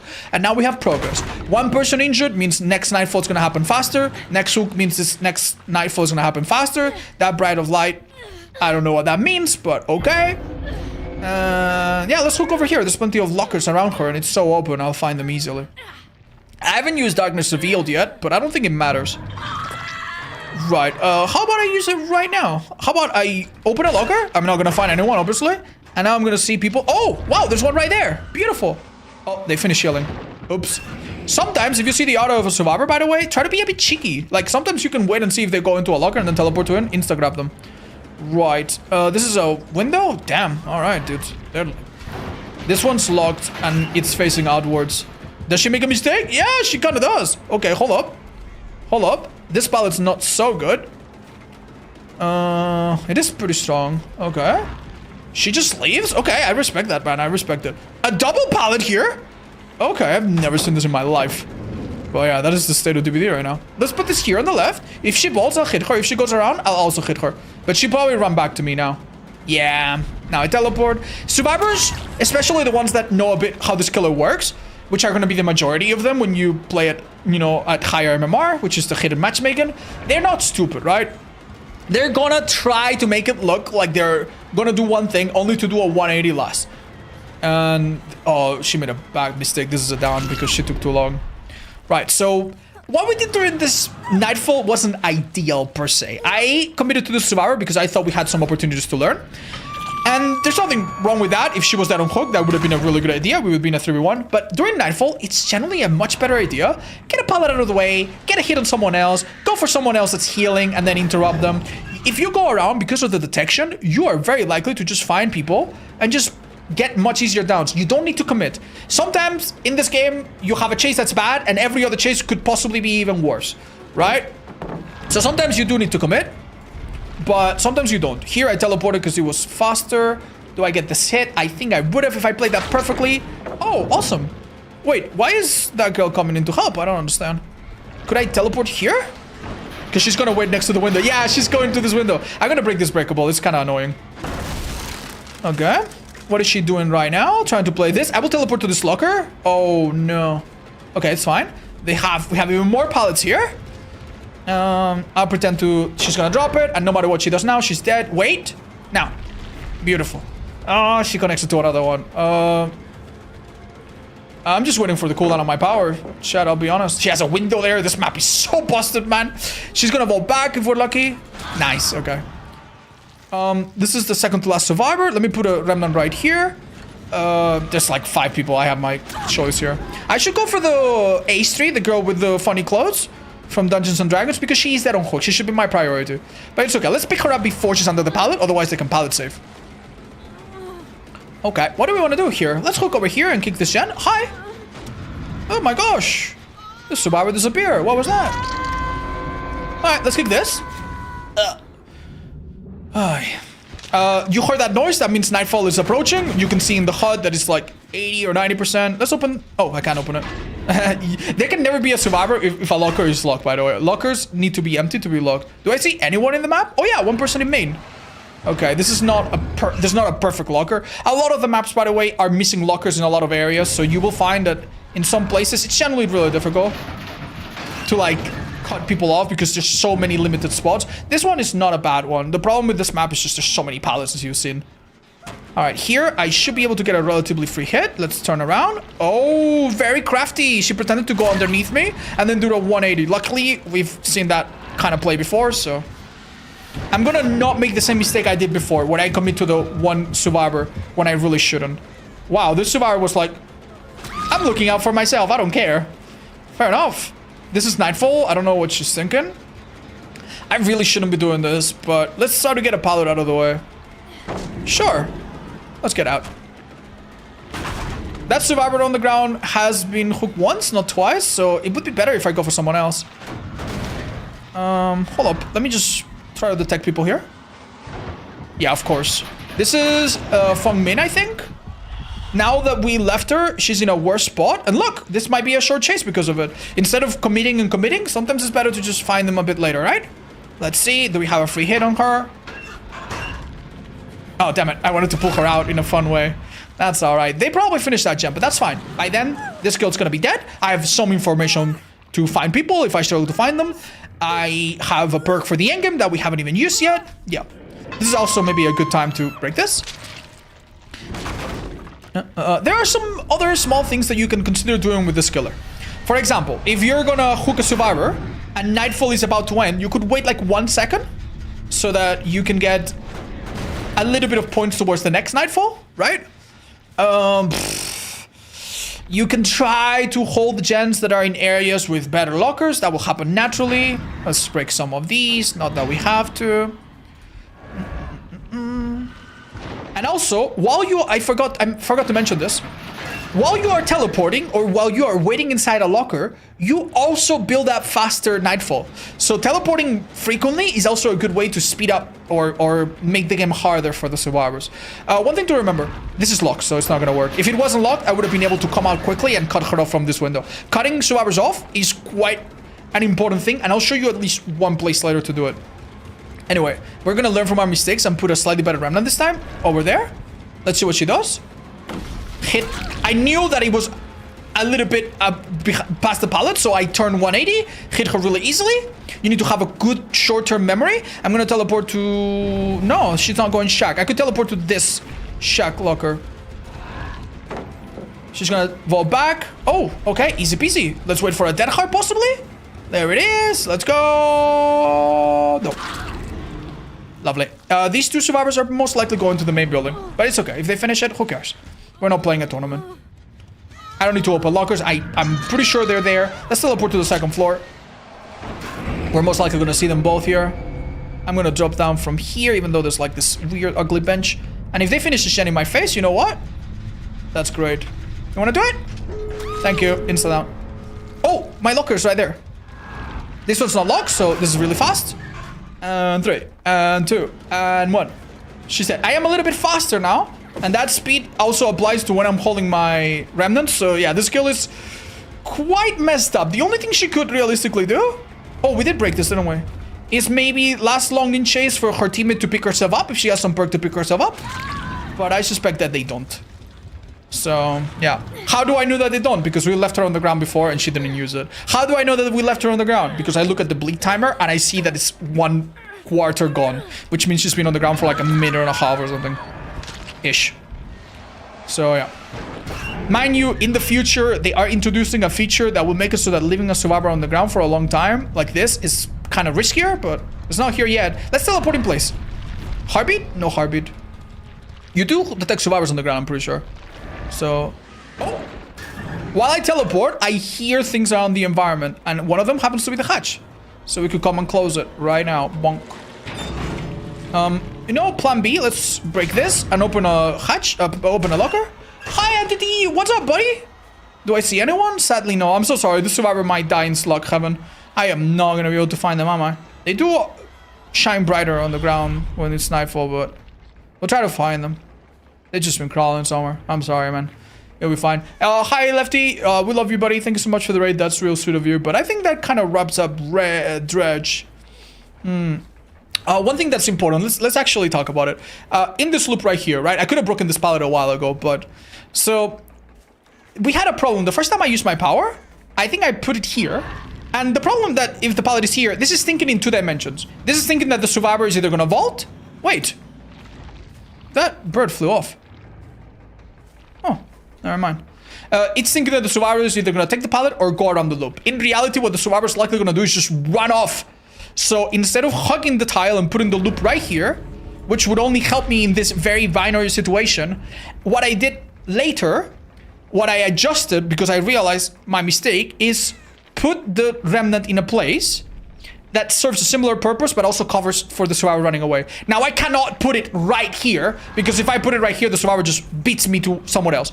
But I did an in-between. Not right here, not right here. Instead, I put it somewhere like here. And now, if the survivor vaults, they're screwed. If they loop, they're screwed.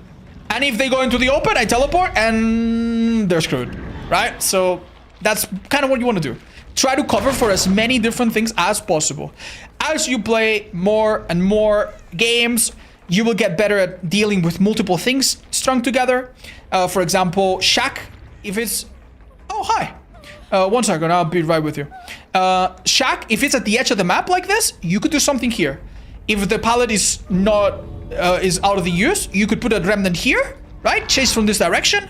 And if they go through the window and you hear it, easy peasy, teleport and hit. And if they don't and you see them, teleport and hit them, right? And it could even work with the pallet up if they are a bit clumsy. This obviously only works if it's the edge of the map. If there's a bunch of stuff there, they're just gonna run away. Oh, damn. Kids have no patience this day, man. They just have no patience these days.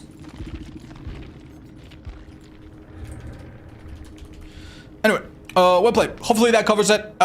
This map, this killer is very map dependent. Every map plays a little bit different. And if you notice that the map that you're playing is a bit more indoors, look for opportunities. When the survivor only has one corridor leading to one way, look for opportunities to teleport somewhere where you cut them off and you push them back into the area where the pallets are gone, where the pallets are dropped, where the gens are still there, you know? Try to play a little bit like that. And don't forget that this killer ultimately downs with his basic attack a lot, which means that any perks that apply on basic attacks, including insta-down perks, are not necessarily a bad choice. They can be quite strong as well. Things like Friends Till the End, for example, work really, really well on him. I hope you have a lot of fun with them. Thank you. Thank you, Latin. Appreciate it. I think I might have missed like a thing or two, but hope enough. You did it well. Thank you. Ron, thank you. Appreciate the 6 months. That was a good match. Dude, okay, small asterisk. Did you fucking notice the amount of pallets in that map? Holy fucking shit, dude. They had Shack into a tile, into a double pallet, into a pallet, into a pallet, into another pallet. Holy shit. That was insane. Nightfall from Survivor POB? Yeah, that would be useful. Fuck. I mean, you know what? Remember to put Nightfall from Survivor POB during the intro. There you go. Now when I see this recording, I'll just put... I can do that in post. Yeah. Isn't that usual for that part of the map? No, I mean it is now, but it didn't used to be like that. No, it didn't used to be like that. This map has changed in a couple different ways, and it has benefited from changes that the map itself got, and it has benefited a lot from the pallet density update. I think Chapel right now is one of the most gross maps in the whole game, man. Not necessarily all the time, but I think they accidentally put 2B8000 Chapel, unironically. You think it's an accident? Ooh, I don't know if it's an accident. All right, chat, Wesker time. It's Wesker time. All right, shit. All right, let's go into a private game, I guess.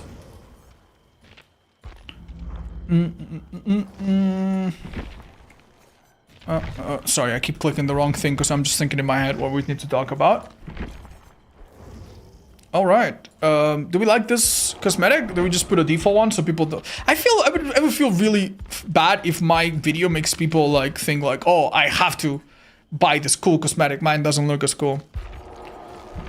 Okay. You know what? I would really appreciate having 2 people this match, sure. I'm I'm also gonna just have shorter cooldown. I think that would be useful. Yeah. Is there any... I don't know. Yeah, we're fine, probably. Okay.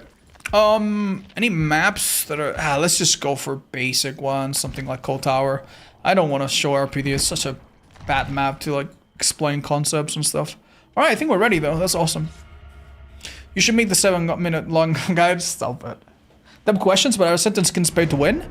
In a small way. Normally, if it is a very obvious pay to win, the devs typically fix it. But a few of them in a small way. I think Hens made a video basically like ranking all of them if you want to watch it. I haven't watched it myself. But it seems like I would watch if that's like something you're super concerned about. High wire, then I think they changed that. I think that's no longer the case. Wait, no, that is the case for Wesker. It's just, it's not for single anymore. Okay, friends, it's time to talk about Wesker. Wesker doesn't have the absolute best perks, even though they're not bad. It's nice to have his perks. But he's just a really cool license, and he's a really fun killer. He used to be the most popular killer in the game for a long time, and he still is in a lot of ways. He's really, really fun, and he's a cool license, so I can totally see why you would want to play him. Good taste. For the most part, this killer plays like a normal standard killer. He does have the normal lunge, the normal stun time, the normal breakdown, the normal movement speed. His terror radius, however, is a little bit larger than the normal. He has a 40-meter terror radius, similar to Blight, similar to Billy, because similar to those killers, he has a bit of a dash mobility. Now, it's quite important to address that unlike Billy and unlike Blight, who make insane quick work of a map's distance, Wesker is not a mobility killer. He is a killer with burst mobility, okay? Which means that if you see a survivor in the distance, you can go, wah, and close the gap really quickly to them. However, in terms of like raw mobility, considering that he goes through lengthy cooldowns and his power doesn't go infinitely like Billy or anything like that, he doesn't get around the map that quick. But because he can go from one point to another really quick in a short period of time, he does have a bigger terror radius. This is both a positive and a negative. It's a positive because with some perks, you can apply terror radius effects over a bigger distance, and that can be quite annoying. But it's also a negative, which means because it means also that if you go around the map aimlessly and you're like, oh, where are the survivors? Oh, where are the survivors? Oh, let's check this tree right here. Oh, that's really cool. Where are the survivors? Survivors are going to have an even bigger warning than against other killers. They will begin to run sooner. They will begin to hide earlier, and this can make it a little harder. Keep that in mind, okay? Outside of that, this killer is perfectly standard, perfectly normal, which means that everything that you've learned on Wraith, everything you learned on Trapper, they're all going to translate very, very, very good in this killer. His power can sometimes set you back and hurt you a little bit if you use it at the wrong times, but it's one of the easiest powers to understand in the game, okay? The big idea with this killer's power, I have an add-on to make the cooldown a bit shorter so that we can wait a little bit less, is that when you hold it, he prepares a dash. Now, mind you, during this whole preparation, you are slowed down. Okay, so if I run after a survivor, right, in a straight line, for example, that way, like, I will noticeably, like, lose distance. Not a lot, right? That is very significant, however. In the open, this doesn't matter because I have a dash, but if the survivor is looping me around something round, that extra speed is kind of bad. Like, if I am going like this, like, I'm just not gonna catch up. It's gonna be awful. So we need to be a bit mindful of when to use our power, okay? Unlike Clown, where you can just hold the power, you want to bring it out when you really want to use it.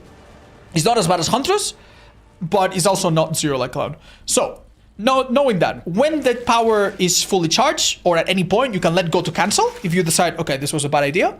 Or you can press the attack button to do one big dash. Wah! Notice that your first dash is a little shorter, and then you have a little period where you can do a follow-up. You have 2 tokens. This is incredibly similar to Nurse. If you were watching the Nurse segment earlier, it's almost the exact same thing. You have 2 dashes, 1 waiting period, 2. The second one is longer, and then they come back. If they come back and you have 1, look, I can use 1, but I cannot use the second one because I need to have 2 tokens. Each of your dashes requires 1 token each. So right now I need to wait. Keep in mind that if you start charging your power, unlike many other killers, the cooldown is paused. So if you ready up your power when your second bound is about to be ready, this is a very easy mistake. I make it all the time. You don't get to use it. So in a situation like this, for example, let's just waste 1, right? I am waiting for my power.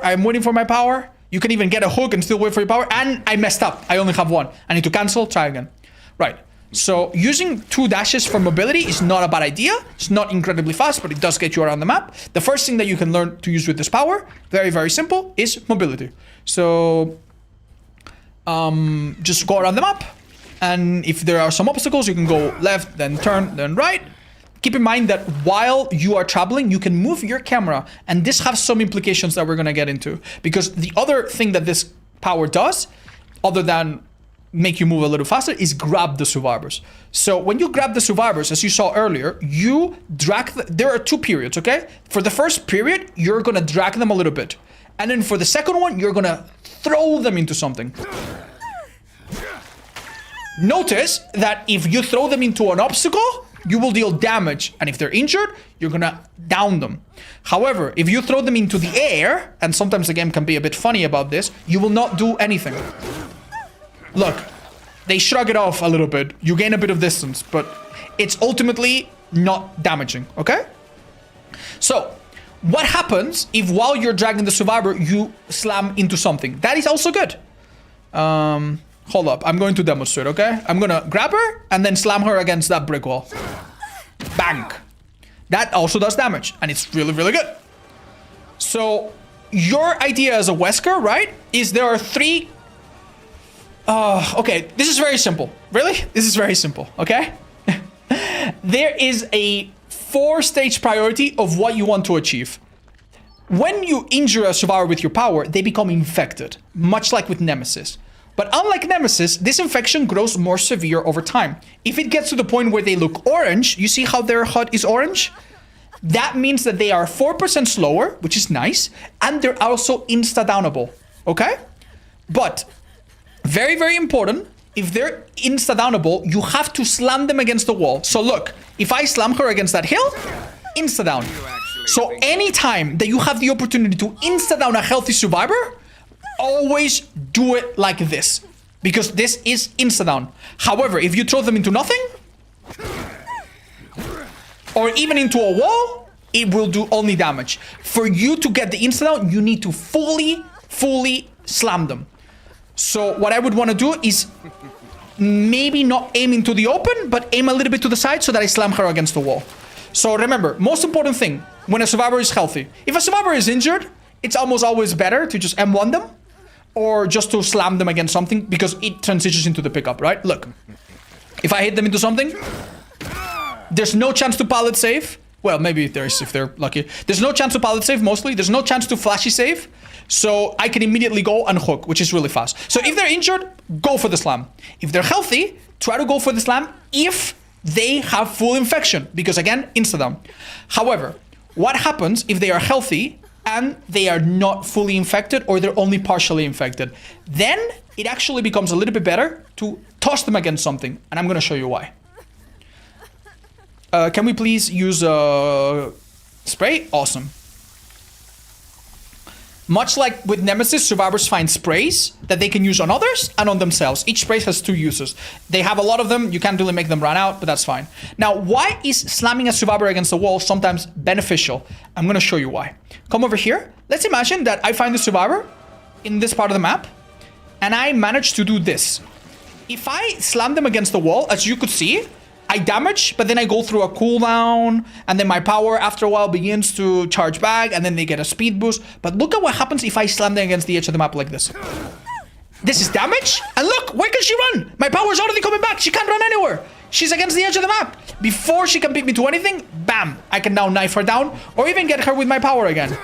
Bam, easy peasy. Now I can hook her, and on to the next. Super, super, super fast chase, right?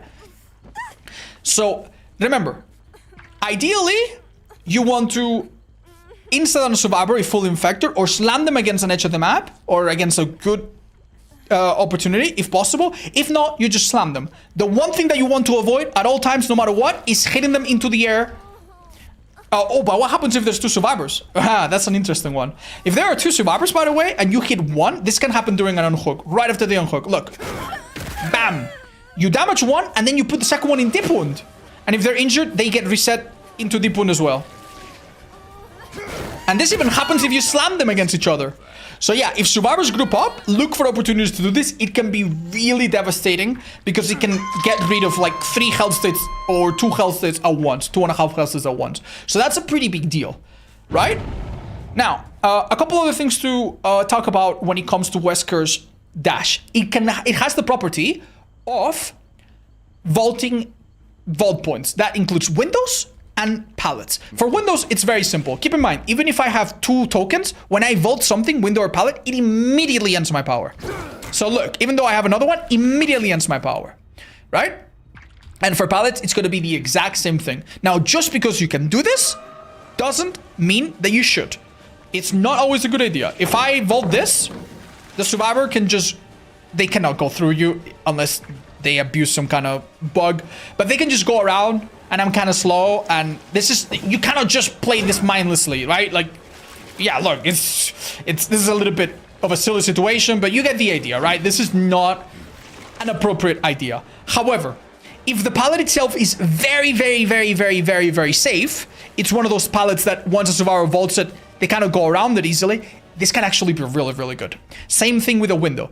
If I chase a survivor into a window like this, go for it. I can vault it, and they can't really run back into it. Say that I'm late, right? And what now? It's a really fast vault, right? And it can also be really, really powerful if a survivor is vaulting from a window on a 2nd floor. When you vault on a window from a 2nd floor as a survivor, you take a stagger damage that slows you down. But Wesker doesn't. So I could chase into a wall, into a window, and while they're slowed down, I will fall with full speed and almost immediate ability to get my full speed back and gun them down. Right? So that can be really powerful. Look for opportunities to do that. As for pallets, you need to be a little bit smart and understand that many pallets you cannot just follow them. You need to see which ones you want to vault and which ones you don't. And I will help you in a real match later find out when it is a good idea or not. So what is the other thing that you can use with this power? This killer, because he has the ability to do a 2 dash back to back, allows you to do certain mind games, right? So for instance, right now, if I don't know where the survivor is, if I chase from this side, she will drop the pallet. And if I chase from this side, she will drop the pallet too. But I can try to make it a bit confusing and be like, what? And what? Ah, not so easy now. Unfortunately, chat, I made a mistake. I did grab her and I did infect her, which over time is a good thing, and the shield can need to get rid of it, but I didn't get damage. Now, one way that you can guarantee that you will do damage to someone is to do a tech that's called, it's a very simple one, it's not fancy, it's called Urobend. You will be bending the direction of your Ouroboros dash. I'm gonna show you how to do it. So we have a survivor right in front of me, right? It's right there, perfect. Now, if I grab the survivor, I'm gonna toss them into the air. And we've already explained that that is not good.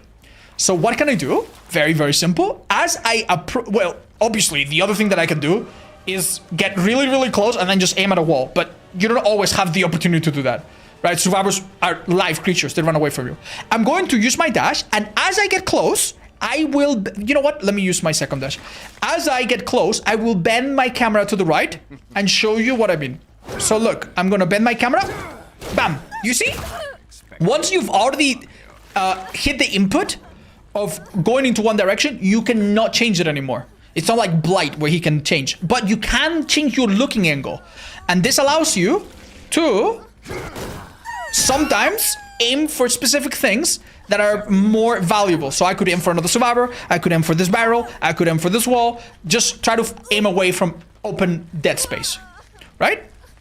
Now, the way Wesker's bend works is, the way his dash works is very complicated.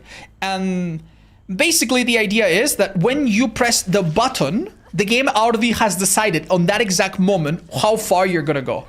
So that means that if I choose a survivor who drops a pallet, and while I was using my power would have taken me past the pallet, the power thinks that I should go further, but the pallet has come down, so I'm gonna actually slide. Could you please come from here, and whenever you go past the pallet, drop it? I'll see if I can show you. Just pick it up if you can, and just drop it in a moment where I can kind of react to it, so it's not completely random. I'll try, but yeah. Yeah, just go and drop it, whatever. Just go around and, yeah, just go around and drop it if you want. You see? You see how I bound that? Normally, that wouldn't happen. When a survivor drops a pallet, it still doesn't count as a pallet that you can vault. You need to wait a tiny little bit, okay? This is also quite important in Windows. In Windows, there is a period where if you teleport too early, it's good because you'll hit them, right? Let's go to Shack, which is really, really common. And I'm going to chase a survivor around this side, which they're going to try to make you chase them like this.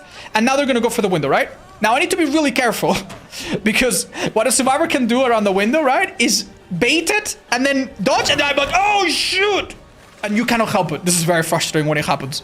But I'm going to be smart. I'm going to look at her item. If the item disappears, I know she vaults. And I'm going to wait for the perfect moment to see her animation. Okay, I'm going to try not to mess this up. Hi, Javier.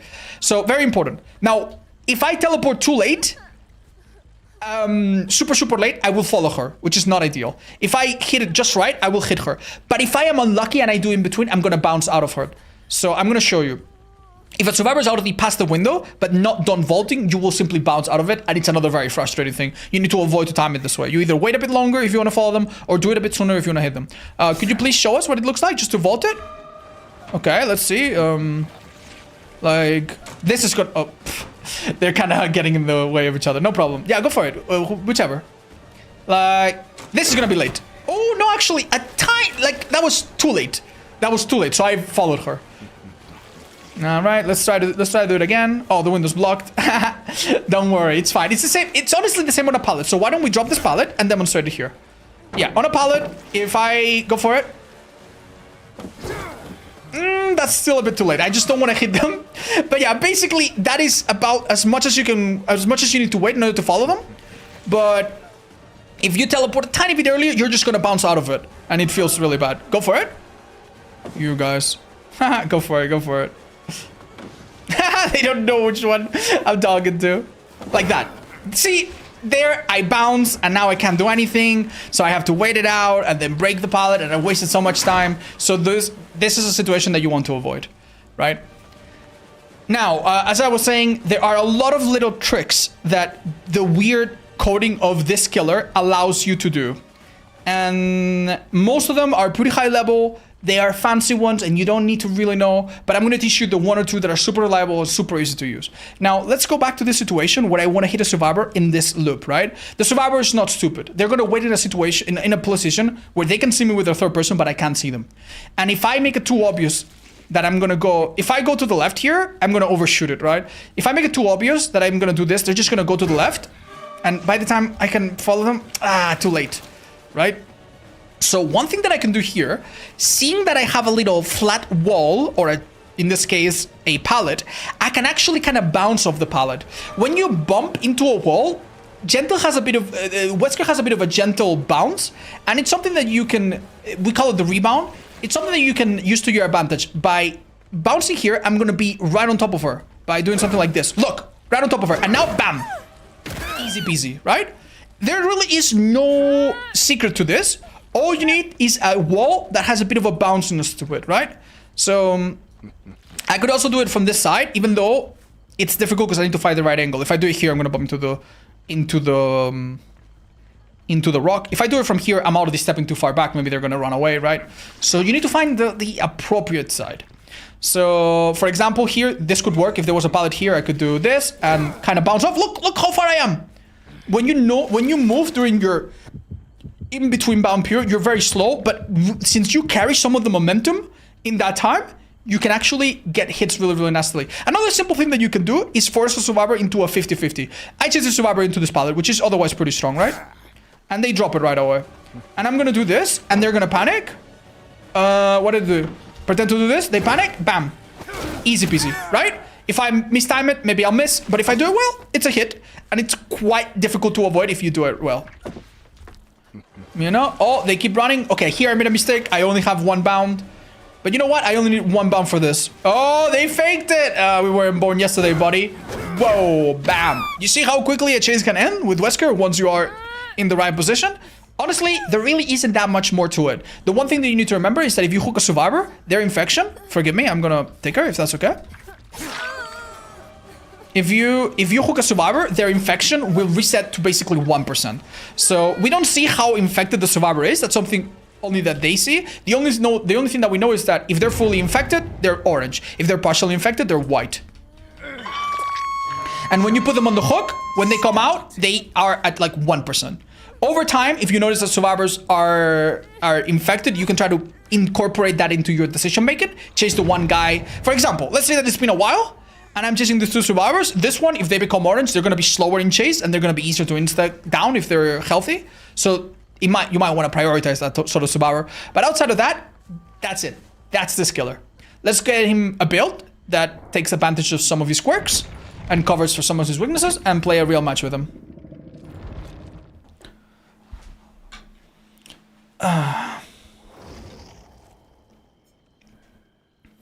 All right. Thank you. Thank you, guys. Egg makes you rebound further. Yeah, I know. I will mention it because it's kind of important, but not maybe in this part. I'll mention it in a second, guys. Thank you. All right, let's hope we have a good final game and we leave it here. Oh, shit. Misclick. I almost misclick again. All right, let's go. Let's put together a beginner build for Wesker, which I didn't do before because I figured we had so much time in the lobby queues anyway. Beginner build. So one way to know what to go for is to type global and see which perks we have. Deerstalker's not bad here. Plaything's really good. No, it's not bad. That looks not bad. Then we could type some perks here and they're okay. All right, so for Wesker, his own perks are all niche and not bad. Awakened Awareness shows you people around you when you are carrying a survivor, helps you avoid altruism, helps you avoid sabotage. It's maybe outclassed by some other info perks, but it's not bad. Superior Anatomy makes you vault faster, which on a few killers is quite good. However, keep in mind that this does not work with your power. This does not make you vault faster with Wesker or with Legion or with any killer that vaults with their power, like Chucky. It's just normal vaults. It can be interesting, not super hot on Wesker because he does have his unique vault sometimes, which is enough. Terminus is not super good on Wesker, but it's good on a few other killers that can play the endgame well. It forces everyone in the endgame to, if they get injured, be injured forever until they open the gates. And with some perks, like the Trickster's No Way Out, that can take a while. So it can be a bit scary. We're not going to use anything fancy. We're going to use Insta-Down for the endgame from Noed, a little bit of slowdown from No Holds Bar / Deadlock. This perk looks and might have a different icon depending on whether or not you have Pinhead. And a perk that I don't think we've used so far before, Plaything or Fortune Fuel. If people don't hear your massive terror radius, Wesker is, outside of his terror radius, Wesker is otherwise a pretty quiet killer. So this can be nice if they don't hear my terror radius. And Deerstalker shows me their aura every now and then. And if someone's seeing my aura, I will see theirs. So it's kind of like a reverse Uno card. As for add-ons, you cannot go wrong with the add-on that increases your recovery. The egg add-on gives you more time to do your second bound and also makes the momentum be preserved a bit better. It's the favorite of a lot of killers. I'm not going to run it. I'm going to recommend that you run the Tendril, which makes pulling out your tentacle slow you down a bit less, makes it a bit less punishing. The Medallion is a good add-on that makes your first dash a bit longer and your second one a bit shorter, evens them out a bit. The Walkie-Talkie is the opposite and it's kind of a meme add-on. I don't recommend it. The Jewel Beetle makes you throw survivors earlier, can be good for throws, but there's a bit of risk. And almost everything else is somewhat usable with a few exceptions. Maybe stay away from the Iridescent add-on that makes you insta-break pallets. That's something you can mess with later. Don't go with anything fancy. Go with one of these simple ones that I mentioned. And try not to depend too much on them. Wesker can be used without add-ons. He doesn't need them super, super bad. Let's hop into this game and see how we handle it. Yeah, Trail of Torment would be good, but unfortunately that perk is from Pyramid Head. Can you start from the top? Yeah. You mentioned the cooldown thing, but it's not too important. I don't think it's too important, chat. I don't think it's too important. And I'm pretty sure they're going to patch it out. Okay, we have a small, beautiful map. This is wonderful. Right, remember, we have a bigger terror radius. We cannot waste time around the edges of the map. We're going to look for the most... This is something you need to do with every killer. Thank you, Satya. But more so with these. You want to definitely check every line of sight. Look for... Oh, I see a survivor's aura. Or their outline. Beautiful. Let's chase them. 2 survivors here at least. One that missed a skill check and whoever this is. But then to go this side, then go the other. Is someone a little bit lost here? What's going on? Oh, they went upstairs. I've never seen survivors go up here. That's cute. Are they still up here? I think they dropped just now. Oh. Okay. Oh, they're still here. Damn. I had never seen that part of the map since the P2B. Oh my lord. I am chasing ghosts, man. I am chasing... Dude, these scratch marks look like they were so close. Unfortunately, this is the sort of pallet that... I think this is a down. No, this stalagmite is on my way. The shape of the loop, the more round it is, works against you. The more straight it is, it's good. Here, she kind of overthought it, and that worked in our favor. We don't need to use power in every chase. Definitely not with Wesker. Oh, you're still there, buddy? Oh, I think he might... No, that's not good. It was close, right? But the geometry of the map was not so hot. We made her panic and drop that. Good effort. We didn't really showcase our power very much here, but that's okay. We got plenty of time. Deerstalker is going to show me the auto of the person that I've chased the least, which happens to be that person over there. Lucky me. I'm going to go here. They could sabotage. That's a bit risky, but I want to hook next to the Shen so that we can bother both at the same time. Oh, please tell me they don't finish it in my face. Okay, do we kick it? It's going to get blocked while I kick it. Damn, whoever was here has begun a stealthy campaign. I'm not gonna lie, man. I could take so long. Oh my god, they have 3 gens nearly on. I could take so long to find them. I should see their aura, but I didn't. So, are they in a locker? That would be insane. I have no idea where these folks are. I don't want to give them a free unhook into finishing that gen, but it seems like I don't have any choice, so... Yeah, I know, I'll chase you. Don't worry, buddy. Been looking for someone my whole life, man. Alright. Do you see that this gen made a sound as if someone was repairing it, even though it was... This is an amazing one. Look, I'm gonna toss her into the corner. Oh, she didn't go as far as I thought. And there's a pallet right here. Do I get my second bounce back? I'm gonna vault this. This pallet is actually really good. I wait a little bit until I hear the clunk. To be fair, she played that well and I played that not so well. Never mind. The situation reversed. Then she played it bad and I played it well.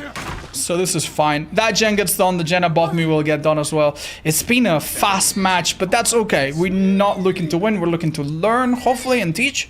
So that's fine. After finishing that gen, they heal in that side, most likely. I saw the auto of a survivor here, and this gen, I know is close to being done. So I'm gonna look here. I didn't really explain this, but Wesker's dash typically does not let you go. It's not like demos where it launches you into the stratosphere. You cannot go into the air. There are a few spots where if used correctly, you can kind of like project yourself, but that's another one of those little advanced tricks that you cannot just do everywhere. This is so unfortunate. Wait, this girl doesn't know. Notice that I creep up to this. I'm gonna pretend that I go through here. Does she drop the pallet? No? I crept up to this girl, and she had no idea I was behind her, because remember, Wesker is a very quiet killer. He doesn't have big stomps like some of the other ones. I'm gonna pretend to do this, then she's gonna vault, then I'm gonna hit her, and beautiful. Do you see what I did there? I baited her into vaulting the window, and when I dragged her with my tentacle, I immediately moved my camera to the right. That's the Uro bend. In order to... I know I'm not gonna get her here, but... Oh, she made a huge blunder. Oh, that was like last possible frame. That was super badly played by her, but we take it. I immediately slammed her against the wall so that she wouldn't go into the open or something. Okay, the situation is escalating really quickly. But yeah, here we want to either go for the girl on the hook and kill her completely, the V Bunyasa, or go for Nia, who's one hook. Oh, definitely not for this girl, but you know what? We'll take it. After this hit, I leave her. She can do whatever the hell she wants. I want someone that evaded the hook. We're at a place of the game where we need to. It's really unfortunate that we are playing against her so aggressively. Just keep in mind, they did 3 gens in 2 minutes, and they didn't really care about my feelings. So if I do 3 hooks on the same person in 1 minute, I'm not gonna feel extremely bad about it either. Beautiful. Any earlier than that, I would have had her, but any later, I probably would have missed. Now, what happened there was really interesting. Did you notice that instead of grabbing her, I slapped her? I didn't really cover that at all. Oh, what, really? Excuse me? I didn't realize they got everyone up except Rebecca. Let's get a hit on this girl. Let's not overcomplicate it. It would be better to use my power so that I get her infected. So I'm gonna do that. But it's completely okay to just do normal attacks. You know what? I think I can hook this girl and be fine. What happens is, if you hit a survivor with your power, and that survivor is in the middle of an unhook animation, or a vault animation, or some other animation like that, that cannot be easily interrupted in a visual way, instead of grabbing them, if the survivor is in these animations, you will instead slap them with your big tentacle. And that is fine. Functionally, it is the same. I cannot grab her here. She's got some obstacles. It's okay. We waited out. Pallet came down. She's gonna vault back. If she does go, I'm gonna fake it. She'll run into me. There's a... Okay, wait. Now! Oh, unfortunately, I think we weren't quite far enough. We're gonna fake the faking of the fake and see if it works. I get my 2 powers. If she's got Dead Heart, she's gonna use it now. There it is. Goodbye, B. You did a good effort, but I'm sorry, you gotta die, man. This game's going by fast enough. You've already had a second chance. Hi, Nia! What's up? Injured person out of the hook once. Love it. Fake this. Ooh, do you see what happens when you're too late? I wanted to do the same thing that I did to Kate, but I wasn't sure it would work. I'm gonna move my red stain. She thinks, yeah, Dead Heart as well. Let's see it. No. So what I did there, by the way, this is a super killer basic. Survivors see a red light in front of your camera, right? And you can manipulate your camera to make them think certain things. What I did there was like, I walk towards the doorway, I show my red stain, and then I do a very suspicious like, whoop, 180-degree turn, and it looks to her like I am changing my mind and maybe going back to the window. But it's a little mind game. It doesn't always work. It's quite basic. Sometimes you do a mind game of like doing something interesting. Sometimes the mind game is just to do nothing at all. Right. Generally speaking, because you lose a bit of distance when holding your power, you want to start using it when you know the survivor is really cornered, or she's dead, or when you are a little bit closer to them. If there's nothing for the survivor to use, just wait a bit, get a bit closer. It will be easier, right? A couple other things to consider. Your first bound doesn't always get a survivor, but that's fine. Much like every other killer that has to mine hitboxes, you want to aim not at the head of the survivor. You want to aim a little bit at their lower back or their butt, because that is a little bit more accurate to where their actual center of the hitbox is. You can sometimes hit like their legs, and it's easier to do it that way. And there's a couple more intricacies about this that I can try to talk about. There's a couple more things. I just don't know, like some of them are honestly quite stupid, but you know what, I'll tell you about it. Sometimes, if you know that, oh my god, they're in locker, they're in basement. Haha. If you know that you need to have a shorter bound than usual, you can on purpose bump on something to make your animation shorter. I'm gonna aim in front of the pallet so that I very, very clearly vault it, pretend to go to the right, then go to the left. Does she have Dead Heart? Doesn't seem like it. You notice that because you have quite a generous time between bounds, when I was chasing the Kate, I wasn't sure if she had Dead Heart, so if I'm really close to her, sometimes I will wait to see if they panic press the Dead Heart key. Dead Heart is a perk that you see more and more when you get more experience. If you're a beginner, you're not gonna see too many of them. Maybe expect them on David's, because they start with that perk. But yeah, anyway, I lost a little bit of track. Oh, my perk is gonna show me the auto of someone. Where? How? Huh? Maybe it's the person on the hook that it showed me. Either way, they don't have too many gens down anymore. And the game has really slowed down to a crawl. Anytime a survivor gets unhooked, by the way, you can if you're nearby and they're careless, you can threaten to hit them both. In this situation, I would want to go past the survivor, right? And then hit them back to slam them against Rebecca. If you do it too early, the survivor of the hook will have immunity, and you need to wait until they kind of are capable of moving. So you need to time it a little bit. There's a bit of subtlety to it, but it's something you'll figure out. Anyway, we do have a perk that every now and then is going to show us on the auto of a survivor randomly. So yeah, it's just a little boring. Maybe they are in shock again. Let's check it. It's every 30 seconds we see the auto of the survivor with least chase right here. So let's wait around here and see if someone's revealed. Oh, they're actually doing this one. Damn, I really don't see them, dude. Are they just in a locker? It's just the auto of the... Is the survivor on the hook the one that's being revealed? This makes no sense, but... I mean, we'll kick it, I guess. Bit of an awkward situation. Sometimes the survivor expects the other one to die so they can get hatched, but then none of them are doing it. Hiya! Beautiful. And we found the perfect place to slam her against. Wow. She was injured, so immediately grab. Beautiful. I didn't really see her, no. I did see someone in basement. Oh, is that her shadow? Oh my god, you've been betrayed by my graphic settings. Oh, damn, I tried. So there, what I tried to do, I tried to slam into the wall with my first bound so that I could get the second one off sooner. It's a trick that you can do. Is she even here anymore? Hi. It's a trick that you can do, but yeah. It's I'm not an expert on Wesker. There definitely are amazing resources and guides out there and amazing Wesker players that maybe you can learn some more advanced stuff. But this should definitely be enough for now to get you started if it's your first time playing him. Okay, can we get her there? Oh yeah. If you have a chance like this, you can immediately tap to go for the second bound right away. It didn't work out. It wasn't enough for me, unfortunately. That hard? No, I don't remember. But yeah, don't forget, you can just go like brr, brr, and do them in a burst. Just because you can wait in between doesn't mean you have to. And sometimes waiting is the play. Sometimes a survivor will do really stupid things while you just wait there, so... Yeah, try different things, see what you like. Don't forget, the second bound is much longer than the first one. So if you go for a survivor and you miss, you can sometimes send yourself so far off. It can be, you need to weigh the risk of reward versus potential time lost there. Hi, who's that? Oh, it's One Pump Willie. What's up? Hi, Zelzy. Well, she doesn't want to get it, so... Thank you so much for the raid as well. You guys are real sweet. The Zelzy, I'm not familiar with. Sayoto, thank you for the 4 months. Crushing Tech, thank you. One Pump Willie, we are good buddies with. So, yeah, I hope you guys had an amazing stream. Unfortunately, I think we're going to leave our TBD here for today, but I'll give you more attention in a minute. Have fun with Wesker, everyone watching this on YouTube. GG's.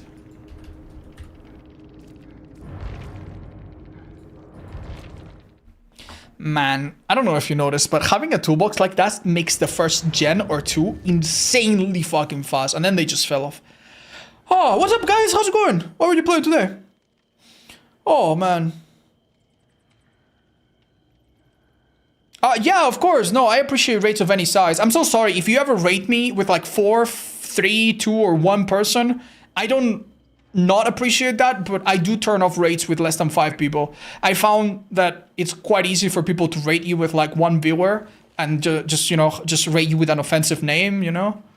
Like Pineapple Belongs on Pizza has rated you with 1 viewer.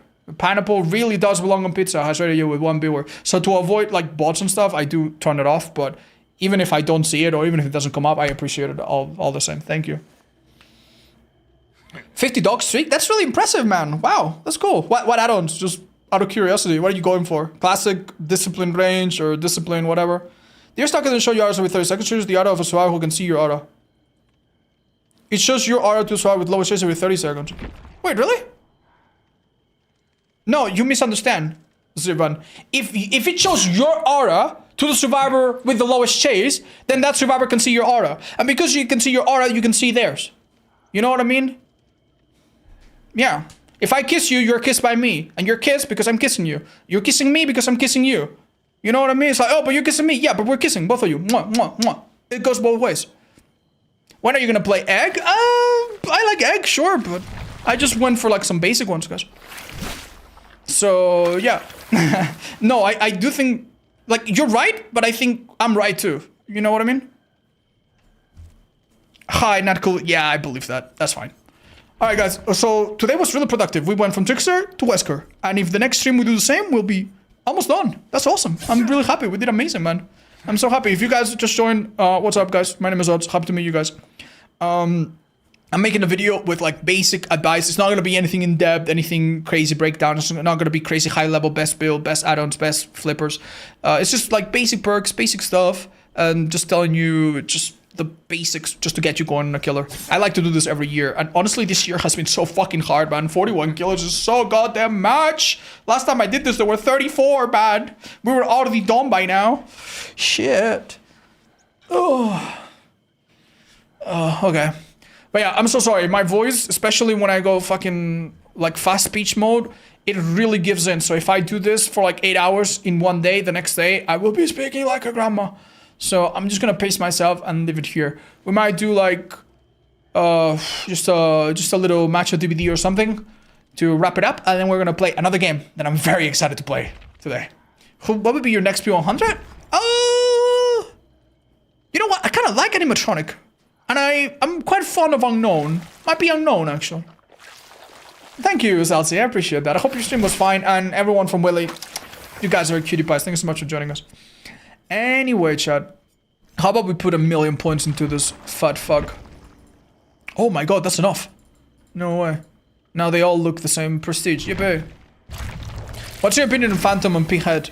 Really good. Yeah, that's good. Any killer that has low mobility that can really be crippled by survivors just hiding at the start, it's not a bad idea. Is it better than Lethal?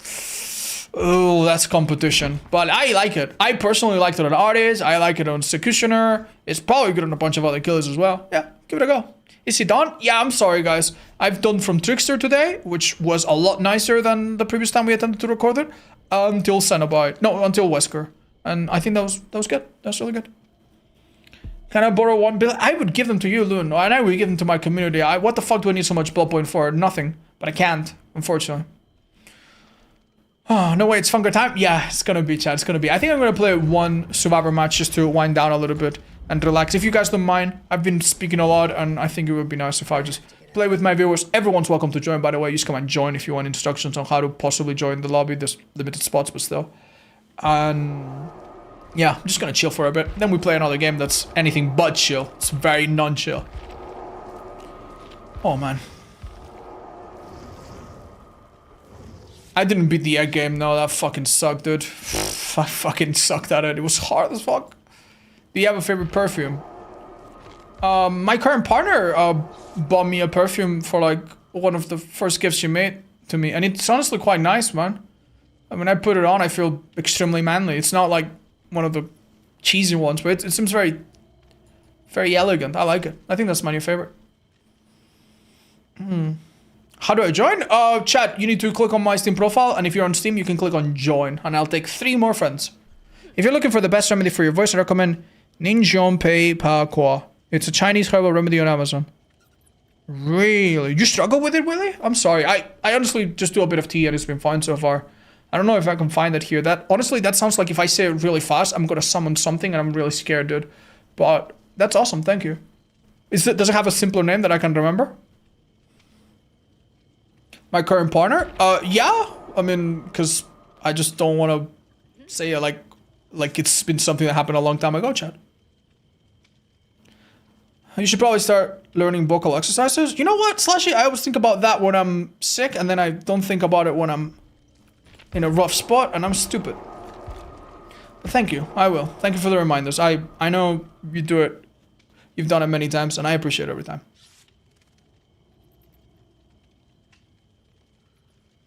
Yo, mods, it's okay. We don't need to ban that person. It's alright. We can unban them. I'm sure they didn't mean to offend. But, yeah, please, be respectful, guys.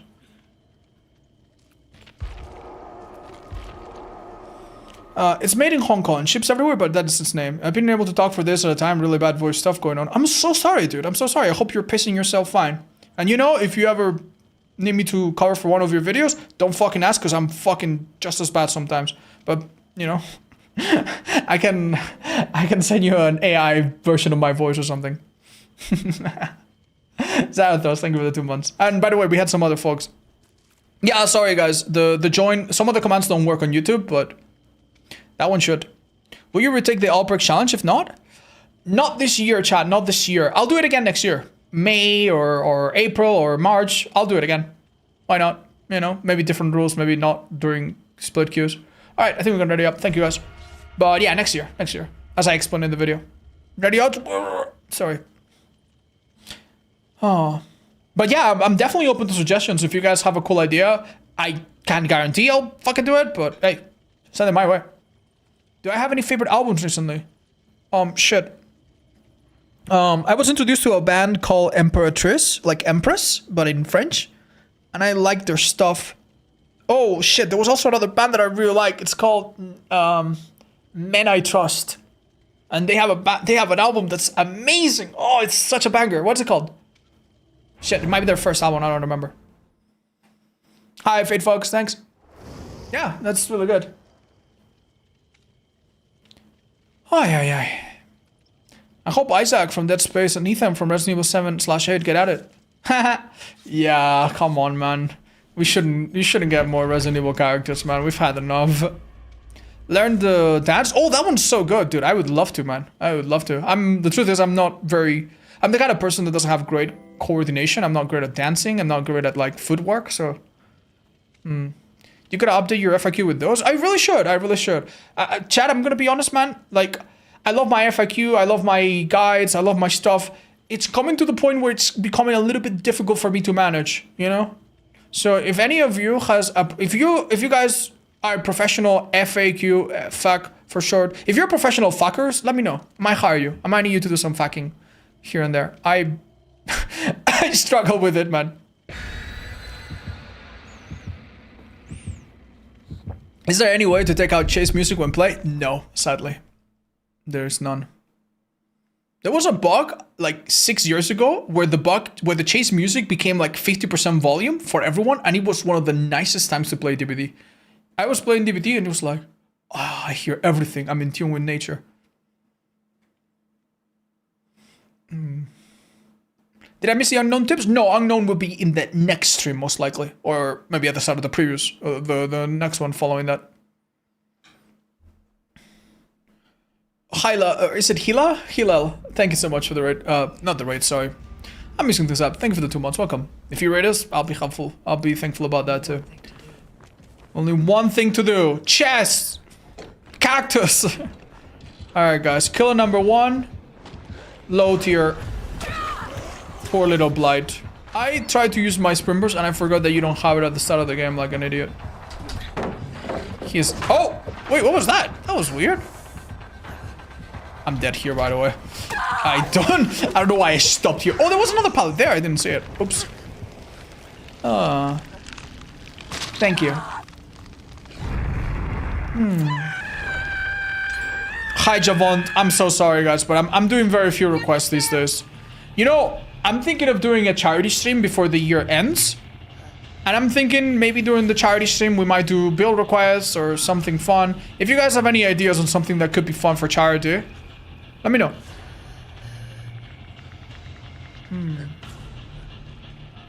Chase music is one of the most annoying things when you see the survivor. Yeah, it's part of the balance of the game, and it feels really bad that in some cases it's so loud and so annoying, man.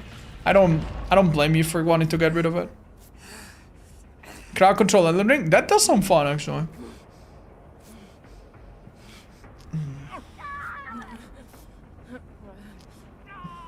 Oh, damn, dude, these guys are doing great.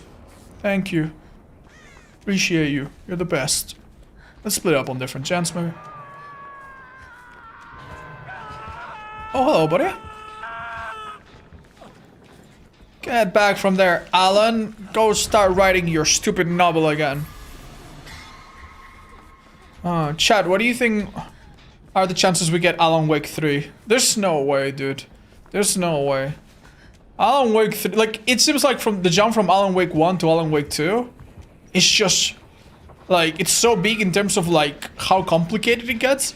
Alan Wake 3 would all be a dream that happens in the span of a single minute in the mind of a pigeon. And then you wake up and the pigeon flies off. You know? Like, it's gonna be insane. I don't think they should do it. I think they should make a new story. I think what they did with Alan Wake and Alan Wake 2 was quite special. Probably write something new, right? Maybe in the same universe, because they seem really keen on doing that. Maybe we get Half-Life 3? Today? Why? Is there some big announcement or something? We Let's Play Fungo today? Yeah, chat, for about 1 hour. If you have never seen that game, oh, you're gonna love it, dude. It's horrible for me to play and probably fun for you to watch. Control 2 is coming soonish? Oh, that's a thing? I didn't know. Interesting. Oh. I think there's a plan for Alan Wake 3, but they're working on Control 2 first. Oh. I wonder if Control 1 got a lot more gameplay and a lot more sales following Alan Wake's 2. Big success, I would say. You probably broke some NDA spoiling that? Spoiling what? Don't tell me that, chat. That is a bad joke for me. I actually am under some NDAs sometimes. Not super often. Not right now, I think. But, you know. Like, it does feel really bad if I think that I said something that I shouldn't. I don't know if you've ever... I don't know if you've ever noticed it, but... Oh, shit, dude. Yeah, sometimes streamers have contracts where they are not allowed to say something early, or they cannot play a game until a certain date. And it's a bit of a scary thing, man. Because when you read the fine print of the contracts, it's like, if either party does this, they can be fined up to $1 million. Blah, blah, blah. You know? And it's like, holy shit, dude. Damn. Shut the hell up.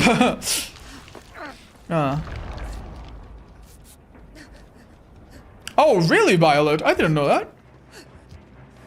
Oh, man. Poor Alan Wake needs an Alan nap. Shit. Is he under a pallet? I don't think so. Bye-bye, Alan. I love your book. Wow, these killers are objectively kicking our ass, by the way. And we're at 1 gen somehow, bruh. Wait, half a gen, bruh. That's the main, maybe? It's that one over there. Dude, I don't even... Dude, they're gonna finish it. We should just go a gate. Look out for ourselves a little bit. That's ridiculous. Okay, there's 2 killers by the gate and I'm dead on hook. Should I open it?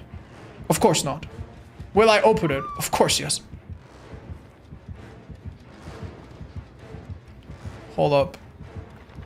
I could have touched it for a second, but I didn't want to risk the other one. Let's just let him rush past me. And now, because he's already seen this get at 0, he's thinking, guys, or guy, go to the other one. They're not here. Silly baka. Apparently, Behavior made an MMO for Nickelodeon ages ago. What? An MMO? Damn. Behavior's done some stuff in the past, huh? They made a game about a stupid bear. They made a game about Game of Thrones. It didn't get much traction, I think. Yeah, what else has Behavior done that's, like, interesting? Man, they made a platformer Smash-type party game. And that game, honestly, people have forgotten about it. It was called something Misfits, you know? And that game had a problem so blatant, dude. I'm not surprised it wasn't commercially, like, super successful. And I'm really flipping Misfits.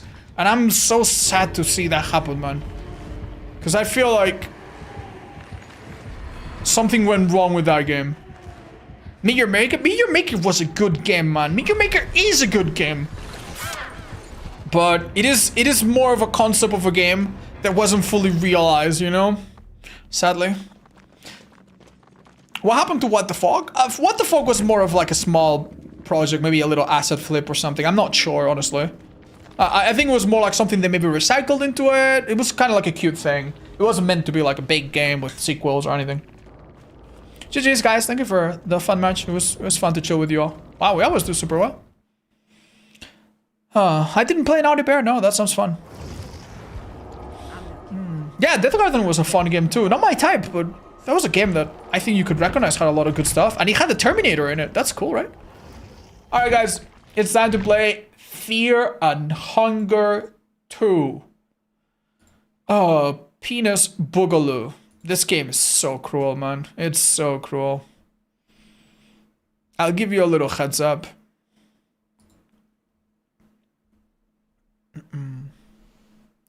Right.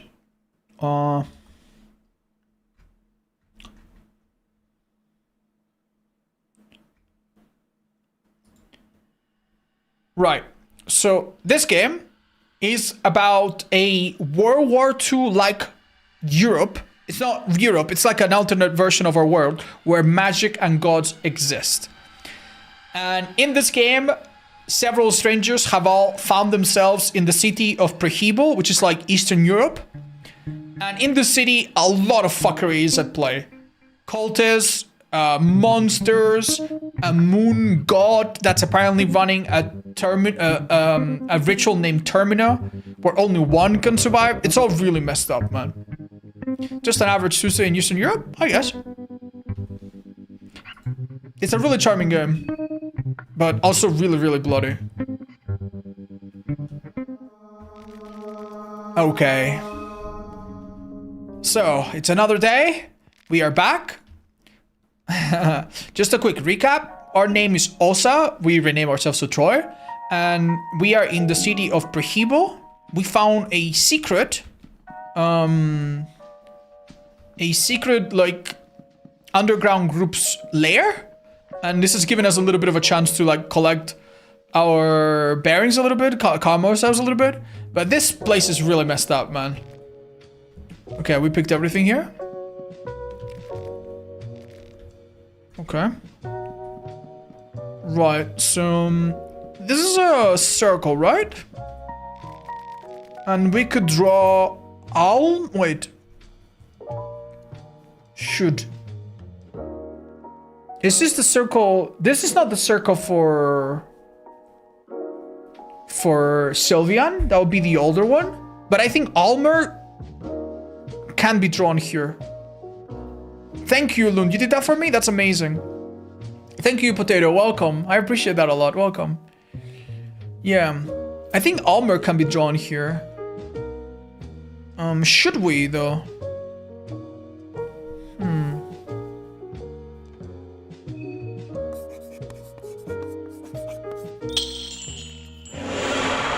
Right, so increasing affinity means we have access to more spells, and that means also we can now teleport between different spots, which seems pretty good. Let's go to the train. See if anyone's still here. Okay, the two boys were outside the train, right? Let's check on them. Seems like they're still training. Hey, good to see you safe. Okay. Okay. Yeah, they don't really seem to want to follow me. Ha! That girl with a gun is so funny. Okay, let's give them some food. We have so much of it, but... you... let's go back into the city, shall we? Is it the pier? Yeah. Okay. So before we ended the stream yesterday, or last stream, do you think this place is safe? I could really use a break. Oh. Oh, shoot. Where is she? Oh. Oh, she's leaving my party. Hi, it's the evening of the second day already. Oh, Jesus. I don't know what I asked. The club is nice. I'm not too used to clubs and city life in general. But I've always wanted to experience a place like this. If only if it was full of people and full of hustle. I guess I only have to imagine for now. Let's be serious. We have more pressing matters. Right, you're right.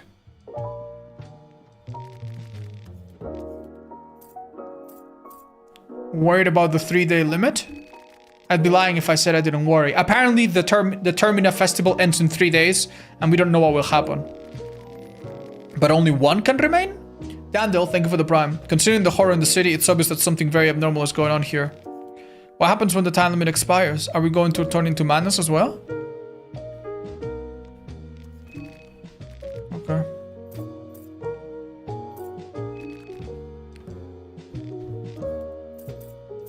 Attack her.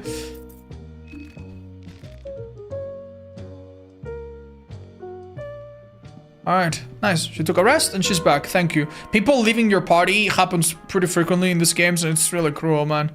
Because the difference between being one person and being two is so massive. Right, we've already looted here. There are some monsters here. Oh, Jesus, that one's there. We were chased into this area by some maniacs, man. I'm glad we can teleport around. What's this? Hey, hey, hey. How about a shilling for the poor old me? What can I get in return? Right. Nothing comes free in this world. The cards, I can read them and tell the fortune. Okay. Okay. It appears you're in search or in desperate need of select few relics of importance. The gaping hunger. The one symbolizing endless hunger and endless discontent. The one that you can find from where one starts their long journey on the path to that very same discontent. Where do you start your long journey to a path of discontent? Your cradle? The martyr. The one symbolizing the need for idols, the need to dreams to look up to. Naturally, you can find that one from the House of the Holy, a church. 3 rivers. It appears you have begun another quest as well, one that is hidden in the plain sight. The 3 rivers lead you to the promised land. A man-made conflict hides a stream of consciousness. Follow upstream, a treasure hidden behind a waterfall. Hope you got your shillings worth. Fucking hate loonies like this. Oh yeah, we have the severed head of a wizard in our pocket, by the way.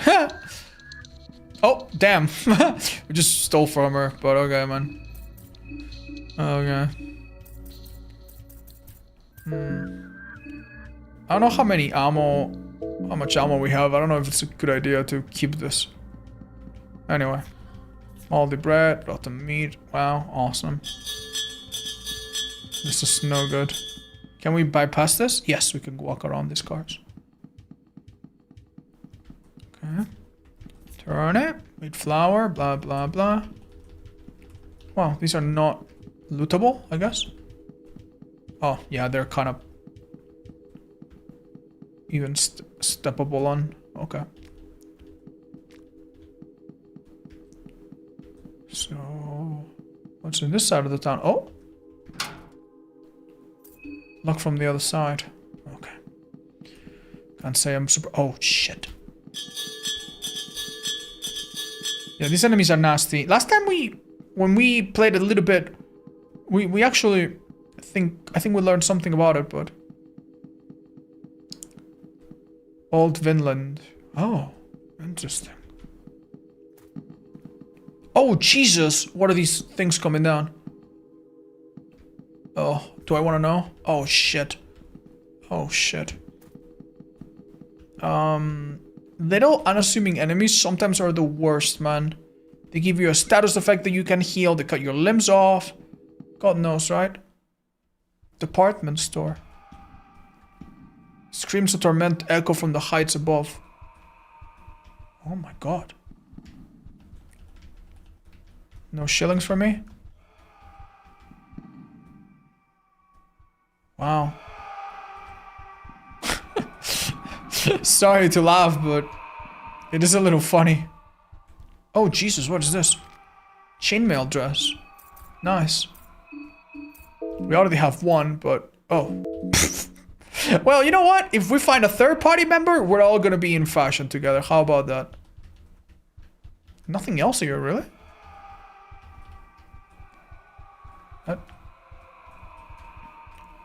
No way you're playing this on Twitch? Apparently this second game is kind of okay on Twitch, despite some of its graphic things. I haven't explained this, I'm so sorry. This game is quite nasty. Has a lot of dark themes, really nasty things. Nothing's really safe. So please, if that bothers you, needless to say, completely fine if this is not the stream for you. Man, I really need to figure out what the hell's going on there.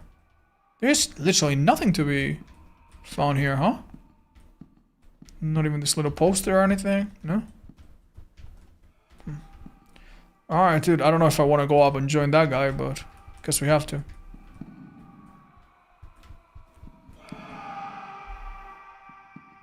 Oh, maybe not? Dr. Keffer. Ptolemaeus old-fashioned freeze.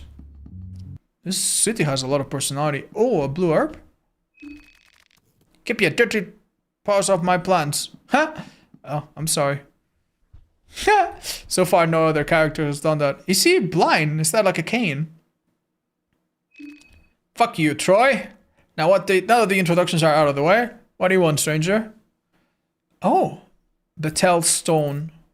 Soul the Boris necklace. Small things amulet. Ring of the still blood. Thorn ring. Yeah, why the hell would you want a thorn ring for 50? When you can just find it for free. Ooh, a soul stone is nice. Wild dagger. Is that the plant that we see in the intro? If we find one, maybe we can identify the others? Weird. A pipe allows you to smoke things. I like the hardened heart, but I cannot afford it. Let's maybe come back and we can buy that. Seems important. Thank you for nothing. You think he'll get pissed? If I drop his shop? Hi, Ashley. They sound quiet. Yeah, he's aware. You didn't do any portline back there, did you? No, not at all. He's gonna beat me and be the hardest boss. Thank you guys, and Dandel, thanks as well. Okay. Oh, this is open from the other side? Nice, where does this connect to? Oh. Cloth fragment. Did we kill this thing? We must have. Oh, watch out. Watch your feet, by the way. There are mines in this goddamn city for some reason. You can die to them. Found out the hard way. Okay. I should maybe cut his head off, right? Is it a little bit insane that you have to literally cut the head offs of everything in this game? Wait. Is this the place with the maniacs and the chainsaw? It could, yeah, I think so. Oh, we should be really careful. No, not quite. We're close, though. Oh, Jesus. Landmines. Dude, I cannot believe... Oh my god. Jesus, that sound. It's always tails, guys. Exactly. An axe? Is it the same woodsman axe? Yeah. Pfft. Sucks when you get an item that you already have and you don't particularly need. Yeah, this is really good because we are in a part of the map that we have not explored. And the only way to get here would have been through some really nasty monsters. Watch out with the mines. Yeah, I frankly don't want to deal with them. Troy is weak from hunger. Where was it? This way. Oh wow, they really chase you all the way, huh? Okay, let's give him some food. Vegetable pie, sure. Alright, let's keep exploring this way. Oh, do not ask what happens if you play as the girl with the wheelchair and you have to go upstairs, by the way. That's so cruel, dude, this game. Even that is a bit of a handicap. That looks like a trap, I don't know why. I feel like I'm about to get jumped. Huh. It's a huge part of the city. Oh, Jesus. Blue bile is a nice find. A little bit of healing. Alright, let's check this stupid little place, I guess. Old apartments. Oh, maybe we should go there first. Sure.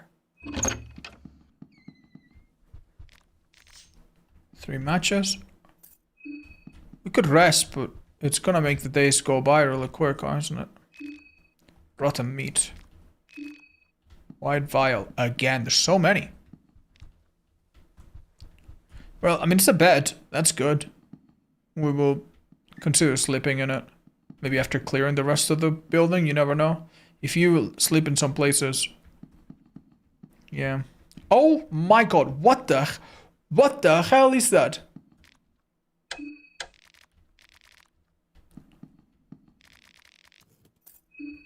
Another bed here, so... Yeah, I feel like that small key was a bit of a waste, but that's okay.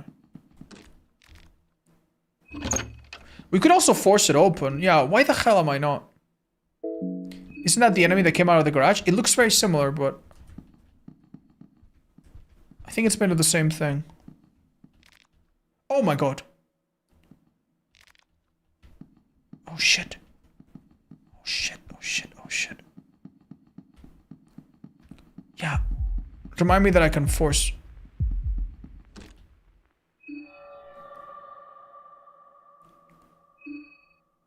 Shoot it open.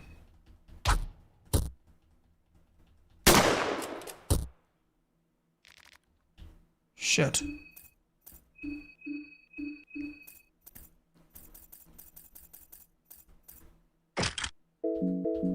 You think if we roll a bit higher, maybe? You think it's weak to axe attacks, maybe? Oh, damn. Strong for me, I guess. Fair enough.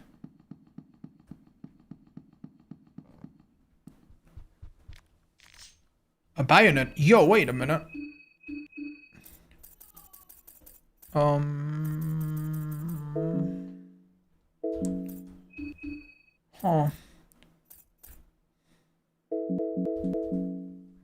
Damn. I don't think anyone can equip it.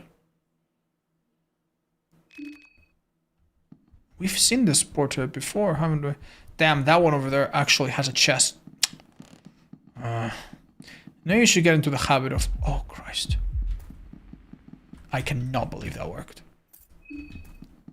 That is so unbelievably lucky. Well, we'll come back if we get a key or lockpicking or something. Doubtful that we will, but... Alright, we got some stuff. Yeah, if you wonder why I avoid combat, man, there's a good reason. This game is horrible. It's an accessory? Oh, is it? No, I don't think so. Maybe it is.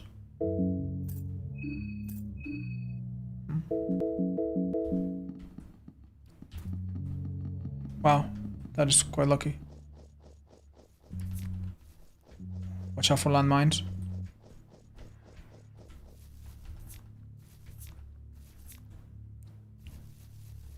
Not the best loot in the world, but... Okay, we're chilling. Oh, Christ. Is this gonna be the church, maybe? This doesn't look like a church. It's the school. Ah, maybe this is the place where we find some of these effigies that we apparently need. A painting of a grumpy old man. His eyes look glassy and more menacing. What an ugly son of a whore. The so-called magicians of this age don't seem to have the same kind of authority as we used to. Okay. Hello? Anybody?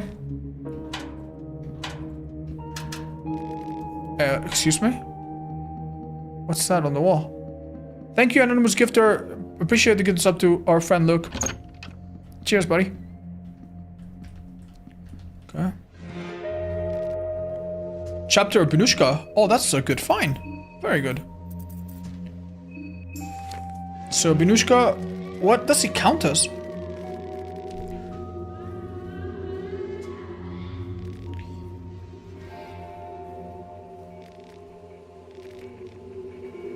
Is he an old god, or does he... Shit. I need to test.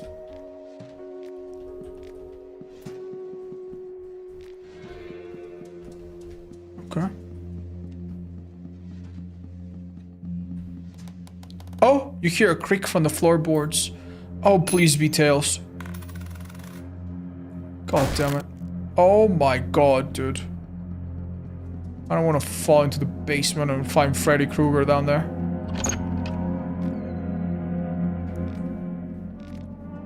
Okay.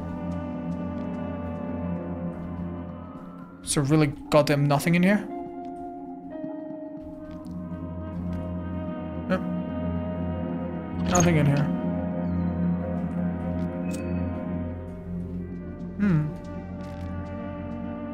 Very intrusive information. It appears that none of the children have any privacy.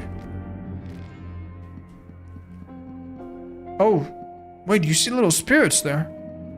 I didn't notice them.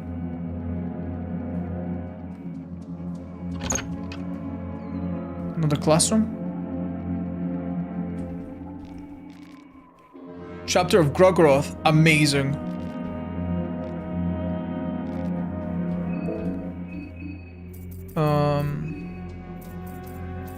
It was the God of Destruction.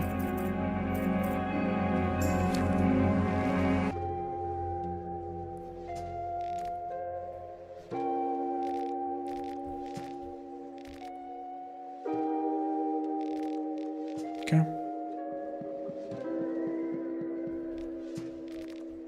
Kaiser's rise to power. Okay. This place has a really nice music. Lucky coin is nice.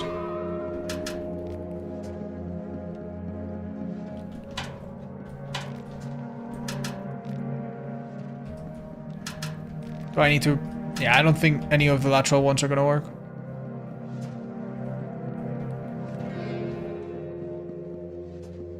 Huh.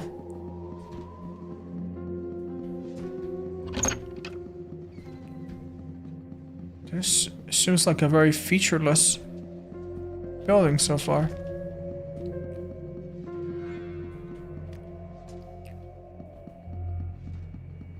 What's with this place?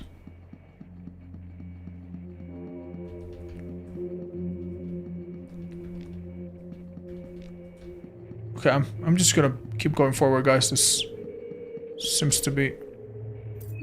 Both are locked from the other side. Do you think I should drop down into that hole? Oh, Christ. Do we want to avoid combat, whatever possible? What? A quiet, shadowy figure sits on your path.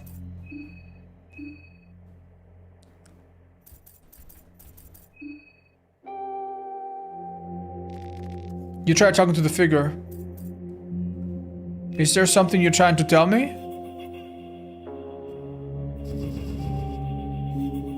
Oh shit, this is otherworldly. Oh, it's doing mind damage.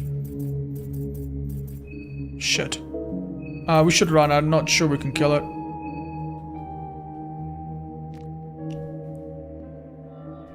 I'm screwed, chat. I'm screwed. I need to kill the thing above. I'm cornered. Yep. Mind damage.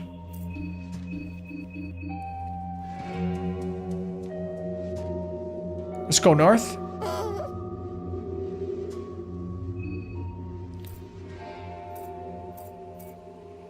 It's got a fat head. Surely we won't miss.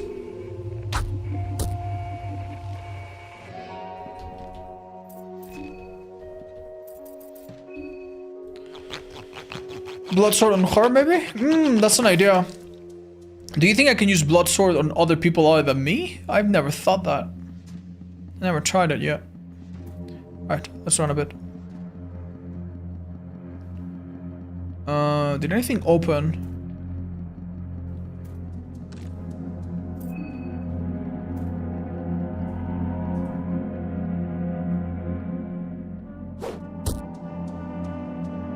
Oh my god, they have chains down here.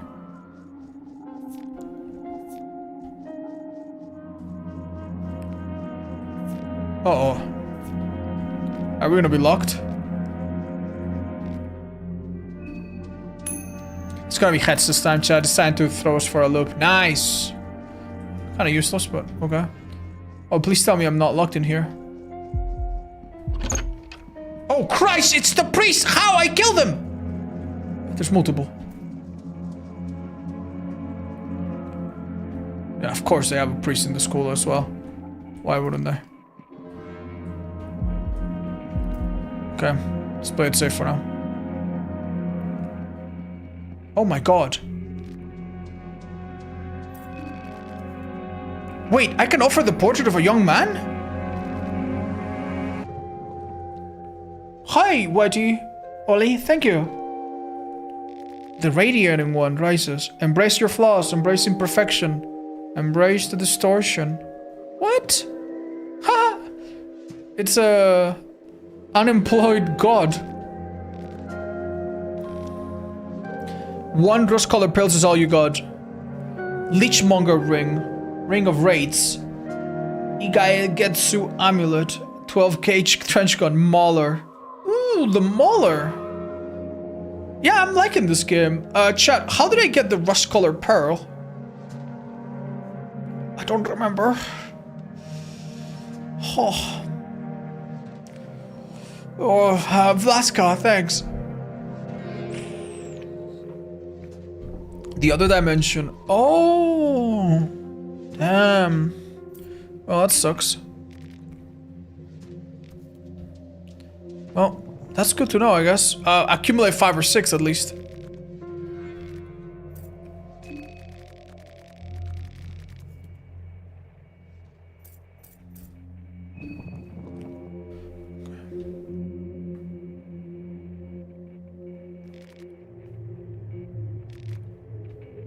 Okay. Cool, I guess.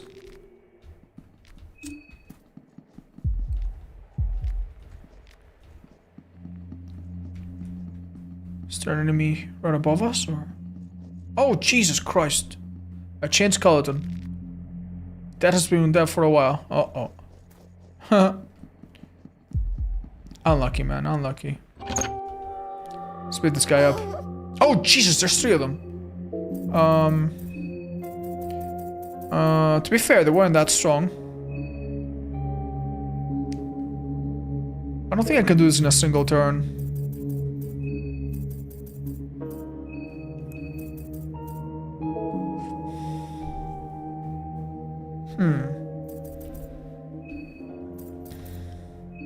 It only targets 1, unfortunately.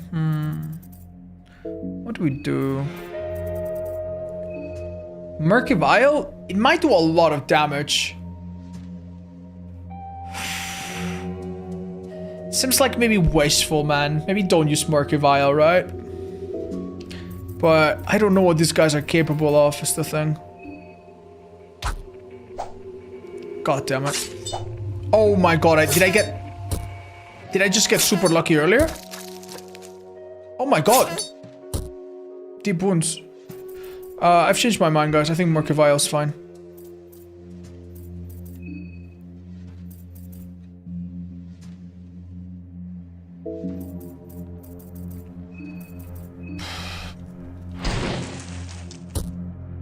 Yeah. Shit, man. Okay, luckily those wounds do not last outside of battle. Luckily.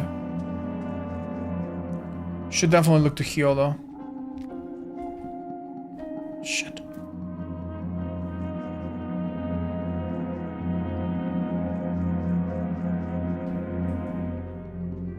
Okay. Oh, I should have cut their head off. Olivia about to explode? Yeah, sorry guys. I will take care of my boyos, don't worry.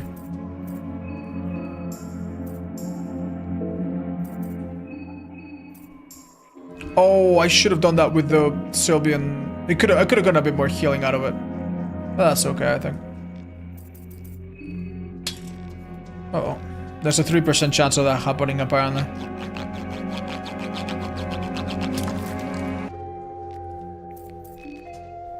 Wait, what? Oh, someone walked up to us. I don't know where they walked up to me from, so...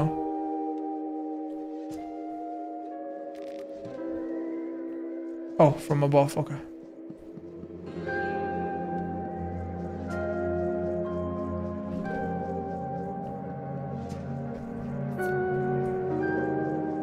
Lots of dragons, cool. Love it. Okay. It's gonna be back to tails, guys. Call it a hunch. Fuck my life.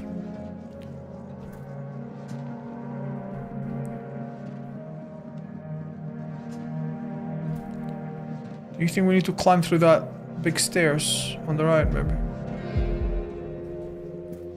No. Shit. I don't fucking... Oh, shit. They're hard to see, in my defense. Do I have a favorite character yet? Yeah, I actually really like Olivia. I think she's kind of cool. I really like her item crafting. Wait, she's hungry? Oh, okay.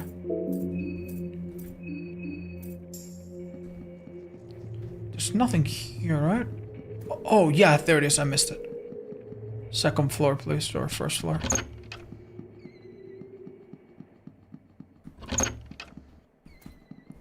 Open the shortcut back, maybe? Oh. Oh my god. Please be heads. Nice. Oh, maybe there's a little crack that I could have seen. Oh shit, what the fuck? Oh shit, oh shit, oh shit. You know, now that I know there's parties of up to 3 of them, I don't know if I want to fight them, man. I have a feeling that this drop here is very suspicious. Maybe it can be used to our benefit or something? I kind of want to read this stupid book, but... Oh shit. Oh fuck. Oh guys, this doesn't look too good. Can I always drop down, right? This is absolutely not gonna be worth it.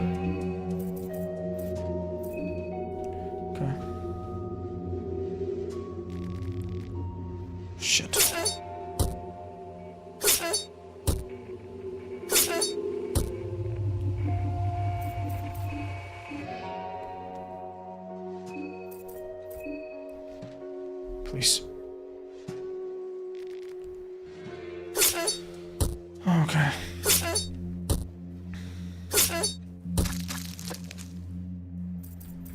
Please run, for the love of God. Okay, come on.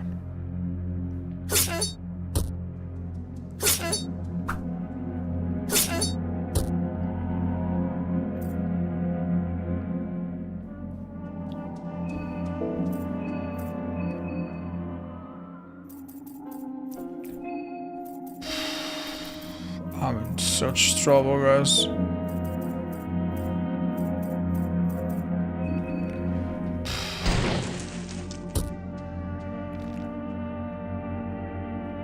Oh, wait, you defeat all of them. Oh, that's why the ones down below. Oh, I see. Okay, that's a little bit less off. Oh, shit. I fucked up, Chad.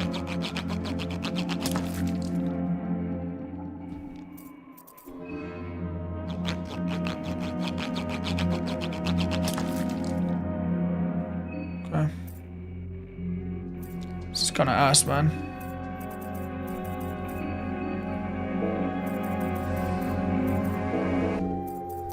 Okay. That's good. That's not as good, but... Okay. Should I generally rely on Olivia's self-heal?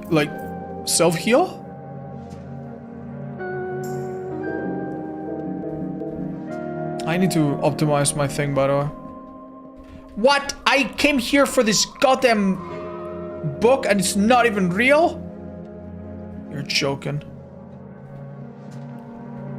It's not actually an item rack. What the hell is the point of this goddamn rune then?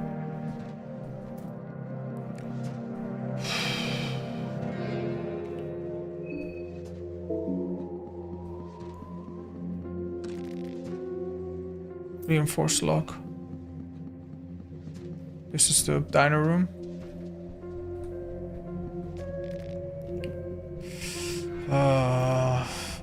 Thank you, Mufan. Appreciate it. Oh my god. Luckily, I am very lucky. Oh shit. Okay. This is no good. Shit, shit, shit, shit, shit.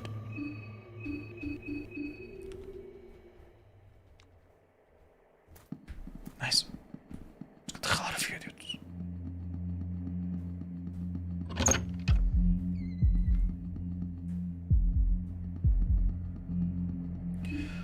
Alright, how the heck do we cure this girl?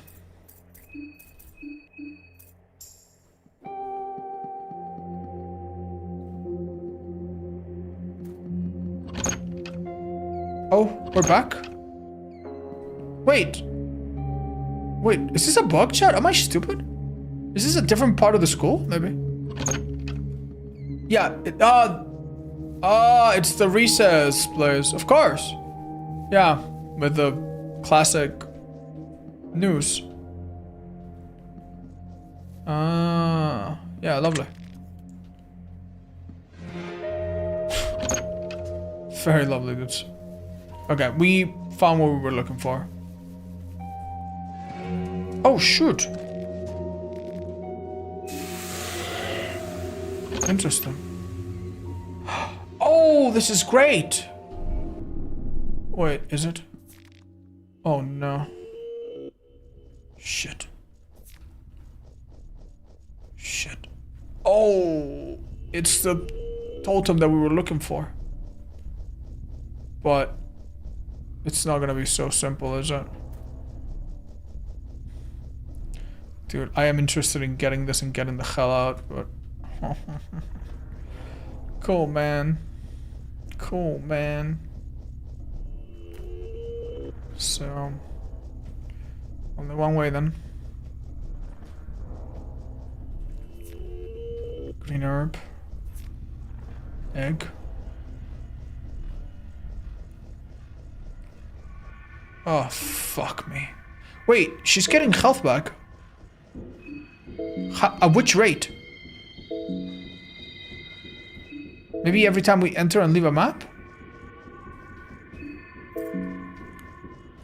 Should we spam that a little bit, maybe?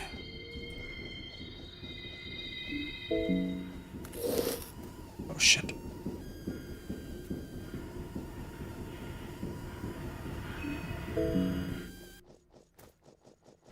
This might have been a poor choice. Shit. Well, I mean, she's in the I don't get one-shotted category now, maybe. Maybe. So that's good. Does she hear in sunlight? Oh, I think it happened while we were in the courtyard. Hold up. Let's go back briefly. That's gonna be it.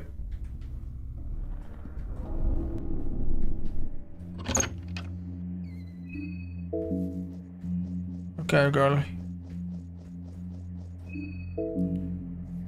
Maybe we need to take steps like in Pokemon.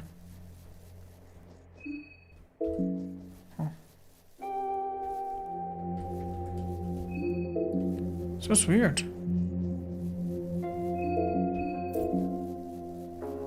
Maybe it's once per day or something. Oh! Okay, could we just kind of chill here for a year, chat? She's getting stronger. I mean, it's nice. Until I unlock those goddamn healing spells. Alright. Your mind will decrease. Yeah, but my mind I can kind of cure. And my hunger I can kind of cure nicely. My health not so much. You know what I mean? Like, it's very asymmetrical right now. I have plenty of food, plenty of... Well, not too many drinks, but... Try interacting with things. There's really not too much to interact with. Yeah, just let's get her to 50 at least. Hi, Salsino. Yeah, I feel like they don't put items in those lockers. I'm not gonna lie, it's a little bit boring to just loot absolutely everything. Okay, when it's 50 we go. 1 HP for 20 seconds. That's kind of a nice feature, honestly.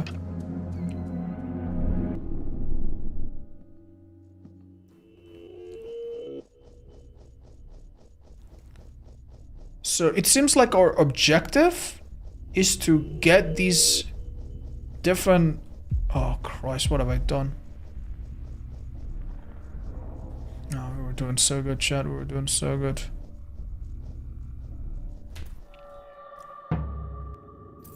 I'm going to try to run and pray. Okay. I don't know how strong that monster is.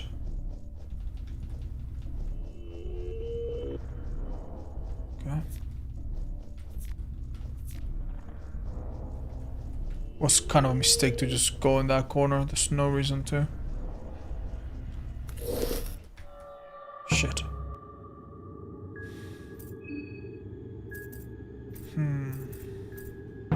Okay, here's what we're gonna do. Guard plus, skills, pheromones, onto Troy. Direct damage to him. While he guards. Nice. He cannot have his limbs cut off, right? Because of his stuff. We could use hurting. What else could we use? Meditation, short circuit, blah blah blah, blood sword. Let's go for the body. Skills, wrench toss. Let's pace ourselves for a slightly longer fight. Nice! Oh my god, excellent!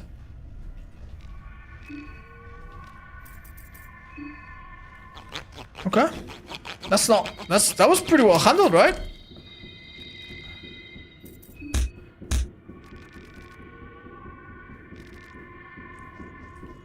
Dude, every time I kick something, it feels like it's gonna explode or something. Heads, please. Fuck.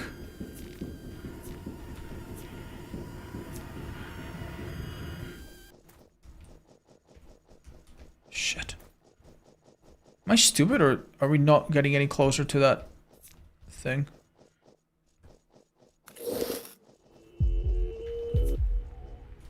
Oh, oh, shit. Same strategy, boyos.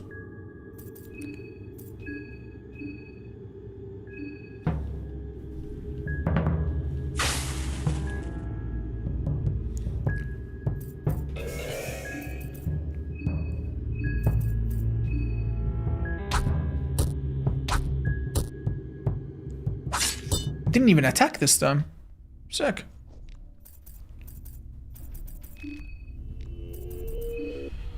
Oh. Oh, it didn't have arms. I didn't even notice that. Oh, this one sure does. Okay. Thank you. No, funny how you don't pay attention to some things. Nice. Oh my god. We might be fine after all.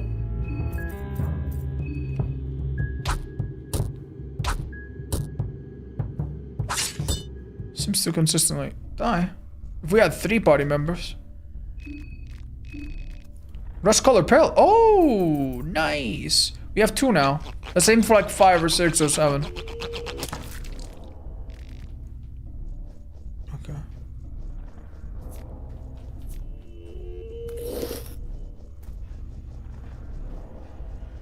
Oh, I see.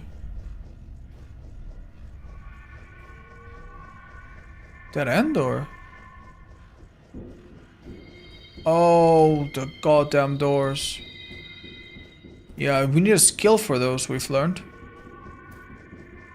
Oh, hey, we found the place.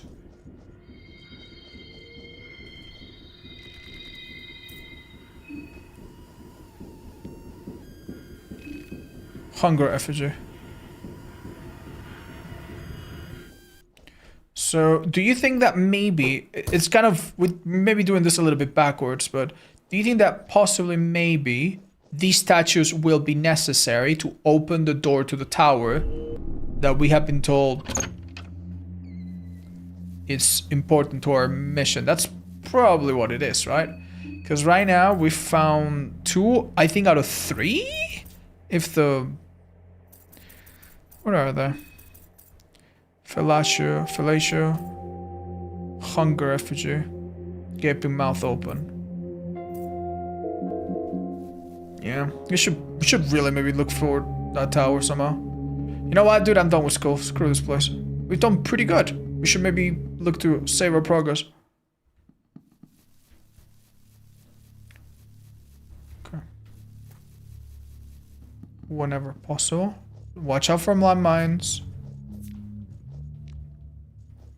God, landmines, dude. I cannot believe that's a thing in this game.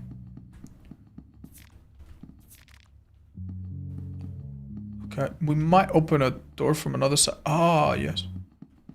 Wait, we've been here before.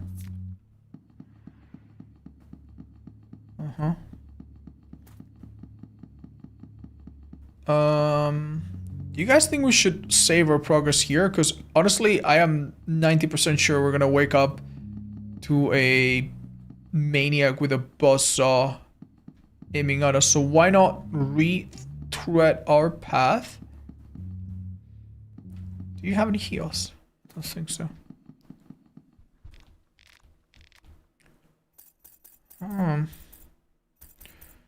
What are the chances that this Batel stone is any good? It's gonna be like immune to nothing.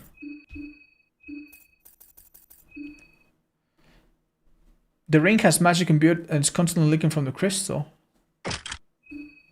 Okay. Sure thing. We're already in the evening, which means that 1 or 2 more sleepiness and we go to day 3, right? What's this? The screams, man. Oh, right. These little monstrosities. We haven't fought a single one. And I kind of want to keep it that way, I'll be honest.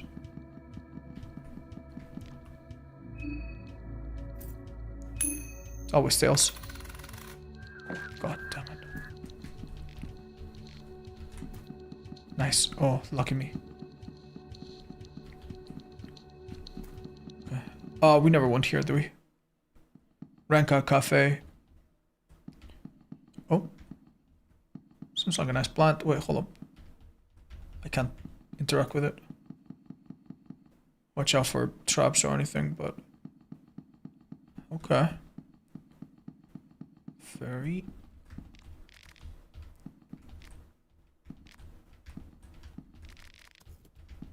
Wait, oh my god, this was a great find. What the hell? Oh, just need to speak to the left, okay. That was amazing, wow. And remember, when I get a spell that allows me to heal, I will be able to turn mine into health. So all of these drinks will be like health, basically, in a way. In other words, drinking is good in this game. Okay.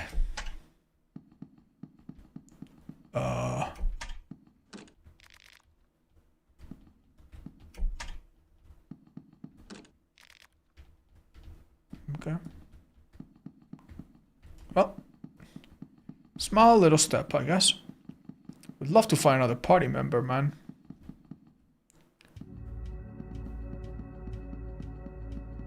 Arcas. Oh, this is a way. This is a stairway down. I never realized. Interesting. This is locked from the other side. This is not gonna break. This is so reinforced. Oh yeah, it's got like really high defense for some reason. Okay. Right. Hunger is a thing.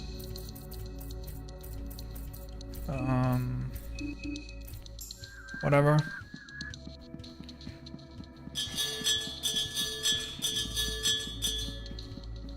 Dude, get another shilling, tell me more.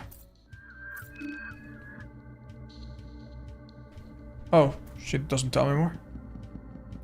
Fair enough. What do you guys think? Should I go rest again? I could teleport, right? From the rest position? Maybe check a few more things.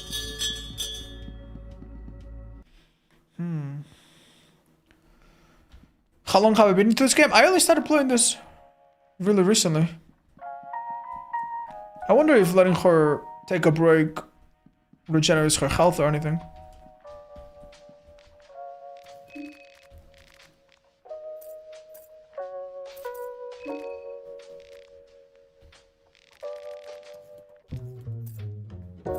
Attack her. Okay.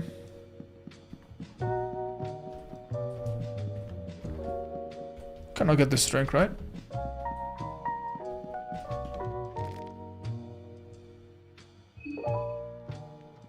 Okay. I guess we'll sleep and see what happens.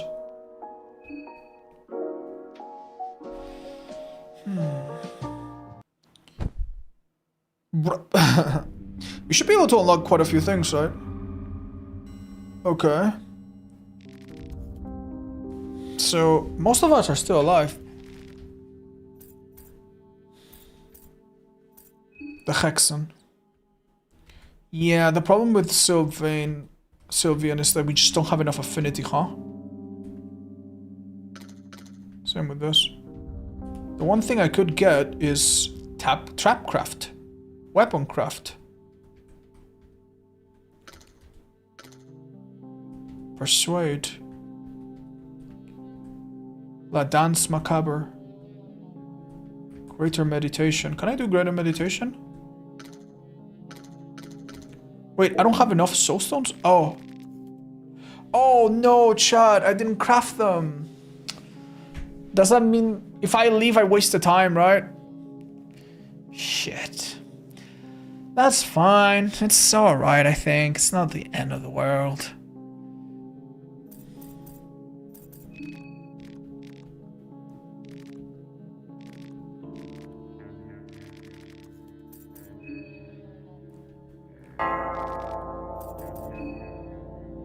Okay, I have a feeling... Oh. I have a feeling we are still on day 2, so... But maybe some things have happened.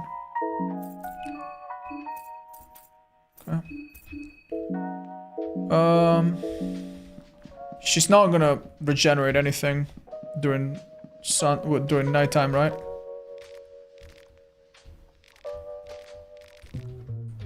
We already picked that up.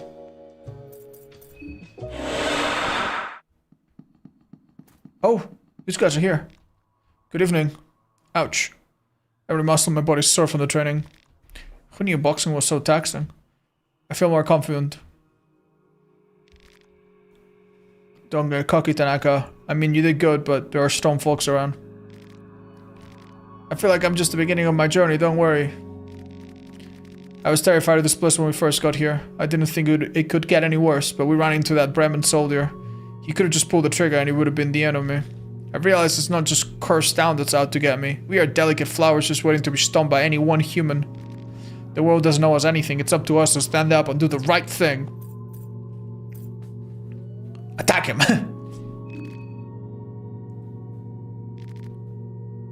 My world has turned upside down. Something bothering you? Darkness, it's seeping in. How the guilt, remorse, and depravity is growing bigger. It doesn't bother you at first, but it tires you out. I'm good, right? Never mind. This place is just messing with my head. Want to tag along? Sure, I could take a look around. For now, anyways. Let's go, chat! We have him! Nice. The thing is, he's really good unarmed. But what do we give him? Probably the chainmail dress. Yeah. Thorn ring, no need to. I have no idea what this does, by the way. Why don't we give it to him? As for weapons... Wait, 89? Wait, what? Oh, he has more base attack, right. Right, so everything is way stronger. That's insane, though. He's really strong with the officer's sword. Teratophobia is insane? Chat, what was teratophobia? Yeah. What is Terra? I've forgotten. Does anyone remember? Fear of monsters. There's not that many, right? Good evening.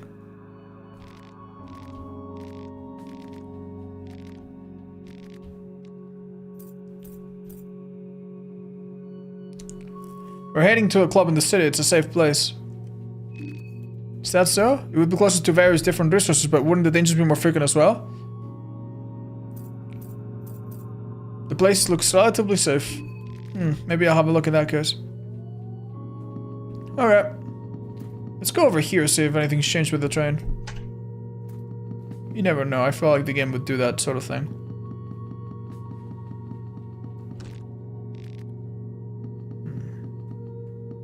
Can't leave through here, right?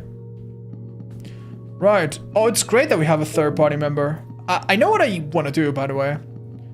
I actually don't want to return to the city right away. I want to go into the underground tunnels. Because we now have the ability to short circuit some of the doors that we couldn't go to earlier. Man, darkness is really scary. Do you think there will be like some horrible monster now that it's day 2 or something? Out to get me? Surely not. But you can't rule it out. Oh. Okay. They look like monsters to you? Nice try, Vincent. Yeah, you tell it to this guy who's gonna be afraid of everything that has like 5 legs. I think everything in this game has 5 legs. Or 2 arms and 3 legs, if you catch my meaning. Ah. That's what the game's really all about. Man, I kind of miss... Wait, can I just pick up his head? Yeah, I kind of miss the goat, man. It's kind of cool. Oh. Was it down this way? Is there a path down this way? Am I remembering this right? Or was that just further up? Oh no, there is. Good. Look for plants I might have missed. This forest is honestly quite friendly. There were 2 dogs and wasn't all that bad. Unless there's a bear now or something. We're kind of chilling. There was also a really big monster in this area that we're about to go to, and we managed to kill it. I'm quite proud of us. What, am I stupid? Shit. Yes, I am a bit. Am I stupid? Oh, there we go, okay. Up here.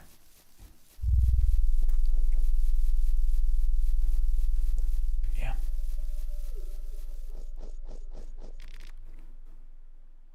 Go down.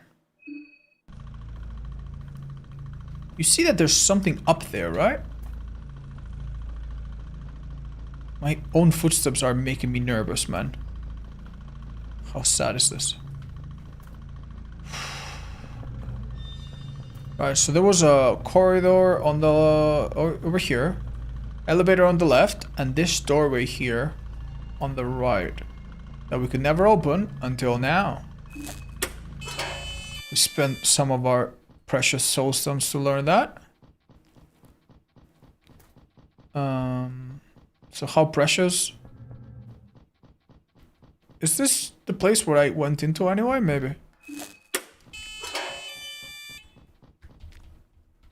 Okay. Cloth fragment, bone saw. Oh yeah, this guy might have different skills. Let's check them out. Bob and Weep, barefisted proficiency.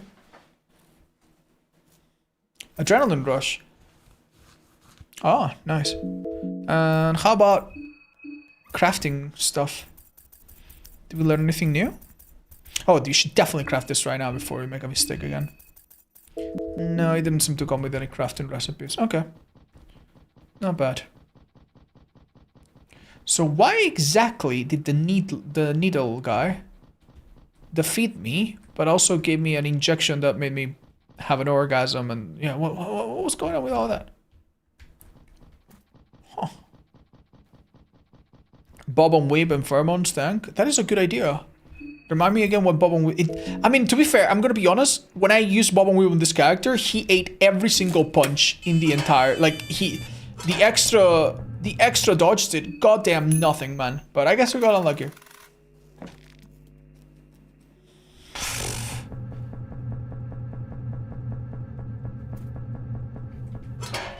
Let's check these little places.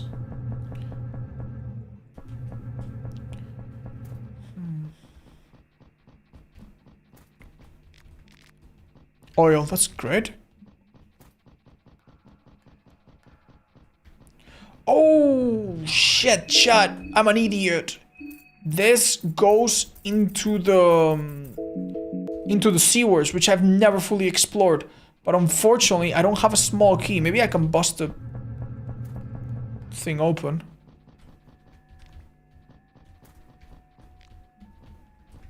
Shit, I really should have saved one of those keys, man.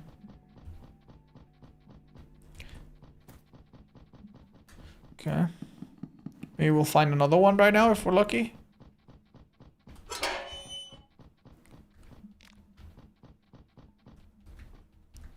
Nothing here. Okay. Yeah, we're not gonna get lucky. Are we? Never know.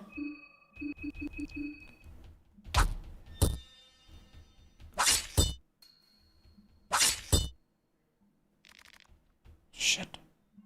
Why is he breathing red something? Is that his item? Should I be worried?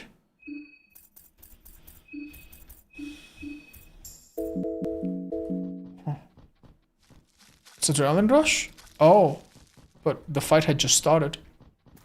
God damn it, man. I don't know where to go then. Oh man, I came all the way here and I don't have a small key, nor the lockpick mechanic. It's so unfortunate. Oh, maybe it's not the end of the world. Is there anything here that I don't remember? I don't remember this corridor being so long. Let me just check the top left real quick. I have a feeling I forgot something. You marked some stuff on your map from the Resistance safe house. Maybe there? Ooh, that is a good point. Thank you, chat, for the small reminder. I kind of forget that I have an actual map. Yeah. I figured that would show up later, but I didn't really think about it too hard, so thank you. Oh, it's a book. Oh. Huh. Oh, wait a goddamn minute. Something in the museum, something in the train station, none of which we've been to.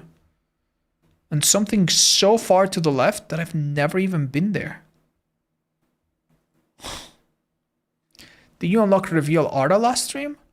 I think so. I did, I never read what this does.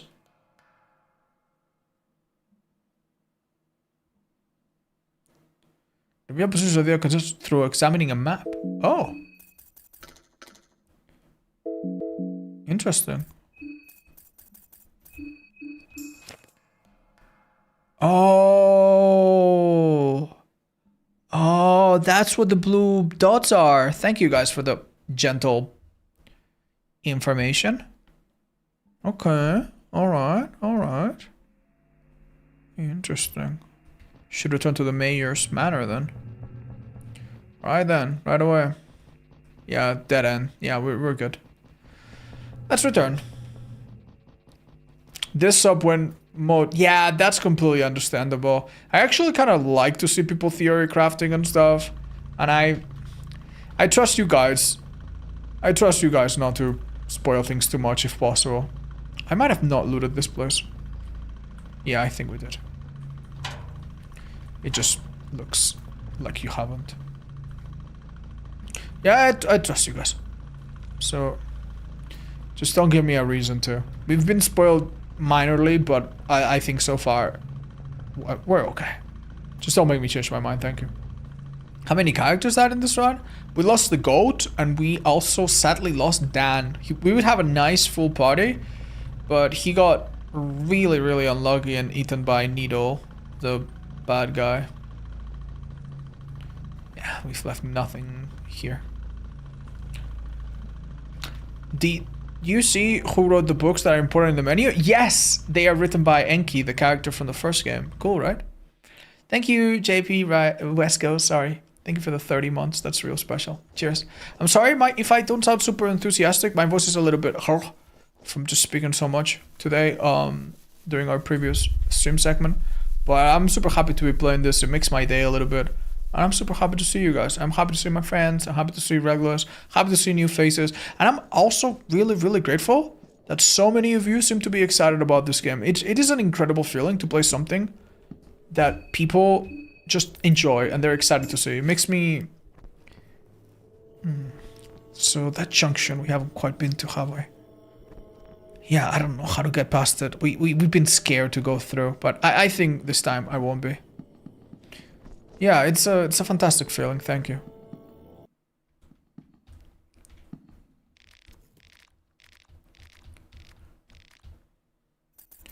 I'm thinking buying some blue bios for emergencies could be alright.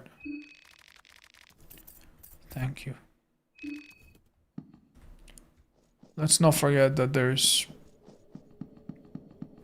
food and stuff here.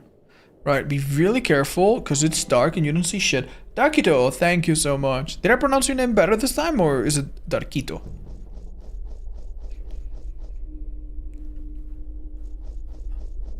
Thank you so much. Yeah, there are bird traps in this goddamn area.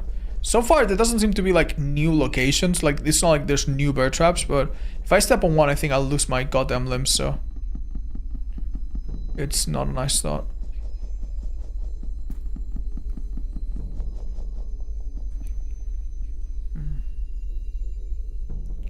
Wonder what's going on here. This girl doesn't seem to be healing because it's nighttime, right? I imagine that's what's going on. Oh, sorry. Items, healing, food.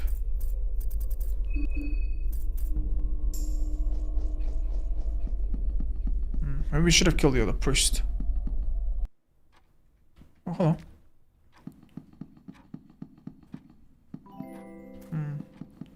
So there is another survivor here somewhere. But where? Is it Hendrik up top? We saw him once. Is it Marina again? Oh. Newcomer. The other key is with the army, I'm afraid. Please be discreet. I could kill this guy, but he seems nice enough. Kill the mayor? I don't know, man.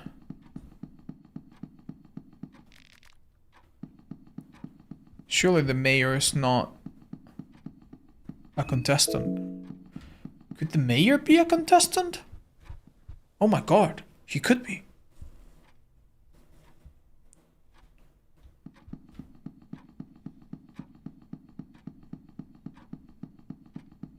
One of the people that we haven't seen. Should we save our progress and kill him?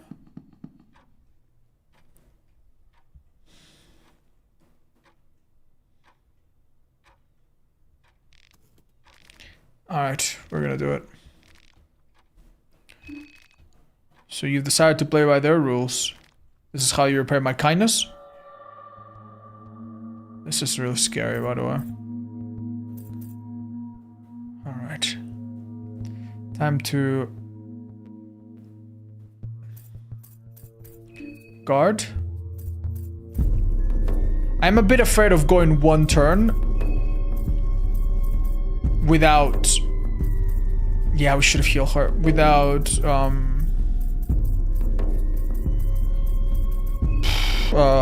using pheromones. Let's use a Marco, who's in the best shape, and Marco's gonna use a bob and weave.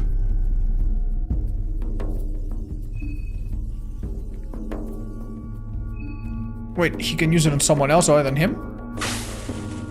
Okay.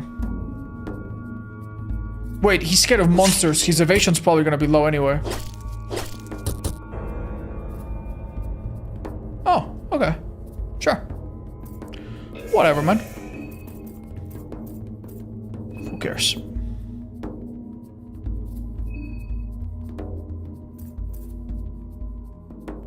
Oh, shit.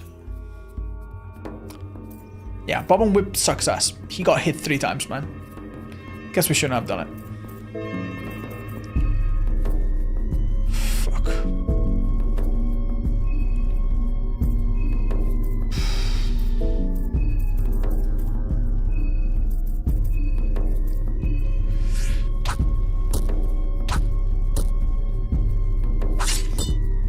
Oof. How did he do so little damage to him? I guess the fear really messed him up. Shit. Okay.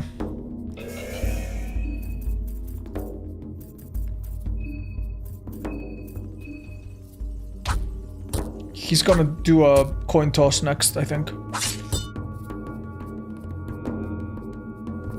Okay.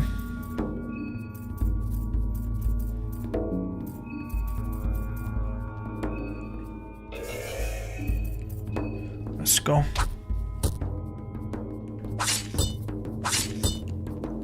Damn.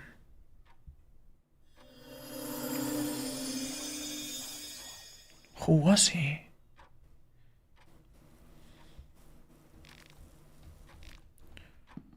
Rep Marco. Knife, meat pie, linen vest, lucky coin.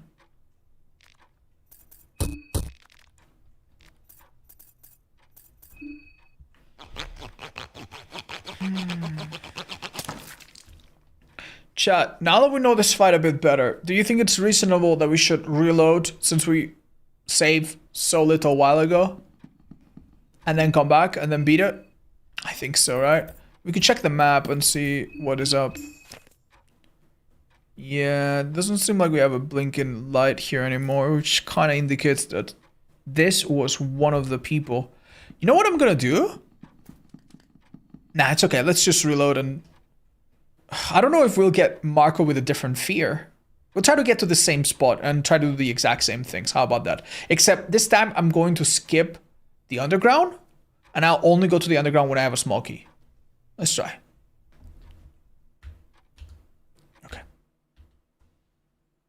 Saves coming phobia? I wouldn't do that, chat. It just so happened to line up, you know? Either way, I don't really know if this game has anything like saves coming, because... Like, think about it. Every time you save, the time runs out. And for all I know, at the end of the time, I'm gonna die. For all I know, so... Yeah.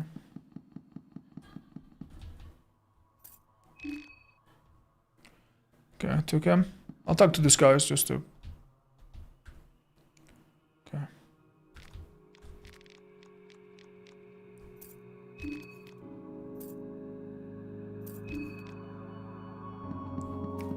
Okay.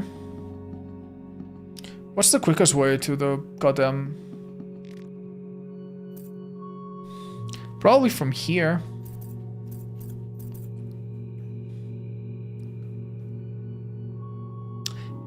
I don't want to mess with those bosses. Yeah, just go from here, I guess.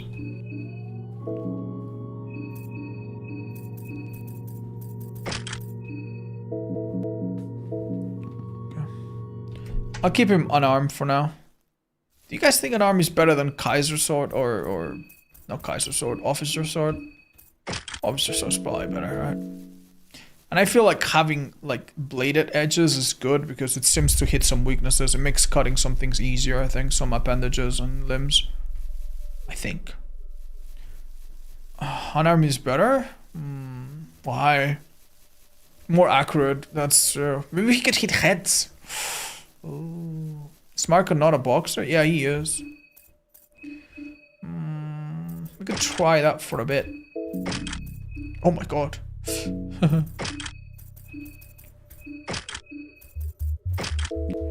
It's fun that we have 3 armors. Could we inscribe him with a thing, or is that only on the main character? We're not too sure, are we? Hold up, I could get a head from this guy. Now that we have 3 people.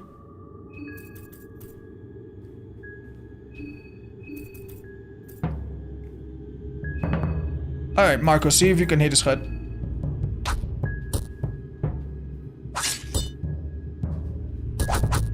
Oh, it's 2. No, not bad actually, wow. Little bit of ammo though. Did Marco have a different fear? Oh, I didn't see. No, same fear. Same skills as well. Okay.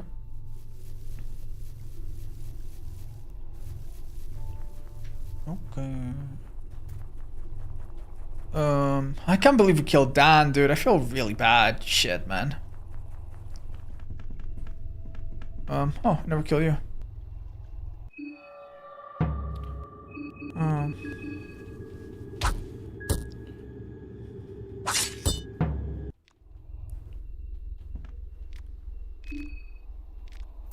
What do you think we're gonna do with all those arms and legs?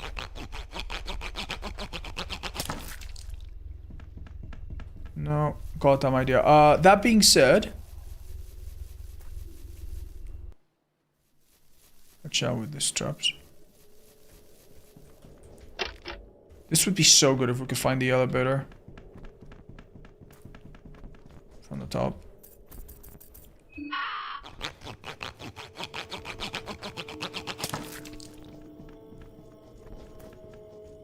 We have pulled this hatch up, yeah.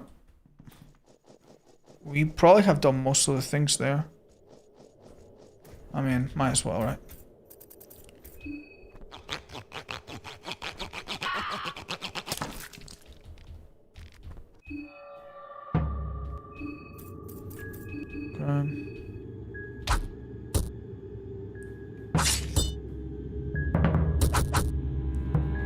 Yeah, I wonder if that's better than...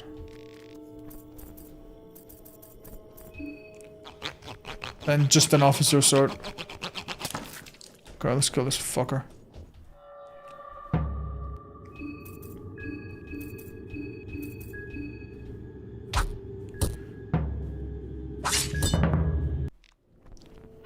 Oh, it's nice to come back to an area where you're so much stronger.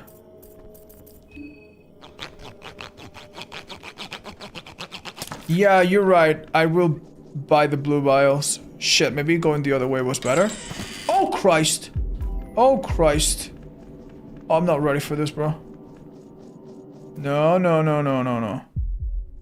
So, these stupid little bastards are really not my friends, huh? Jesus Christ, man. Oh my god, dude. Oh. Do I have any blue vials at the moment? Not a one, dude. I mean, I could make some, but... let's do that. Yeah, I really did not register just how rare the herbs are. This is the wrong house. Do I just maybe buy those healing items now, just to be safe? No. Here's what we're gonna do. We're gonna make a blue vial. We're gonna take her Eye of Sylbian. Give it to him. And remove this stuff, whatever the heck it is.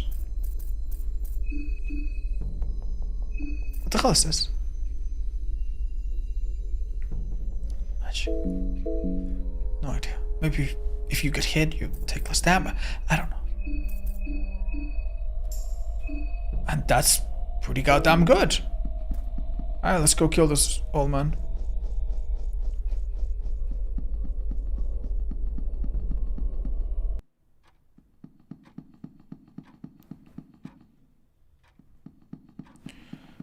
Okay, we've made it back. We took a slightly different route. Let's hope this is good enough. Okay.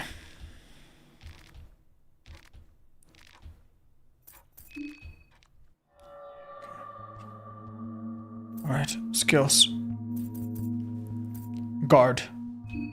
Skills. Pheromones. On him. Skills. Definitely nothing. Just start attacking. We're gonna try to cut his big limb disabling thing. Nice, about 300.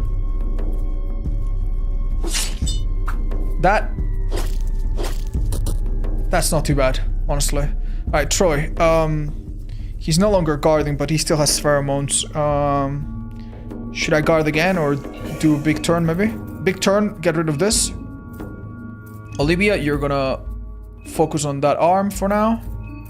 And I think we can focus on that arm. I think that might be enough.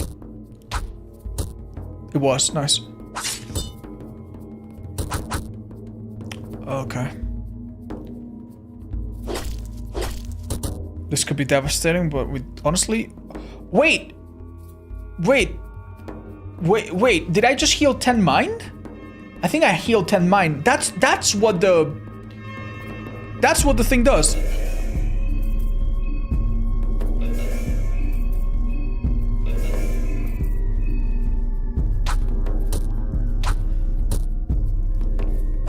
I think we could just YOLO it.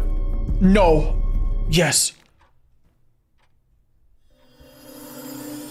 Suffocated soul. Oh, that's kind of sad. This guy, he was a person that turned into a monster. Why? And who? It couldn't be the old gentleman. I mean, actually, maybe it could be. Is the old gentleman even part of the 14? He's gotta be, right? Okay, items. Oh, wait, these souls don't show up in the items, do they? They do not. Knife, meat pie, linen vest, lucky coin. Aware, clueless? I really don't know, man.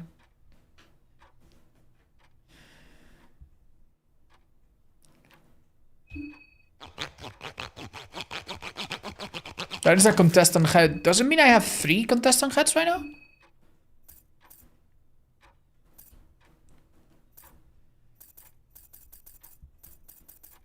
No, only 2. So sadly, not much to do. What happened to Marina, man? And hey, what happened to the stupid guy that was here? Do you think the fact that there's a heartbeat down here is very suspicious? Maybe it's open now? It's not. If it's looking how do you access this from the other side? I wonder. Why do I feel like there's a secret, even though this game doesn't do this thing? Huh. Pick up the door. It is reinforced. I don't think it's so simple, unfortunately. There is something about this manor that eludes me, and I'm so sorry, I just don't know it, man. I just don't know it. Sucks, but has to be a way. We'll take a break from now. Right, so this time, on this attempt, we went through the right side and collected a few heads. So I could maybe give them up here. 16, 7. Wow. Okay. Damn, we're gonna be able to unlock a lot of skills. Okay. Next up, our damage is a little bad. I feel like I want to hang on to this if I can, but it's hard, man. This guy, he has great defense and all, but I'm just gonna do it, man. I'm just gonna do it. I die more often to, like, being greedy. Look at that. That's insane. That's actually still so good. I die more often to being greedy and being afraid of running out of resources than actually running out of resources. So, yeah, let's hope. Maybe by the time we are running out of resources, we get that healing spell. And plus, we can find some blue vials here too. Which, with the Sylvian thing, they heal 50% more, which is crazy. Yeah.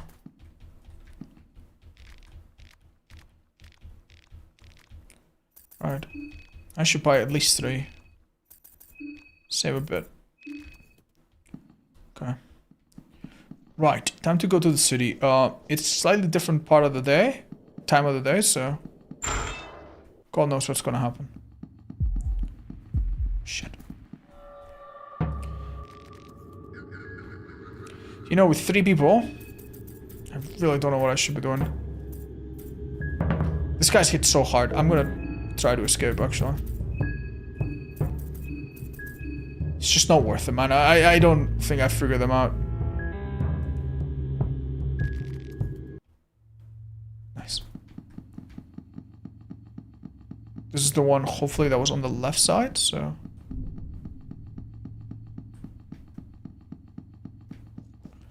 Okay, nice. We go to the right. Watch out, these coffins.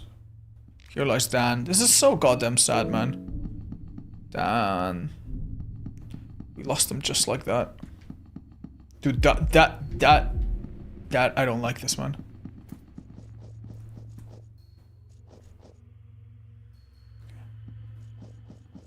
Shit. Oh, god damn it. What do I do? Hit the right arm. Hit the right arm. Hit the left arm. Oh, nice. Oh, nice. Oof. Okay, missed. Not bad.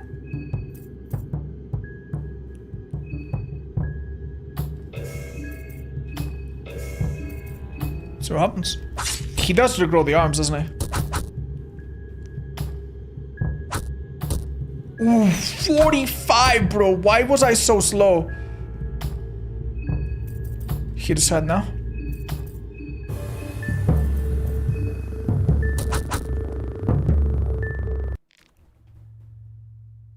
They get back up, don't they? Shit. Shit.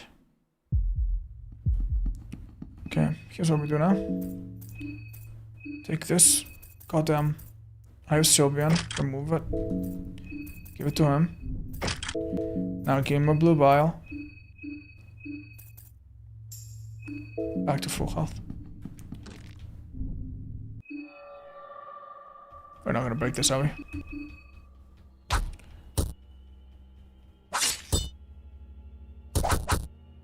Don't miss the door, dude.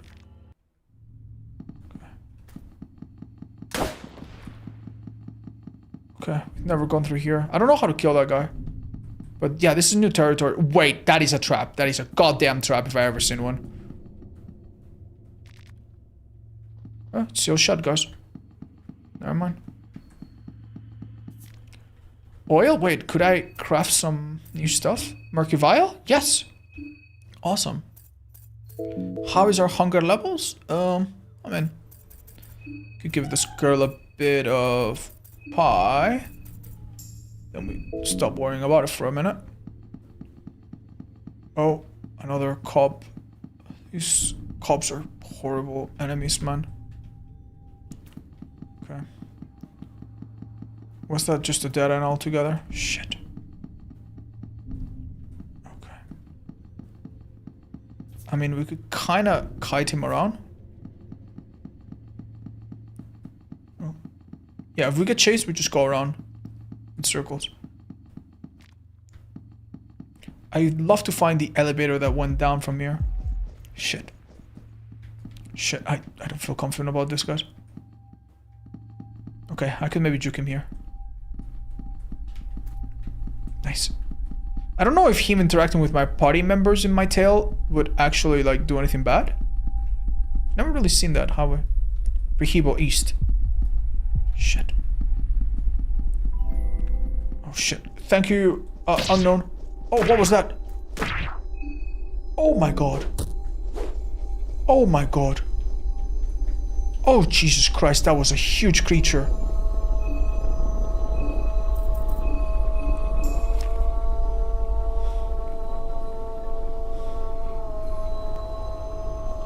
We've run past another contestant. Maybe we don't want to get any closer to it? Shit. Red herb is a great find. That's great healing. I should probably craft one of these right away to use in battle if things go south.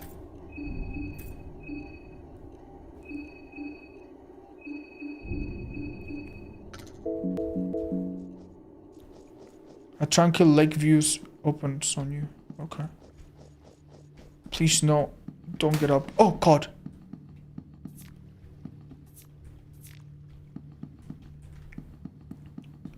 What's my health like? Should I be worried? Healing. Beer. Bang. Bang. Maybe I didn't need to give it to her. Maybe give it to him.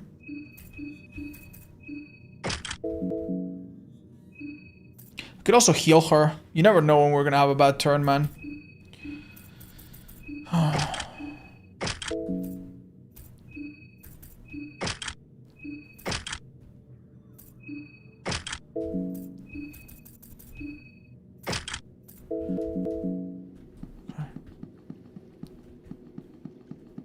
Having pheromones and like the summon snake thing is so good though. Like being able to tank hits and not lose a limb. Oh shit. Okay, let's rush him. Elite trooper. Oh my god. Okay, dude. Definitely focus on his arm. Let's guard. Pheromones on Troy. Skill. Fuck.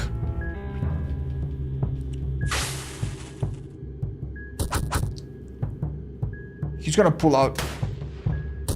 Okay, that's actually very reasonable. Oh shit. More defense all over. Shit. Wait, more defense that doesn't mean any magical defense though. So maybe we can use hurting.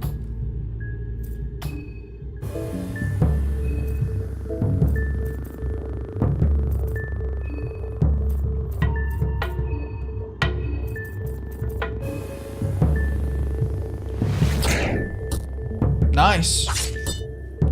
God damn. Yeah, hurting's definitely the way.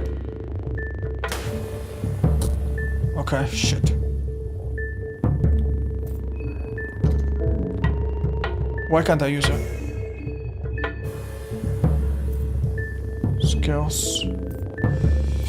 Should I use pheromones on Marco now, maybe? Just to spread the damage a bit. Use Bob and Weep since we can't do damage right now. Well, maybe the... Nice. Yeah, we don't know if he still has high defense. Let me check. Yeah, he still does. Aim for its legs, maybe?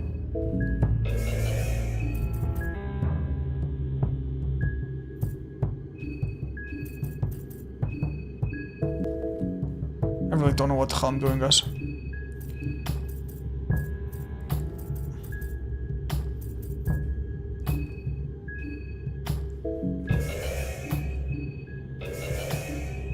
Let's see.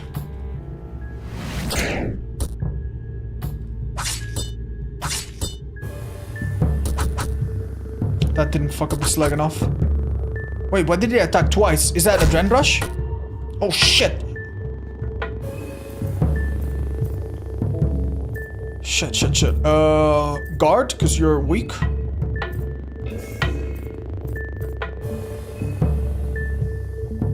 Three rep points. Oh, I forgot I did that. Thank you.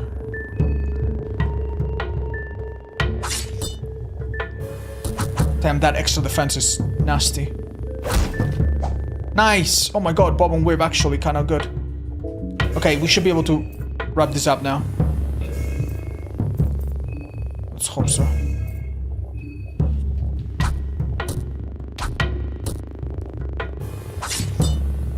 Please.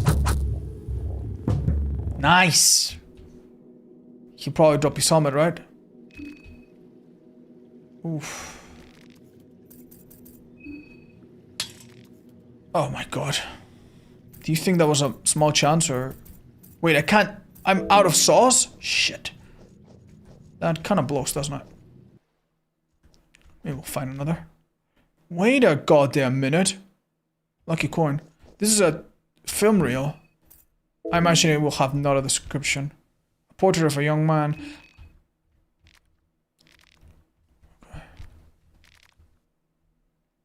The city has always been narrow-minded and bigoted. If you didn't follow the doctrine to a T, you'd be persecuted to no end. The priests don't encourage this behavior with words, but they don't have to. The centuries of inbreeding and inward looking has created an atmosphere where there's no room for deviation, let alone criticism. Mob mentality took us over a town at regular intervals.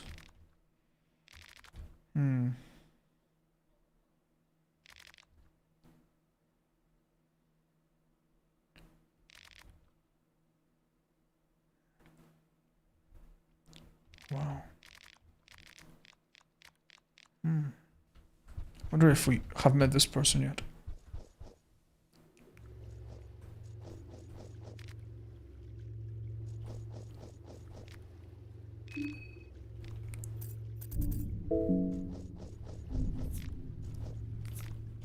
You think the elevator should be around here?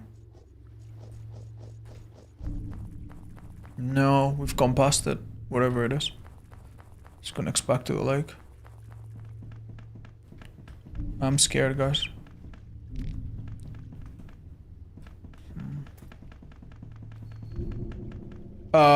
No. Do not go to the edge of the water. We're gonna find the salmon snake. You know, the greater salmon snake. Screw that. Okay, so what is our health looking like? Not so hot.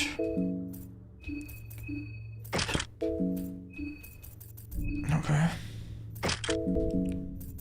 Item, healing, blue bile. Okay, that puts me in a decent spot for now.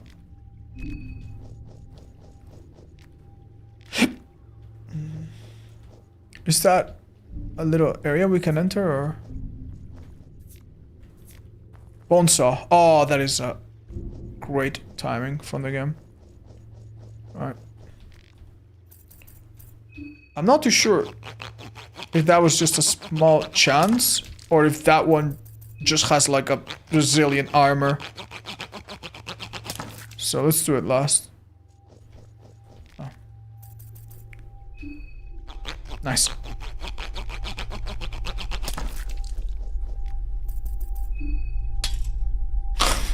%, by the way, I've been told in the chat. 3%, god damn it. Okay. You think we did everything here? Oh, he killed the other monsters for me, did he?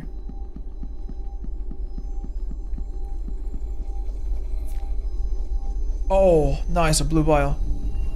Oh yeah, we do find this grid after all.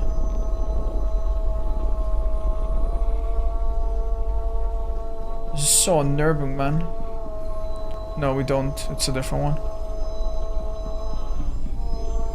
That street back here seemed really dangerous and hostile.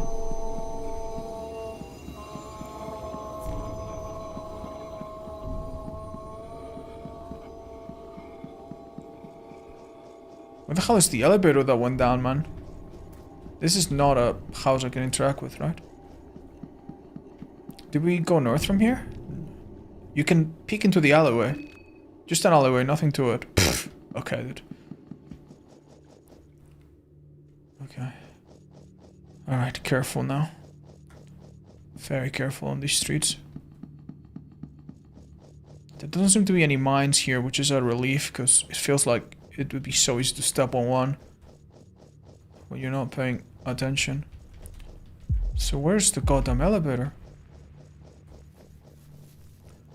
Sometimes when you run away from an enemy, you enter into a worse situation. Let's make sure that doesn't happen to us. Okay. This must be the church district. Oh, this is a bug. Huh. Booby trap.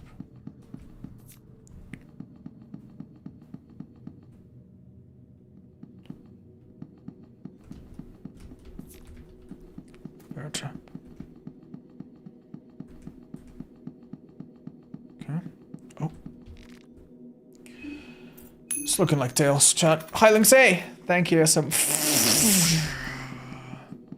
Dude, I'd really appreciate some extra accessories and whatnot. Be so helpful, man. Oh, blue bile is really nice.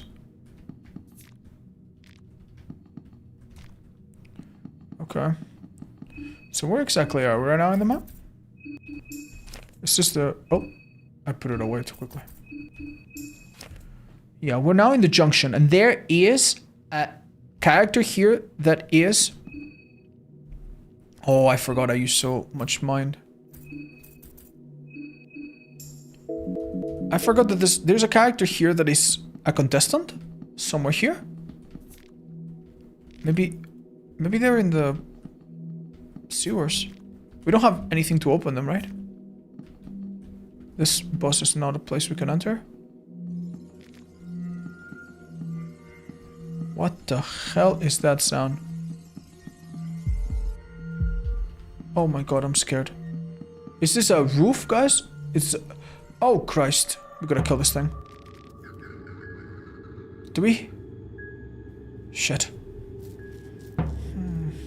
I haven't gone to the church yet. No, I don't know.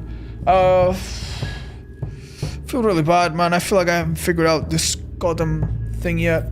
It's driving me crazy. I'm gonna try to run. Please, please, please, please, please, please.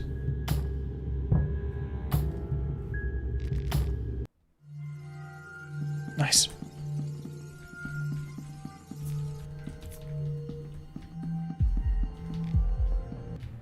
Shit. I'm an idiot, man. I'm a fucking idiot.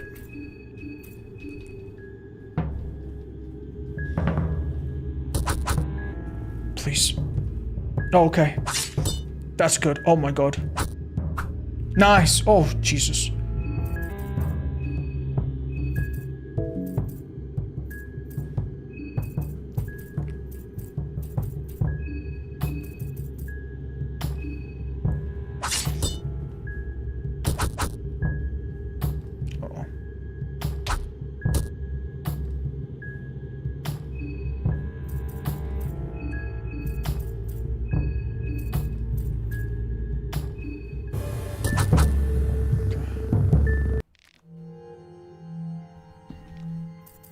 If I don't saw its head off, it's gonna come back, isn't it? Oh, nice. Oh my god, we have so much healing. We should definitely see this as a sign that, hey, we're doing good. Let's not risk it and actually heal, shall we? Because we got like, what, like 3 or 4 or something? Yeah. Yeah. Things could go south really quickly.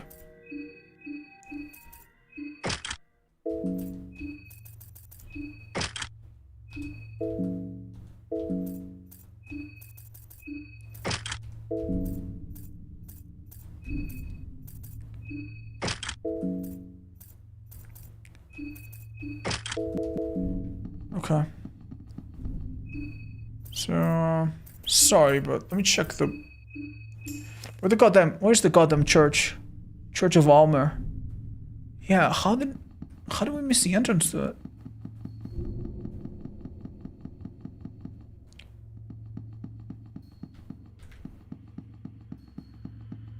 It's purple, which kind of suggests that it is a location that you can explore. Oh, here, alright.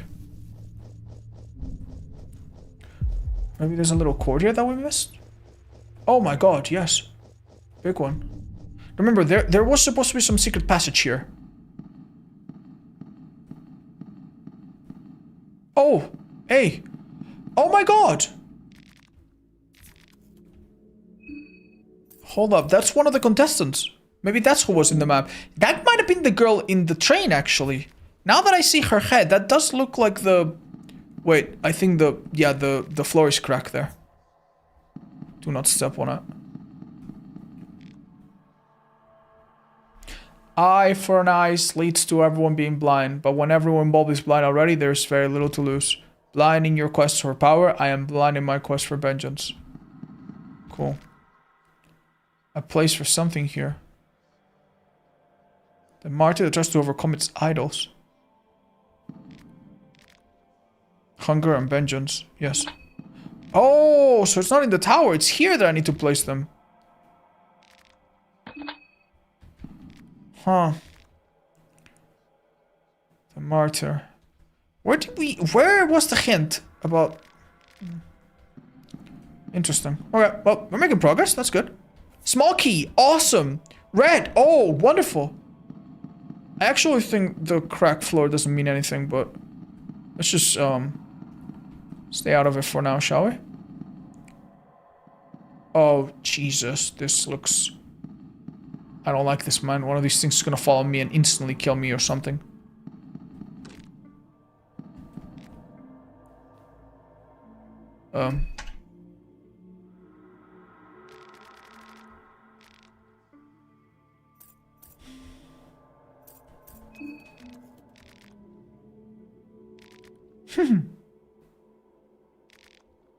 You disappoint me, pupil.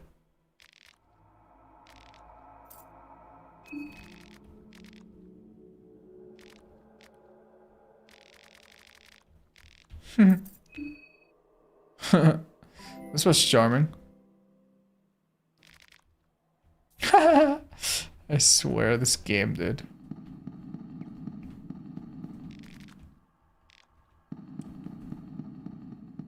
This place has cool ambience. Oh, opens from the other side.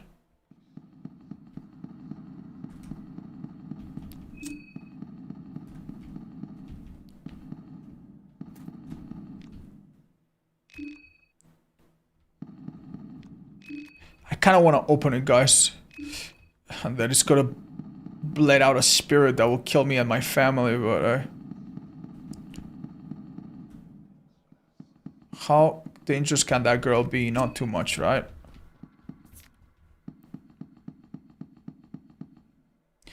I actually think we're doing so well. I'm a little bit scared, guys. I'm not gonna lie.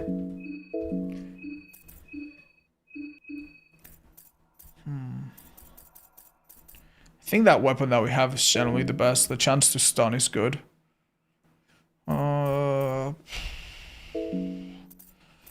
Should we give her a shotgun? In short fights, she doesn't wasted. And then in long fights, she can... Yeah, I think we'll be fine. Short fights, she'll just use pheromones or whatever. Oh. Right, we've been pretty unlucky, guys. I think I'm gonna swing 2 coins. Chuck chuck. What the hell is a chuck chuck?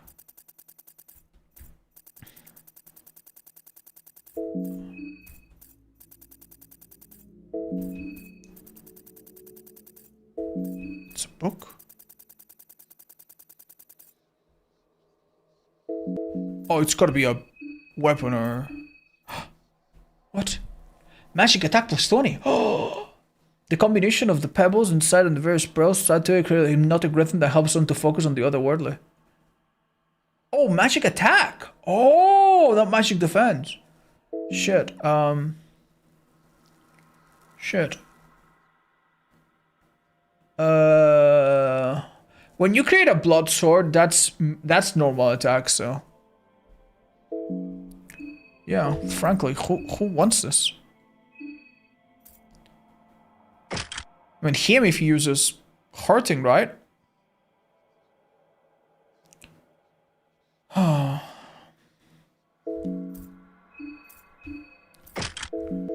Okay, let's leave that there for now. Okay.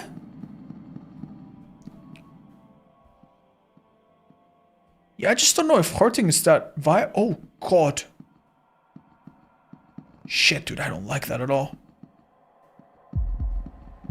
Stop.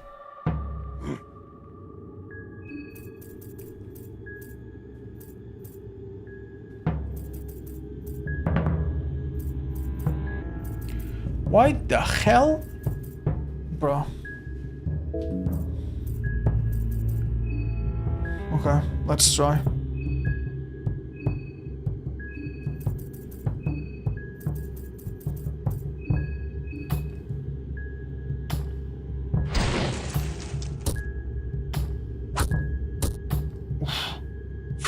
He's fast.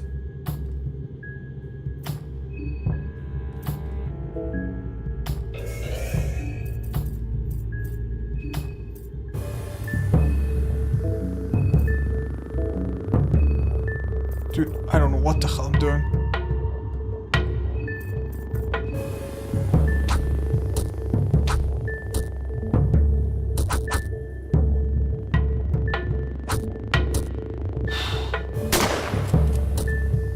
Okay.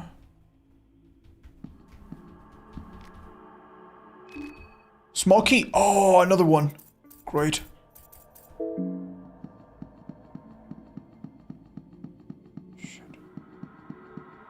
Oh shit, what?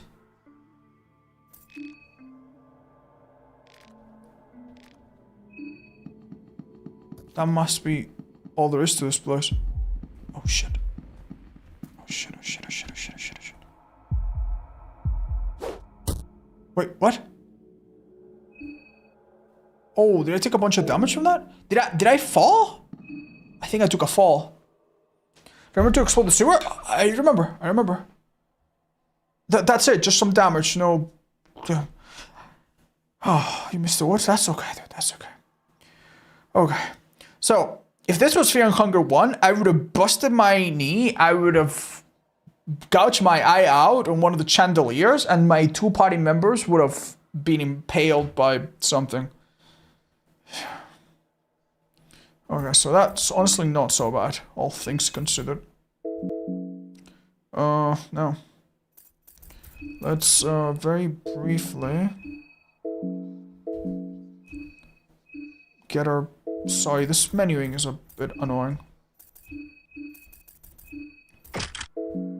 Because we gotta give them this each time. Okay. Healing blue bile. Nice, now we exchange it again.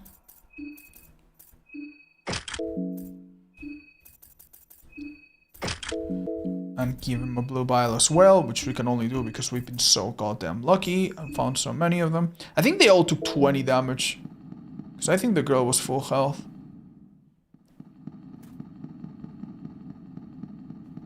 So,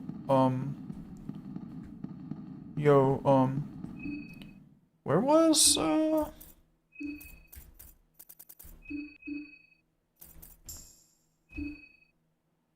where was the body?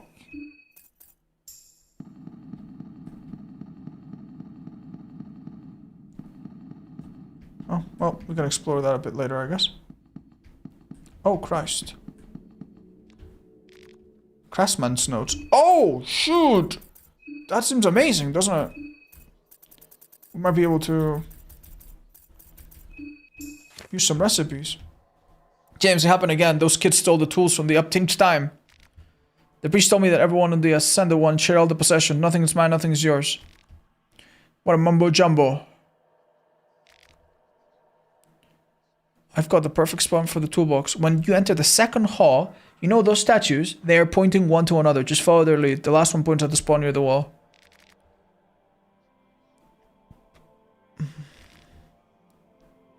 One of the key effigies to his orphanage. Orphanage. Oh! Oh.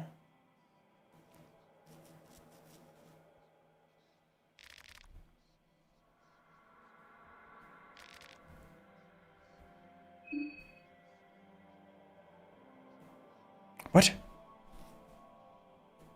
What? What?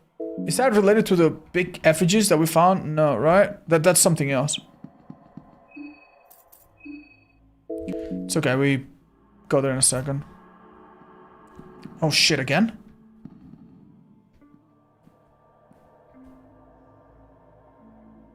Oh no.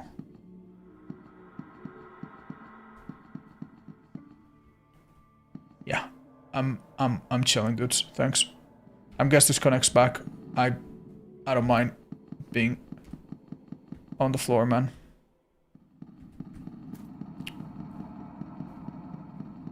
Okay. Right, so the statues pointing at each other. Huh? So it's here?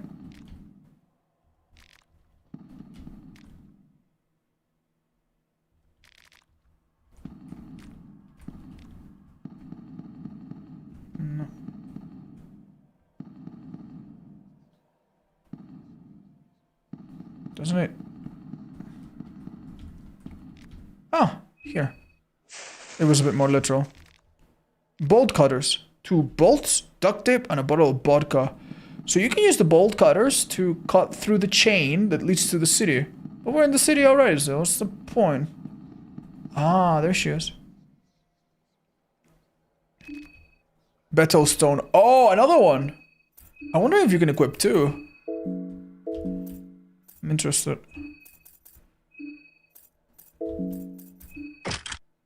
Oh shit, you can. I don't know if it will work. Let's give it to her. Yeah, that's pretty good, right? So remember, this is locked up. Oh, that seems like a ritual circle. God damn. Okay. Can be used in other things? Yeah, I figured. Thank you, though, chat. Thank you so much. I want to read that one more time. I'm really enjoying this part of the game. It feels like we've not been screwed up as much. Oh.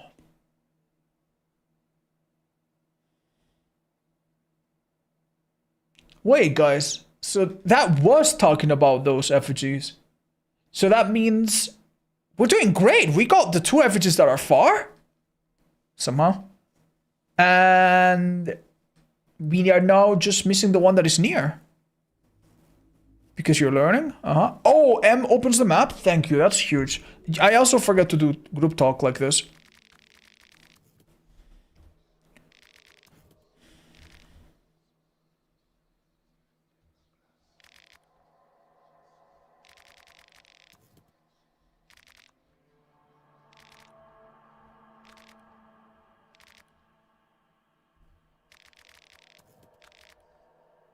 You're one of those atheists, then. That's the correct term. I wouldn't say that either. I think religion has its place. For me, I like the traditional aspect of it.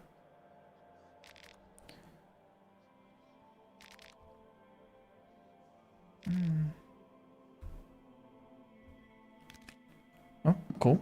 A little bit of flavor here and there, I guess. Right, so where did that woman go? Right, so it's time to read that again. Hold up.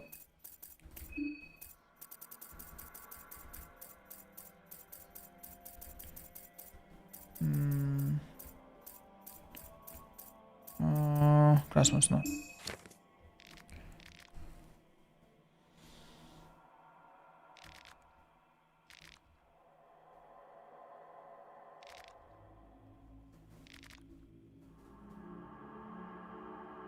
Close the underground passage to the renovation site.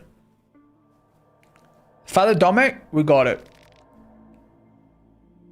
Oh shit, I'm sorry, I thought it was next page, I'm an idiot.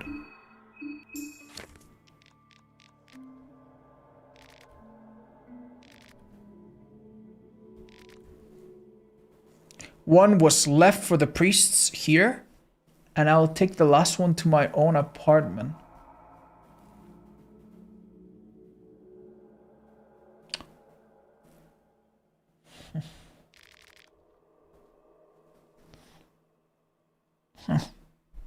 One was left for the priests here. That makes no sense. Does that mean that one of these effigies would be right here? I mean, that's what the map seems to suggest. But why would it be so close?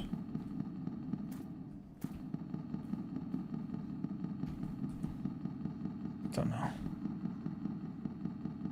know. Yeah, this has been really fun. I just realized it's like 2 AM, guys. Oh my gosh.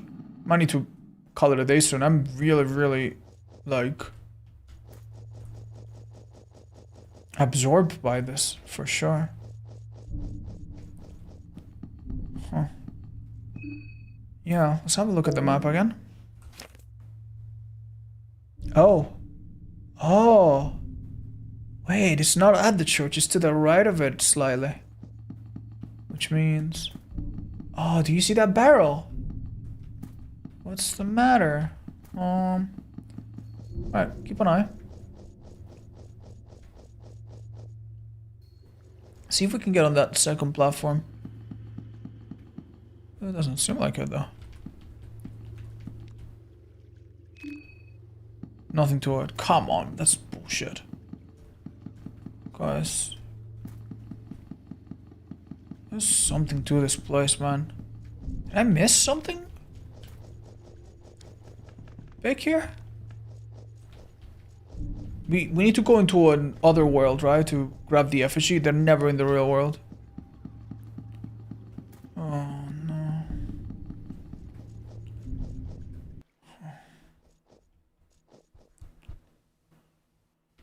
Oh.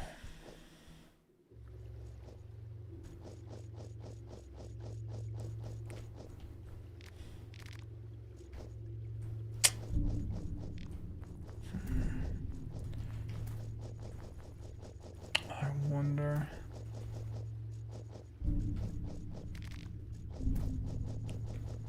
What did we miss in this area, man? It feels like we did miss something.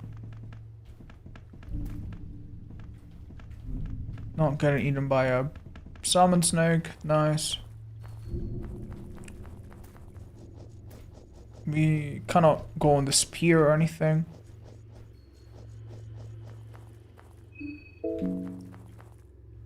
Huh. We cannot go underneath this spear either.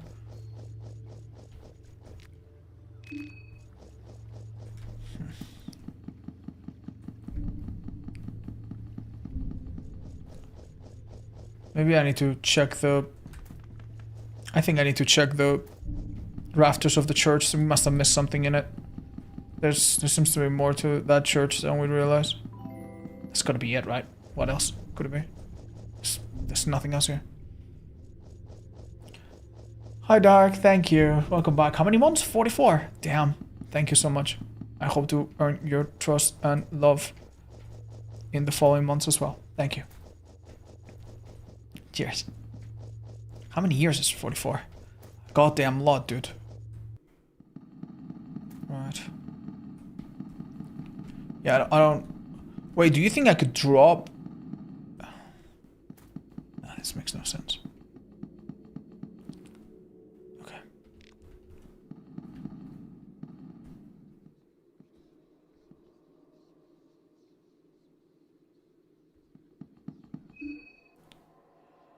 Let's give her some food.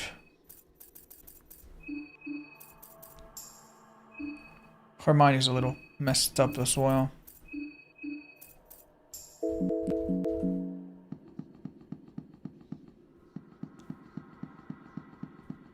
Oh? This does not connect to the previous... Oh, maybe it does, actually.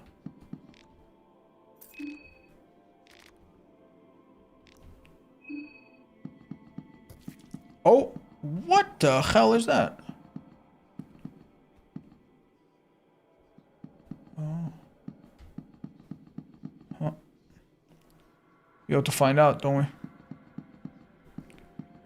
It's really nice that there's no enemies here. I left very early thinking this would be much simpler than it actually was. So maybe don't run. Oh shit.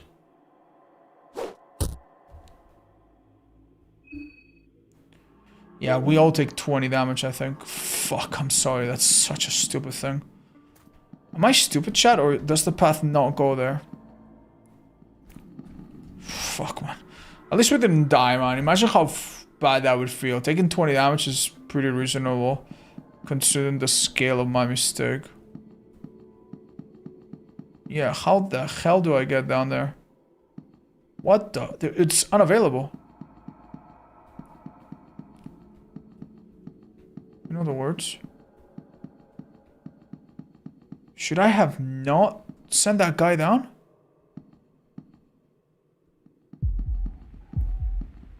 Shit, that thing is like zeroing in on me.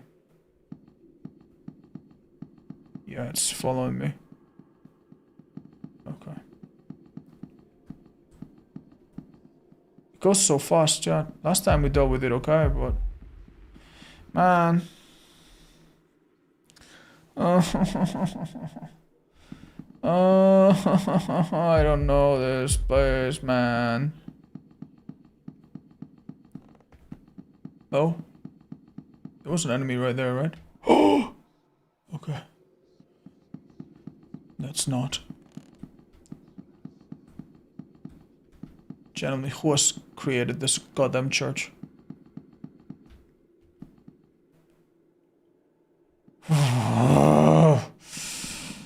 I am struggling, guys. I think I might just go back and save a bit. It's a shame that we've all lost a bit of health, because I don't know how to heal myself without being super wasteful. I have no idea. So the last one is here, somewhere. Where? How the hell did we find the other two difficult ones? And then miss this one? Maybe... there's more to this place than meets the eye? This is a roof? No.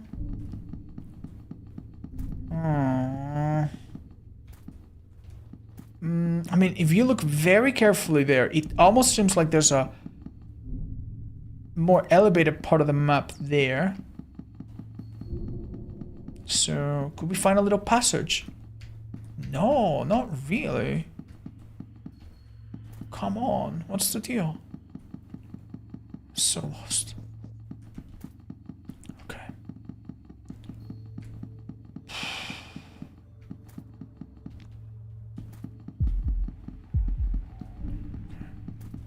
This was the dead end. There's the madman shooting.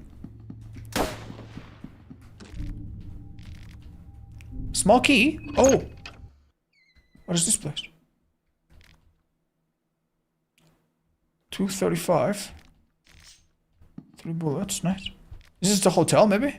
Seems like a hotel. Okay. Why so many suitcases?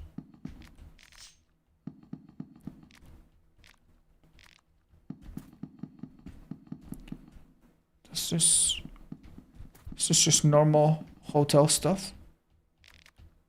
Oh, really? Is this it? 235, what's the meaning of that?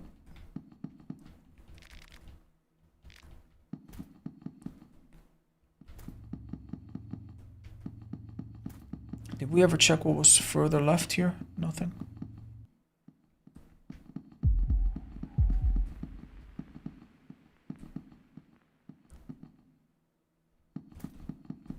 Okay, let's get the hell out of here.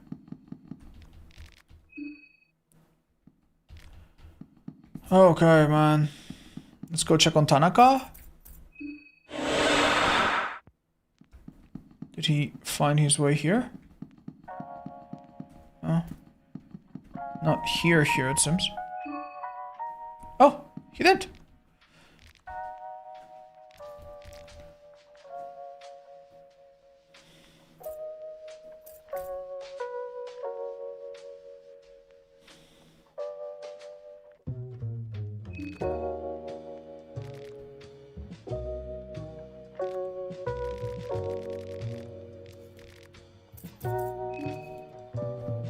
That's quite cute, isn't it? He says he'll join us later. I don't believe it, dude. He's gonna die. But hey, he's safe. That's good. We're definitely not gonna find anyone in the train now, right? So... let's go to the bookstore. Right. Let's make sure that we have crafted every possible soulstone. Okay. And save one more time.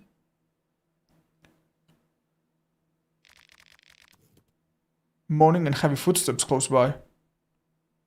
Oh shit. Why did I do this when I could have done it in a safe place? I'm an idiot. Chat, does this waste a day? I hope I didn't. Or did it interrupt me? I guess it interrupted me.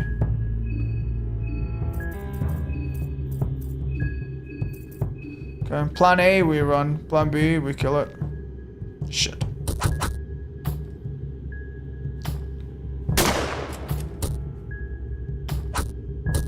That's not too bad. Not too bad, all things considered.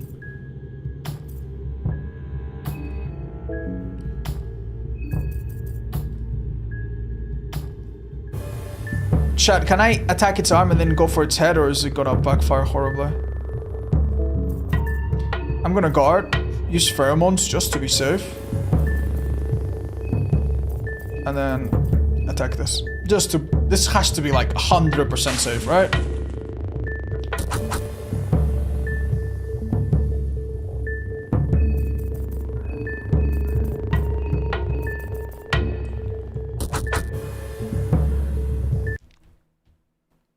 This is bad though. Oh, I'm so stupid. I'm so dumb. What did I do? Wait, it worked? Shit. Wait. Was that Henrik?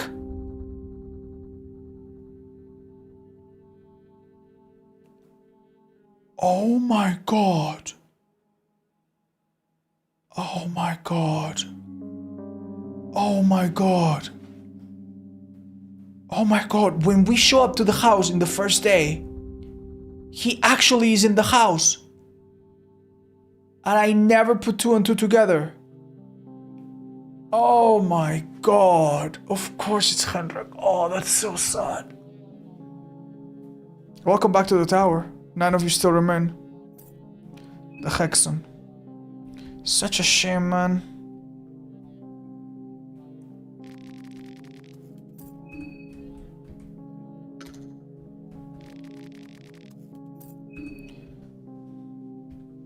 What is bury the trauma, chat? I think we learned that one time.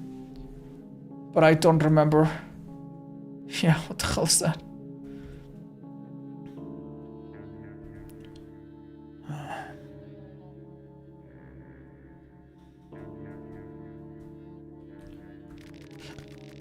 Wait, I can learn this one? Even though...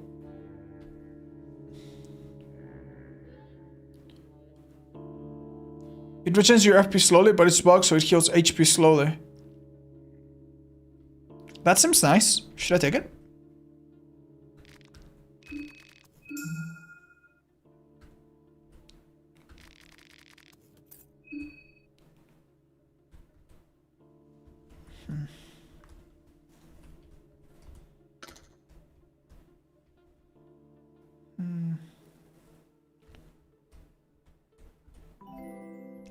Escape plan would be nice.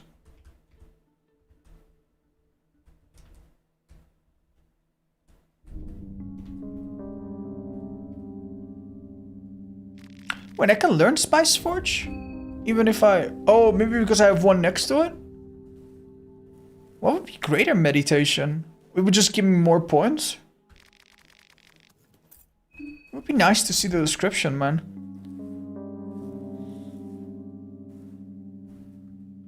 It's bugged, that's so sad.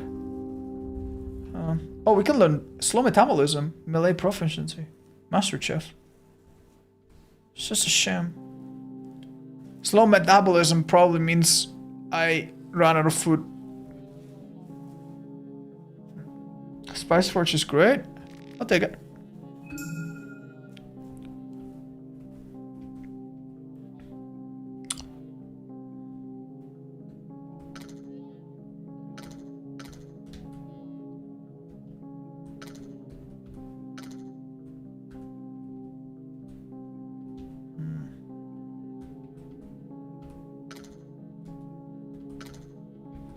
Yeah. I don't understand why I can learn this one though.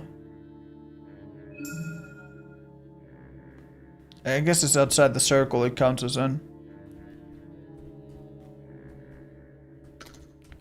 Interesting. Should we save this for now? Agility one? No, that one's not connected.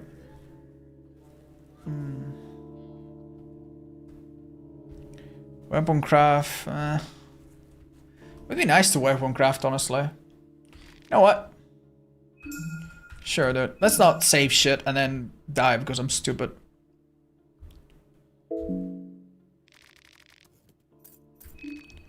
Nine souls left.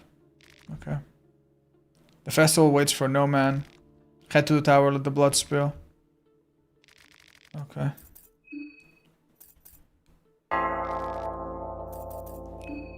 Alright. Let's leave. Go immediately north. Oh shit. Let's run.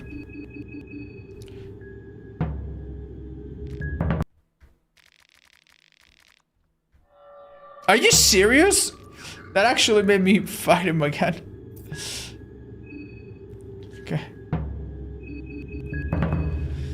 Oh my god, stupid Nasra. Nice. Okay, so let's have a look at the skills that we have now. We have so many. Uh-huh. Spice forges were widely used by magic practitioners in the Middle East. Spice rings both to customize the properties of your other order skills. Oh? Oh shit, what? What?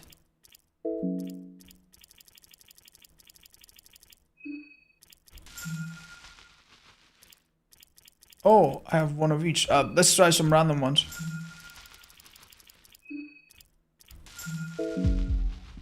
See what it does. So...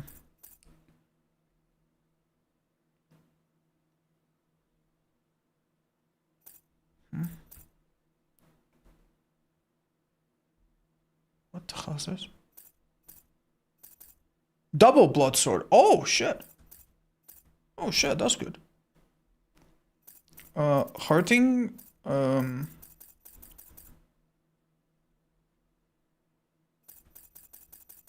Huh. Oh, greater hurting. Oh. Wait, it's just better and it costs the same. What was the other one that we improved?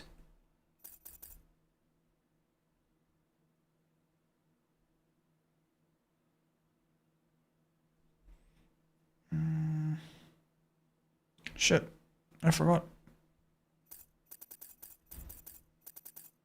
Oh, it was pheromone. Was it? Yeah. First pheromones. I guess they work even better, last even longer. Cool, I guess. No, craft item. Craft weapon. Ooh, that's really good. Nice. Wonder if they're strong. Shall we? We can do this tomorrow, Raz, when we play this again. Oh, and I can craft this shit. Scrap metal? No scrap metal, really? Shit, what are the chances? Seems nice though. Unfortunate about this. Time versus Crown of Thorns? I feel like it would be nice if we try things for the first time tomorrow, guys. When, yeah, so people see my reaction, you know, when it's actually the run. We're gonna leave it here for today, since we just saved and we need to do this anyway, you know? We did amazing today. We didn't, yeah, we lost Marco one time, but after restarting, we did pretty good. And the white hair when? Hi, Mala. You know what? I miss dyeing my hair. Maybe I'll do it. Maybe this time again this year. Do it first thing after you save? I will. A lot of progress. Yeah, we're great. The thing that really fucking bothers me is how the fuck did we find the two statuettes? Like far away, and I cannot find the easy one. I don't fucking know. We'll figure it out. Oh, not bad. Not bad, not bad, not bad. Yeah, we did so good. Today was really fun, chat. I had a lot of fun on DBD. Shocker. And I had a lot of fun on Fear and Hunger, which is honestly not unexpected. This game at its most fun is actually really gripping. Thank you so much. I stream until solid, but I'm leaving it right here, guys. Mwah. I love you guys. Bye bye. Bye bye bye bye bye bye bye bye bye bye bye bye bye bye bye bye bye bye.